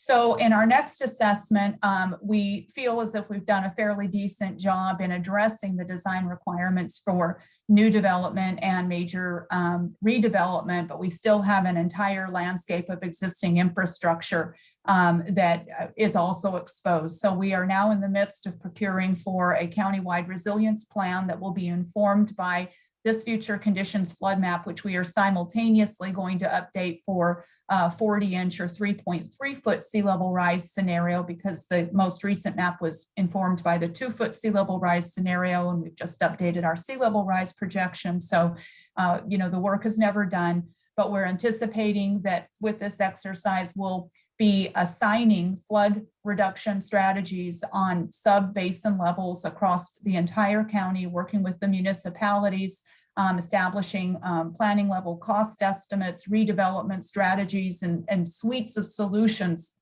that then can be utilized to minimize to the greatest extent possible flood risk in these areas.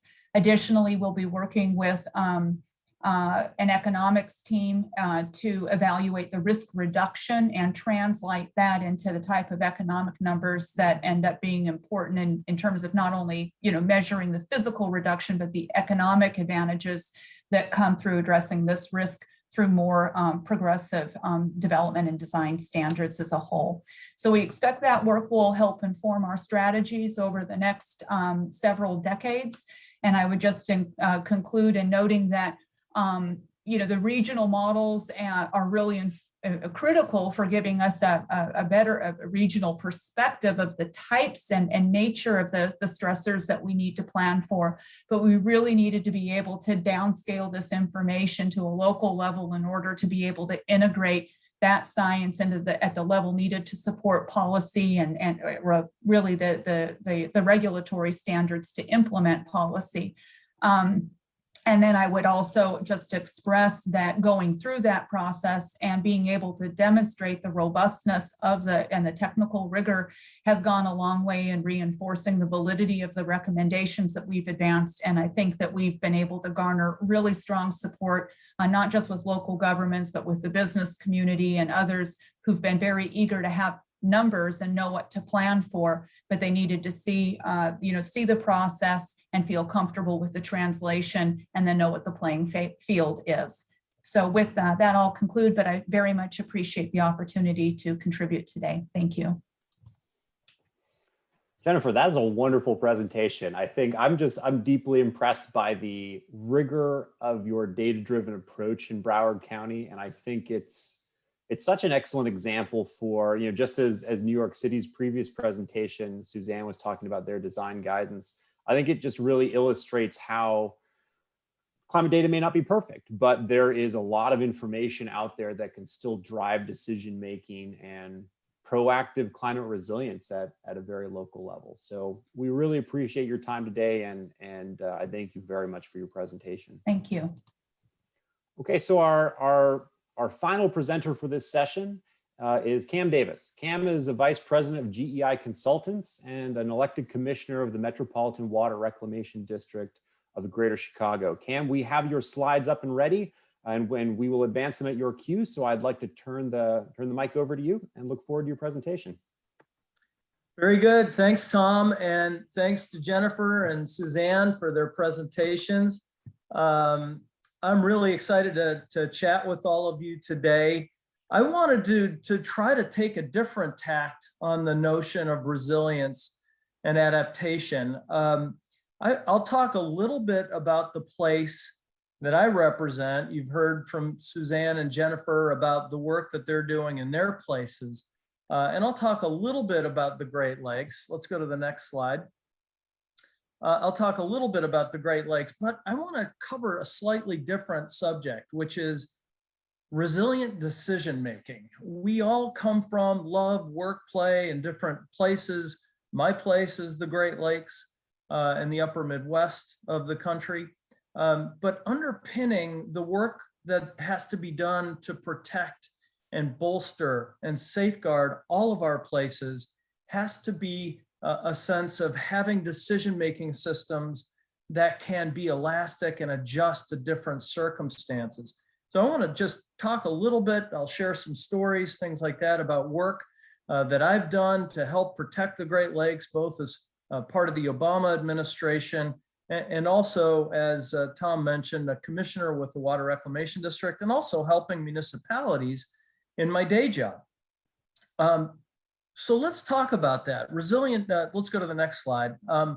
First of all, just kind of a quick introduction to the Great Lakes. The Great Lakes are our homes here in the upper Midwest. They're my home. And HOMES is a great acronym for that because HOMES stands for, that's an acronym for the Great Lakes: Huron, Ontario, Michigan, Erie, Superior.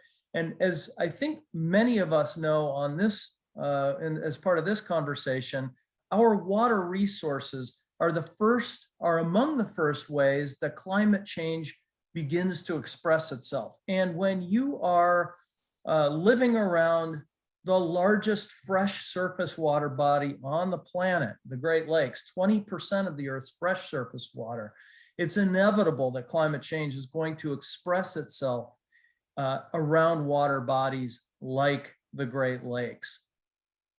So with that short with that short introduction to the Great Lakes, I wish I could give you a virtual tour of these amazing, magnificent water bodies that we have in our front yards, but we don't have the time today.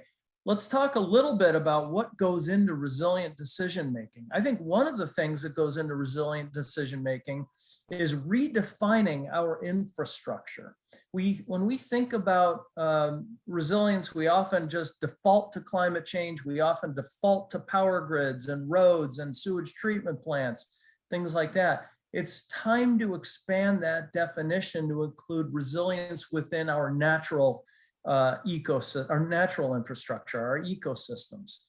Also define systems so that we're not just asking what kind of information and what kind of data we need to make good, lasting decisions, but make sure that we are building resilient decision-making systems so that they're actionable, that something will actually happen with the data.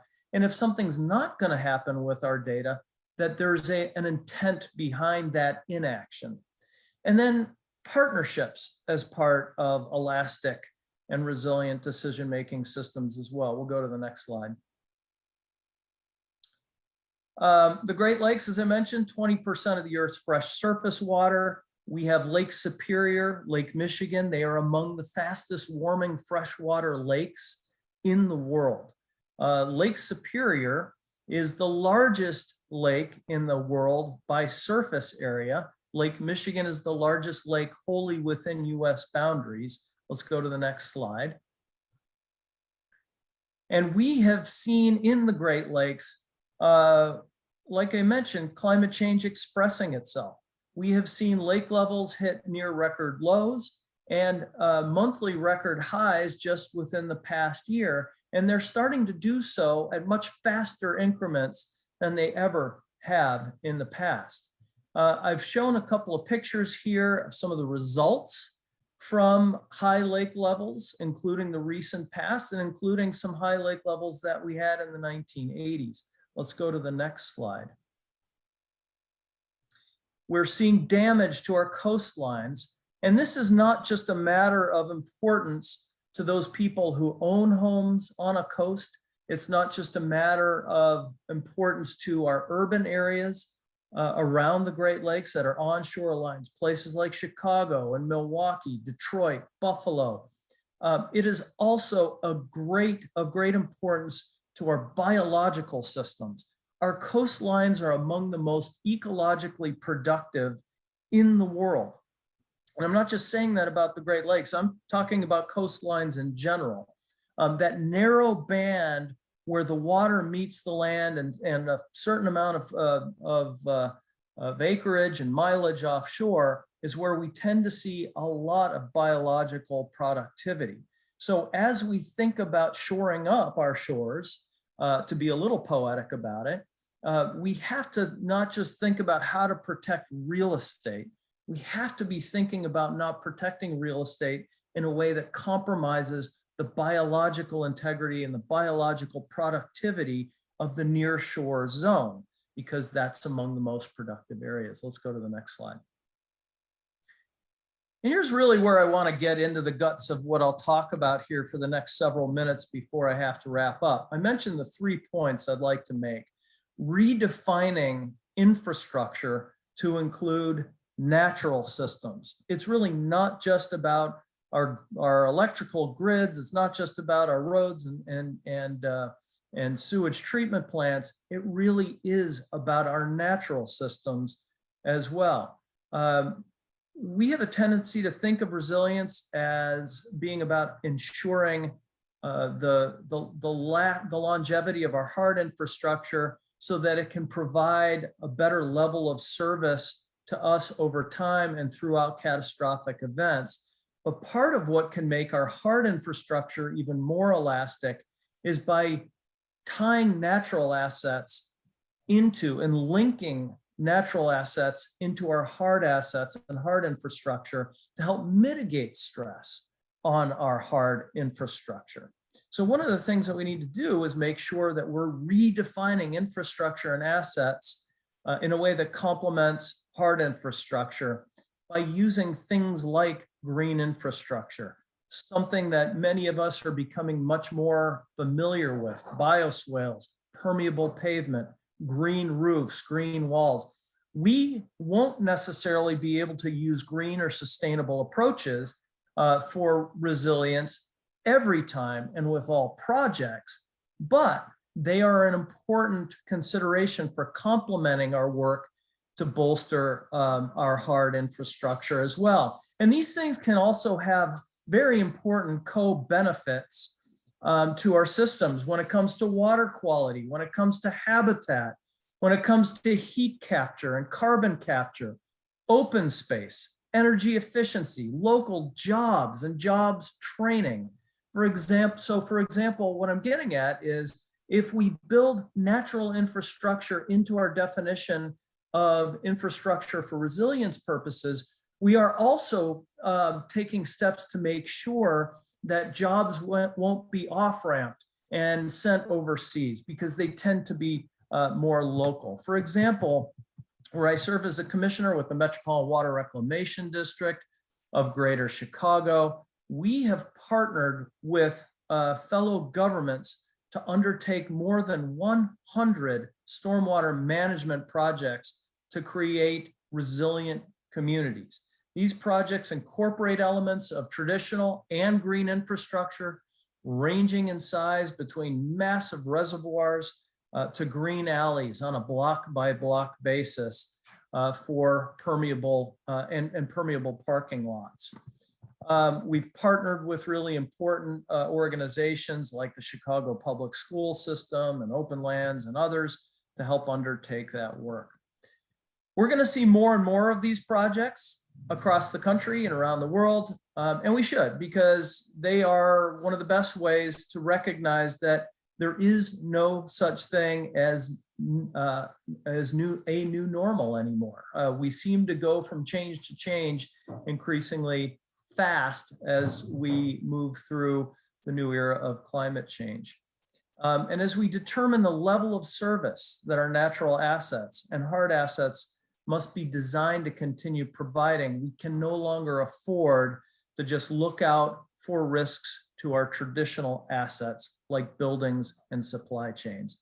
We have to also look out for risks to nature, because nature helps bolster and buffer our hard assets from the effects of climate change.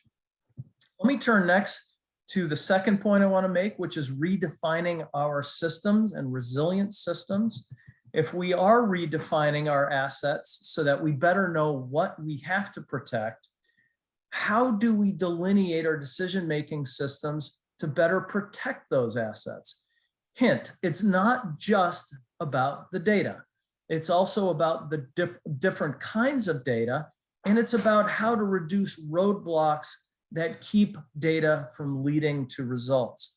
A great example of different kinds of data that make for better decision-making in our systems is what we call traditional ecological knowledge.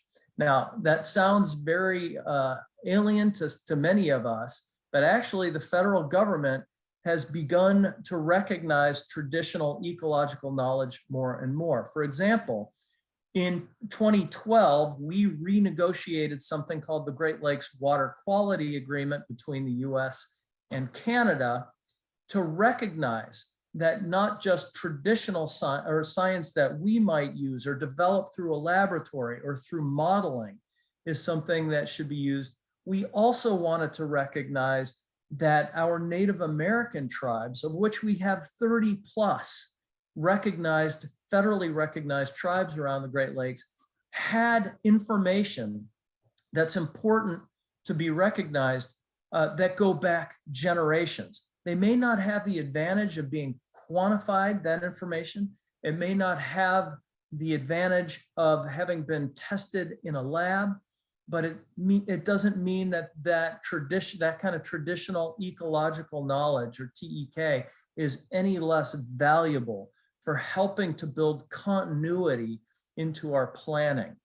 And so there is some precedent for recognizing traditional ecological knowledge in this federal, even binational program. maybe more important when it comes to resilient decision-making, resilient decision-making systems cannot take data alone, cannot take action for us. We have to find ways to use data to force action, or like I said before, inaction purposefully. And one of the greatest examples of that, again, is in US law with the National Environmental Policy Act. I know we heard earlier about EAs and environmental impact statements as something that's important. What's remarkable about NEPA is that it was designed and passed here in the United States, and it is now the model for dozens of laws from other countries around the world that use it. It basically, NEPA is designed, as many of you know, to take data and to require us to think ahead to the impacts of major federal projects and efforts. And essentially, it forces data to be used to make those decisions. So I bring this up because so often in our conferences and our workshops and in conversations that we have in work, we often default to a discussion about data when it comes to resilience. But we have to think about next steps with data if we want our decision-making systems to be truly resilient. Last, I'll turn to the notion of redefining partnerships as an element of resilient decision-making systems. In addition to clearly understanding what assets we're trying to protect and making sure our systems are designed to facilitate outcomes, resilient decision-making systems require a diversity of players around the table to make sure that we are supporting those decisions once they've been made and once action needs to be taken. If scaled properly, a decision-making system will include NGOs, such as even at the scale of homeowners associations, faith-based coalitions, and others who have direct links to communities that are in a unique place in decision-making models. After all, the decisions that we are talking about through this workshop are the kinds of decisions that really impact that scale of community the most. So making sure that they have a place at the table is critical. At the Metropolitan Water Reclamation District, we're working on a strategic plan right now that builds equity into the front end of all planning instead of it being an afterthought.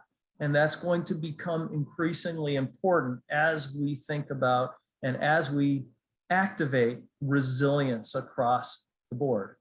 And there's some precedent for going far and wide for who is at the table. Again, using the Great Lakes as an example, we established something called the Great Lakes Advisory Board to help advise 11 federal departments on how hundreds of millions of dollars ought to be invested for Great Lakes restoration every year. The board has been comprised of state, local, and tribal government representatives, academia, businesses, NGOs at the regional and the local scale.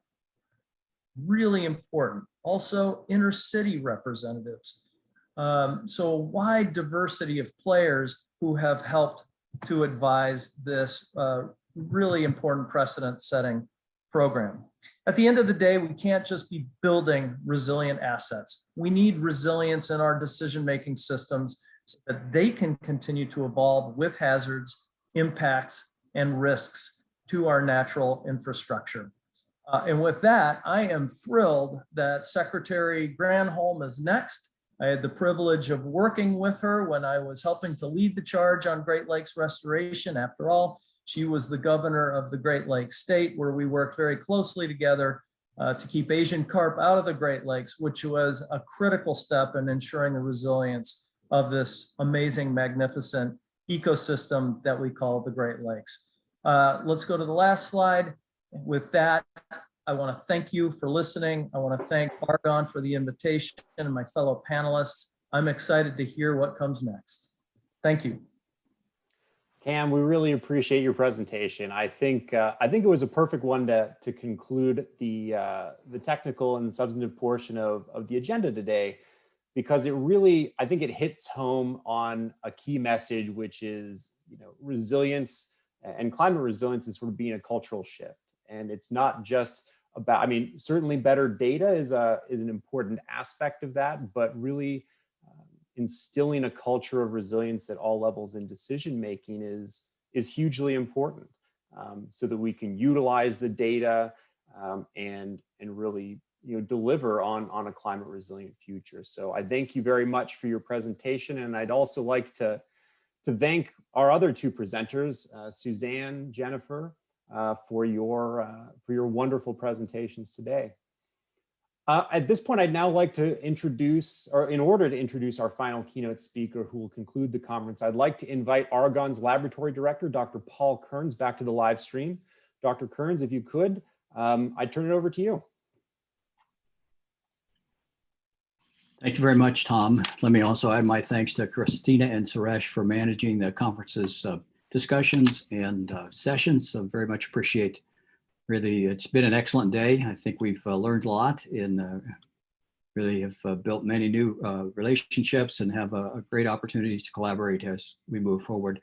Additionally, I'd like to express my appreciation for today's panelists, a really rich conversation throughout. I'll have to also extend a special thank you to Shalonda Baker and Congressman Caston as well for joining us. And most importantly, let me also thank our attendees for participating in the conference today. Very much appreciated again as well. It's my distinct honor at this time to introduce Jennifer Granholm, the 16th Secretary of the U.S. Department of Energy. Secretary Granholm was the first woman elected governor of Michigan. She served 2 terms from 2003 to 2011. Before then, she was the first woman elected Attorney General of Michigan, and after her 2 terms as governor, she joined the faculty of the University of California, Berkeley, as a distinguished professor of practice in the Goldman School of Public Policy. On behalf of Argonne, welcome Secretary Jennifer Granholm to the America Resilience Conference.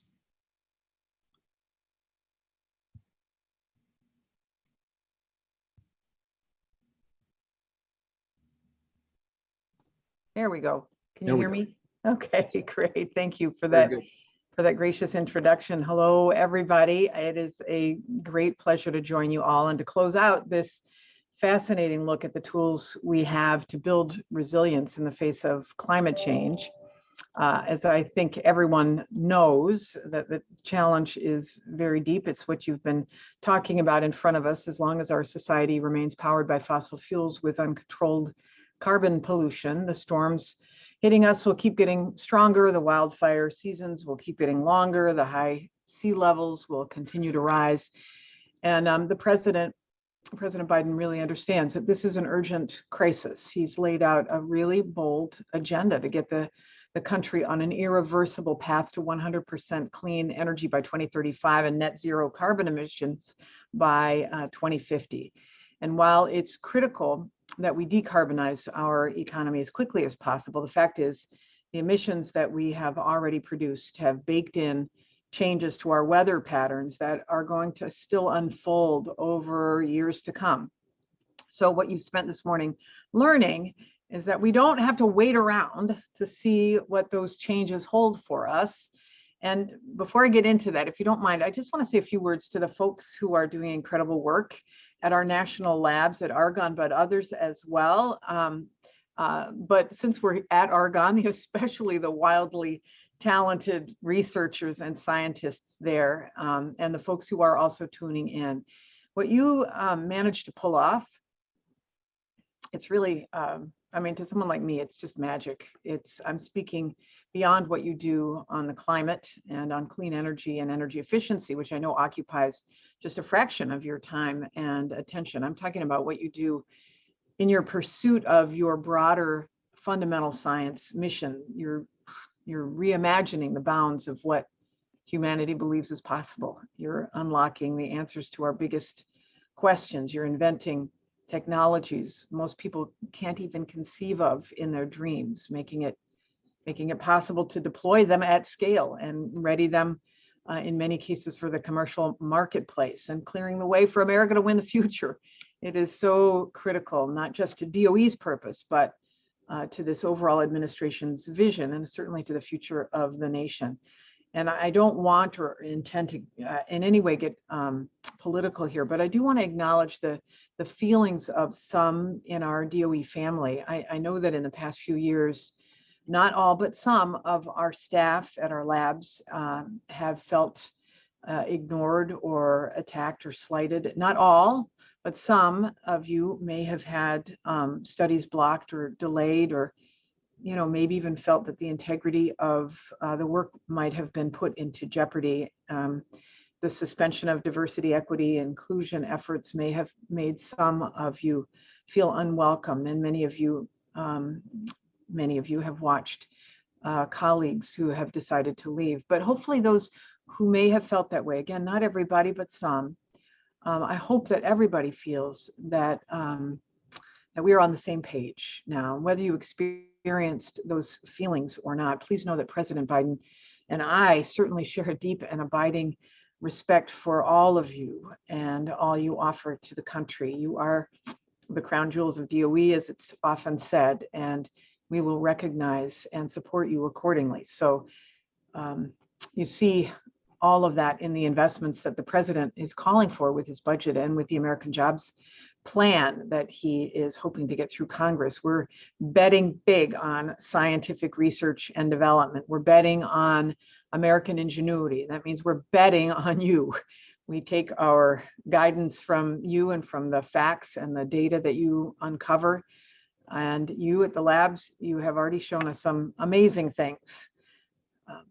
DOE's labs were able to map out, for example, projected spread of COVID-19. I know you've probably talked about that. Labs like Argonne help the energy industry and states understand the risk of natural disasters on critical energy infrastructure. I know you've talked about that. These labs can tell you the state of our nuclear stockpile and how these weapons would perform without any physical testing. It's amazing. They can help a city like Los Angeles figure out what they need and how long they need to transition to 100% clean energy by the models and the tools that they are developing. And as our conference attendees heard throughout this morning, we can crunch and model this data quickly to see the future of these climate impacts.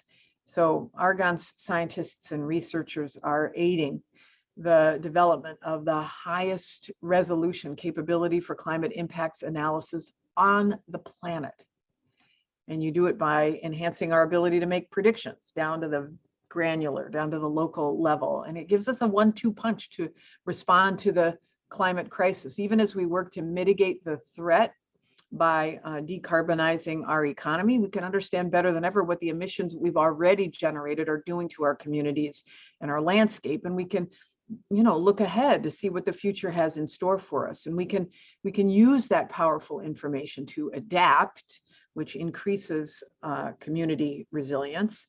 And it's especially critical for disadvantaged frontline communities, often lower income and communities of color, which are already feeling the impacts of climate change. I know Shalonda Baker talked about that.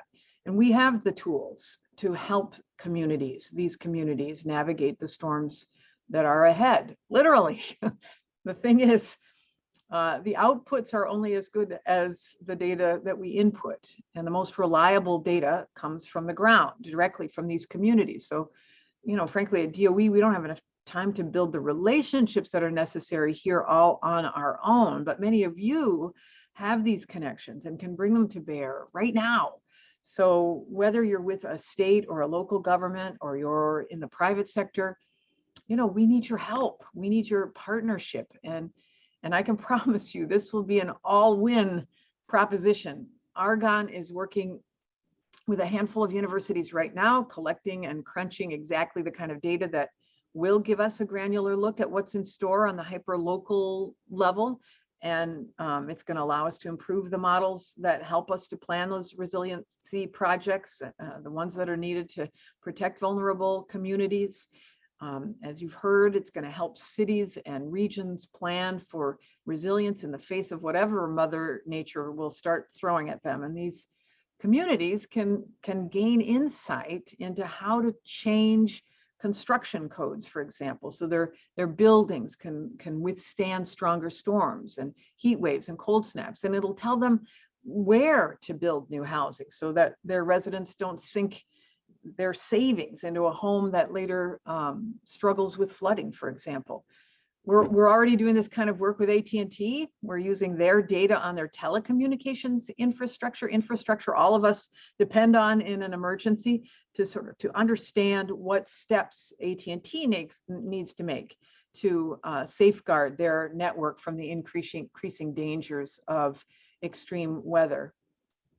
And let me just emphasize that the work to make our communities and our country more resilient to the impacts of climate change will only be possible at the scale we need with this American Jobs Plan that the President has proposed. Not only will our labs get more support to help advance this modeling and to bring it to more and more communities at scale, but we will also have the money to rebuild our infrastructure in these communities in a way that anticipates the extreme weather that the models tell us is coming. So think about what that would mean for a place like Texas. What if the models could let us see ahead of time the flooding that another Hurricane Harvey would cause, or when the next deep freeze will hit? We can map out what parts of the power grid to prioritize for weatherizing, where the demand is going to surge. We can map out how to balance it, how to keep the system running, and we can get our residents prepared. So next time, rather than anyone shivering in the cold after a grid failure or wading through waist-high water in their home, they'll ride it out, cozied up with their families, somewhere safe and comfortable, because we've warned them. So the point is this, that these once-in-a-century storms are showing up more regularly, and they're going to keep coming. But not all of them need to be crises. If we work together, we can take hold of this future. So I'm asking for your partnership. Let's tap this great American ingenuity that has delivered the world's most incredible technological breakthroughs. Let's show the world that even against a challenge as great as climate change, we can adapt, we can grow more resilient, and we can thrive. Thank you so much for attending, and thanks for all the work that Argonne is doing. Back to you, Paul. Thank you very much, Secretary Graham-Holm, for your remarks and your comments. I want to also thank you from a personal standpoint for reaching out and sorry, I did realize my video wasn't on. Now it's off again. I was commenting, I wanted to thank you personally for your comments regarding the national laboratories really reaching out, not only to Argonne, but the rest of the laboratories. We have many participants from other labs here today as well. And so thank you very much. That means a lot to us. It's great to know that science matters and that we are, as a national laboratory complex, our contributions are highly valued. So we very much appreciate your remarks in that regard as well. So thank you. Looking forward to a brief discussion here. I've got a few questions for you if you're up for it, if you don't mind. I'm game. Let's go. All right. Okay, good.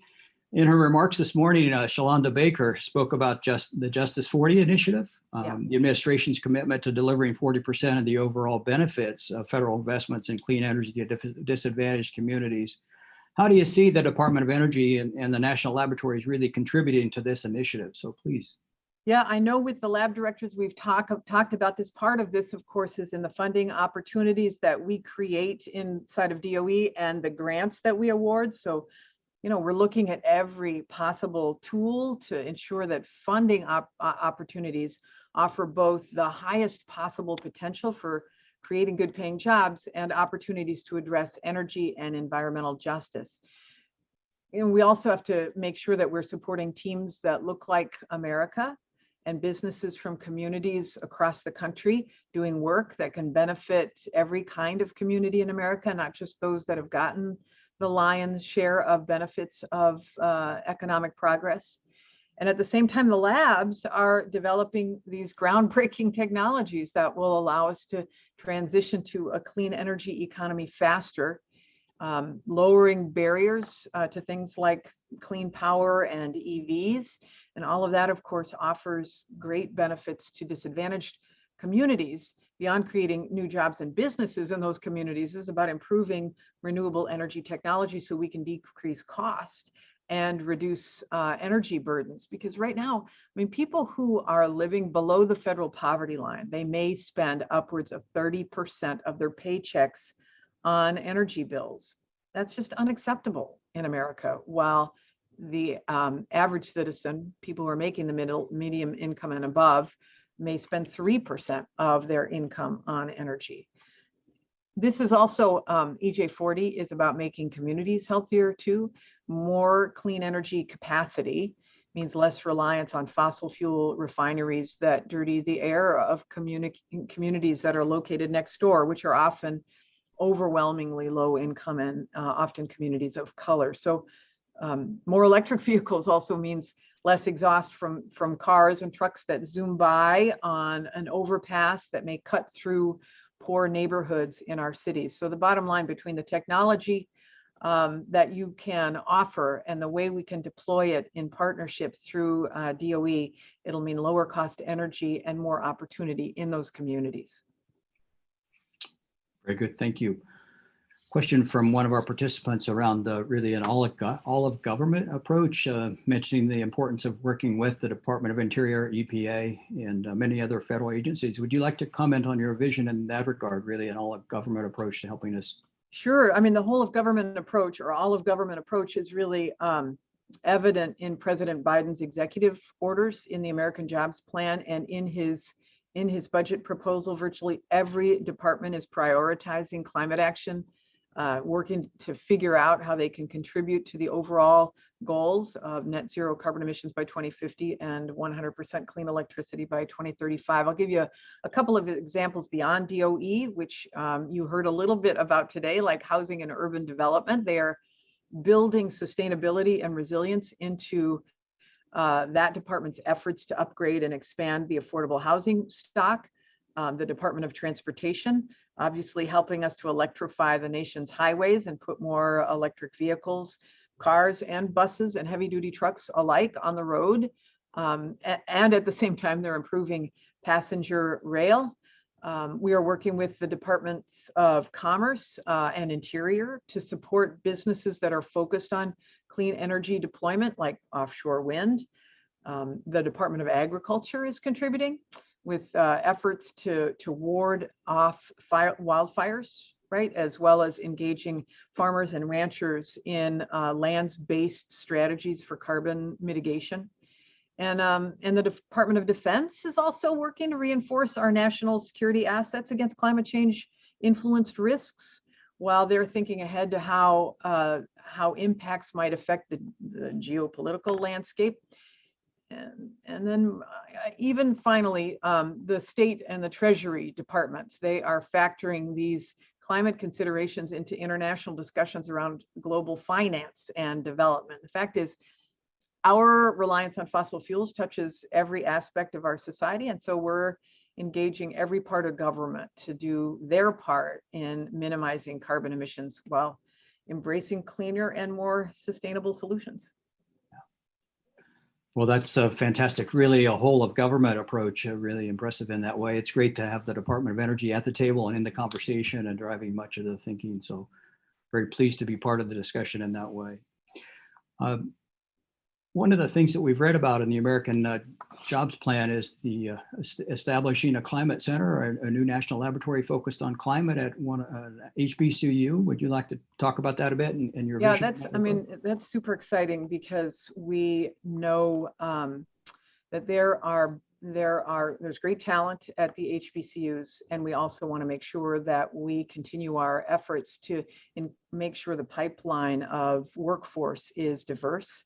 And so while obviously there will be a process about selecting which HBCU, and we also have to get the plan through Congress, but the idea of being able to have have offered the respect of these historically Black colleges and universities and minority serving institutions as part of our economic portfolio, I think speaks volumes about the priorities of this administration to be inclusive, to have our scientists at our labs look like America, and to make sure that we have a workforce that is, you know, being trained up to do the kinds of work that you do here at Argonne. And I'm very excited about that.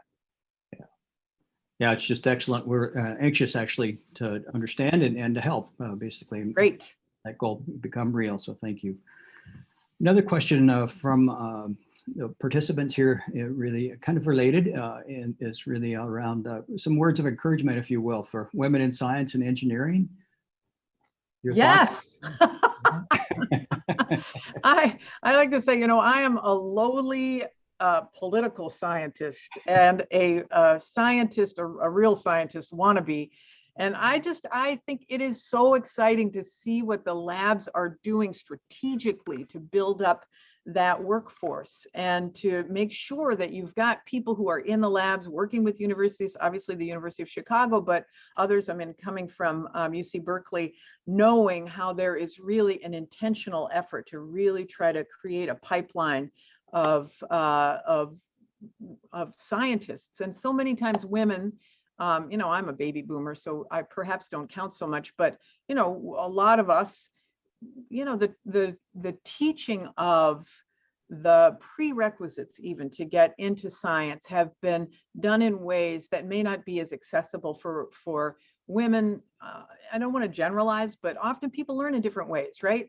And so having a broad swath of people who are developing curriculum and are inspiring these young people to go into science, and having great scientists that look like America is so important.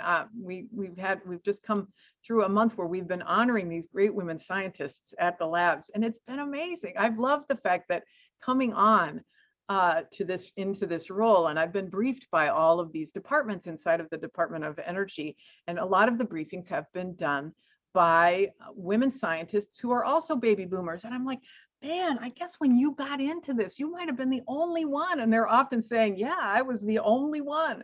And so we don't want women to be the only one. We don't want to have to continue to break. We want, you know, to say when you break a glass ceiling, it just means, you know, somebody threw a rock through your sunroof. We want it to be just every day that women are part of this science endeavor in the United States. So it's exciting to see the efforts, and we've still got work to do, obviously. And so I appreciate the continued efforts, the doubling down on efforts to have labs and scientists across the DOE enterprise that look like America. Oh, well, very good. Thank you for those remarks. Very encouraging. Just kind of by circumstance, we're having the Science Careers in Search of Women at Argonne tomorrow. We've got about 200 high schoolers and middle schoolers signed up. So we're quite excited to have them join in the conversation. And I would say, you know, I mean, Paul, I think, you know, given the subject area, and especially that young people, you know, millennials, Gen Zs, they want to, many of them want to have a mission when they consider a career that really has impact on the world. They're much less, I would think, and again, I'm generalizing, but studies have actually shown that they're much less focused on just making money instead of, and they want to focus on making a difference. And so it's a moment, especially given the energy focus of the country now and the desire to have America lead in resolving these difficult problems like climate change. It's, you know, it's a great moment to go into science. Yeah, thank you very much. Taking you back a little more directly to a topic related to the conference, what is needed to ensure that new infrastructure built in the US is really resilient against climate change from the start? Well, clearly there's a part of it that is build back better, right? And that is obviously rebuilding, and you know, that's going to be part of what the Biden administration is focused on. But then there's a part that's associated with planning. And that's really where the modeling efforts at Argonne and our allied labs can really be helpful. How do we plan to be able to build it right the first time and make sure that we are going to be able to thrive going forward. I mean, I call, DOE is sort of the solutions department, and the work that is being done on many of the labs, I love to call out like NREL, their efforts to give Los Angeles the means to plan to get to 100% clean electricity. It is a planning tool. And so planning is critical if we are going to make sure that people are safe down the road. So both in building back better and in building for the future, the tools that are at the labs are going to be enormously helpful. Yeah, thank you very much. I appreciate that. One of the things that I was amazed really through the course of the conversation today, we started at a fairly high level with Shalonda Baker kind of talking about the big picture and also the impact on the disproportionate impact upon disadvantaged communities, and moved from that into really a focused conversation on the science of modeling and the progress the labs and the Department of Energy and others are making on that topic. We close with a very practical conversation, by three representatives of communities really trying to manage, if you will, the impacts of climate. And thoughts on how we best communicate kind of the complexity of what we're addressing and really how to get it down to where we are taking action. This is a really great question in terms of how to communicate the complexity. That's sort of one. And number two is how do you make sure it's real for people on the ground, right? Yep. So on the communication side, as I always say, if I can't explain it to my mom, my 86-year-old mom who has only a high school degree, then I'm not doing my job. I have to be able. Now, I might not be able to get her totally enthused about quantum physics, but I want to be able to have her understand what the outcome is, and she can do that. So communicating is important, but also having the impact outside the labs. I mean, I know that you are aware, and labs are very acutely aware of being perceived as being in the ivory tower. And, how do you make it real for people outside? And I think, there's some opportunities.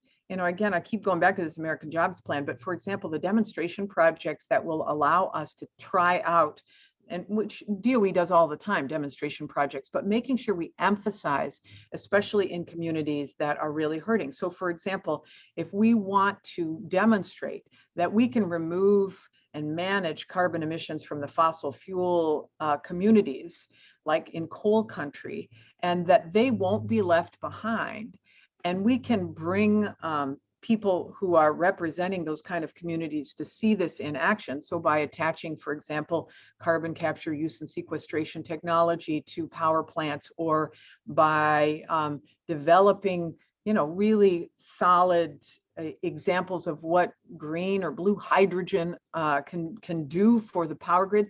If you can show people that I've got jobs there, and that it's clean, and there's a future for me and my family. I say this as a former governor. In the industrial Midwest, the big fear, and it's true in a lot of these communities that feel like they've been abandoned, they feel like their kids are going to move away. There's no future. The parents and grandparents are worried they're never going to see their grandchildren because they're going to be gone to a far-flung coast. They'll be going to great cities like Chicago, but there won't be there won't be a locus for them to come back to because there's no hope. And if any of you've been to communities that have been where factories have pulled up and left and they're like ghost towns, we can't forget those communities. So my point in saying that is that we can show that the technologies that are being developed inside of these fantastic labs have real world application. We've just got to be able to communicate it and advertise that this is hope, this is possibility, and then get people who have been impacted positively, those who get jobs in attaching the technology associated with carbon capture, use and sequestration, or any of the other technologies we're working on. If you can get somebody who's real, who says, I got a job here, that makes the story come full circle. And that, I hope, is something that you and I will work on together, that I'll work with the labs across the country, because the stories that you have to tell are so great for real people. We've just got to crack open the ivory tower Well, thank you, Secretary Graham-Holm, for joining us at the conference and providing remarks and taking a few questions as well. Very much appreciated. I want to say it's really encouraging to hear so many of us throughout the day agree upon the importance of taking action today. Our ingenuity, teamwork, and dedication can help implement science-based solutions to improve adaptation and resiliency to climate change. And really together we can create a clean energy future. A final word, if you would like, please. For me? Yes. I just want to say thank you. Thanks for all who came today, who care so deeply about this, that you would take your time to do it. It means not just that you care about it, but that you will create action, as you say. I mean, we have got to act. And I'll close with, you know, this is a little bit non-science-y, so forgive me, but just to underscore the importance of fighting to make this change happen. You know, Nancy Pelosi describes having visited a bishop in South Africa. And on the bishop's wall was this prayer. And the prayer said, "When at last I stand before the face of God, God will say to me, 'Show me your wounds.' And if I have no wounds, God will say, 'Was there nothing worth fighting for?'" At the end of the day, may we all bear the wounds from and scars from battles that we have waged to conquer climate change and make this world better for everybody. Thank you so much for the work that you do. Thank you very much. This concludes our conference. Please enjoy the rest of the day. Goodbye.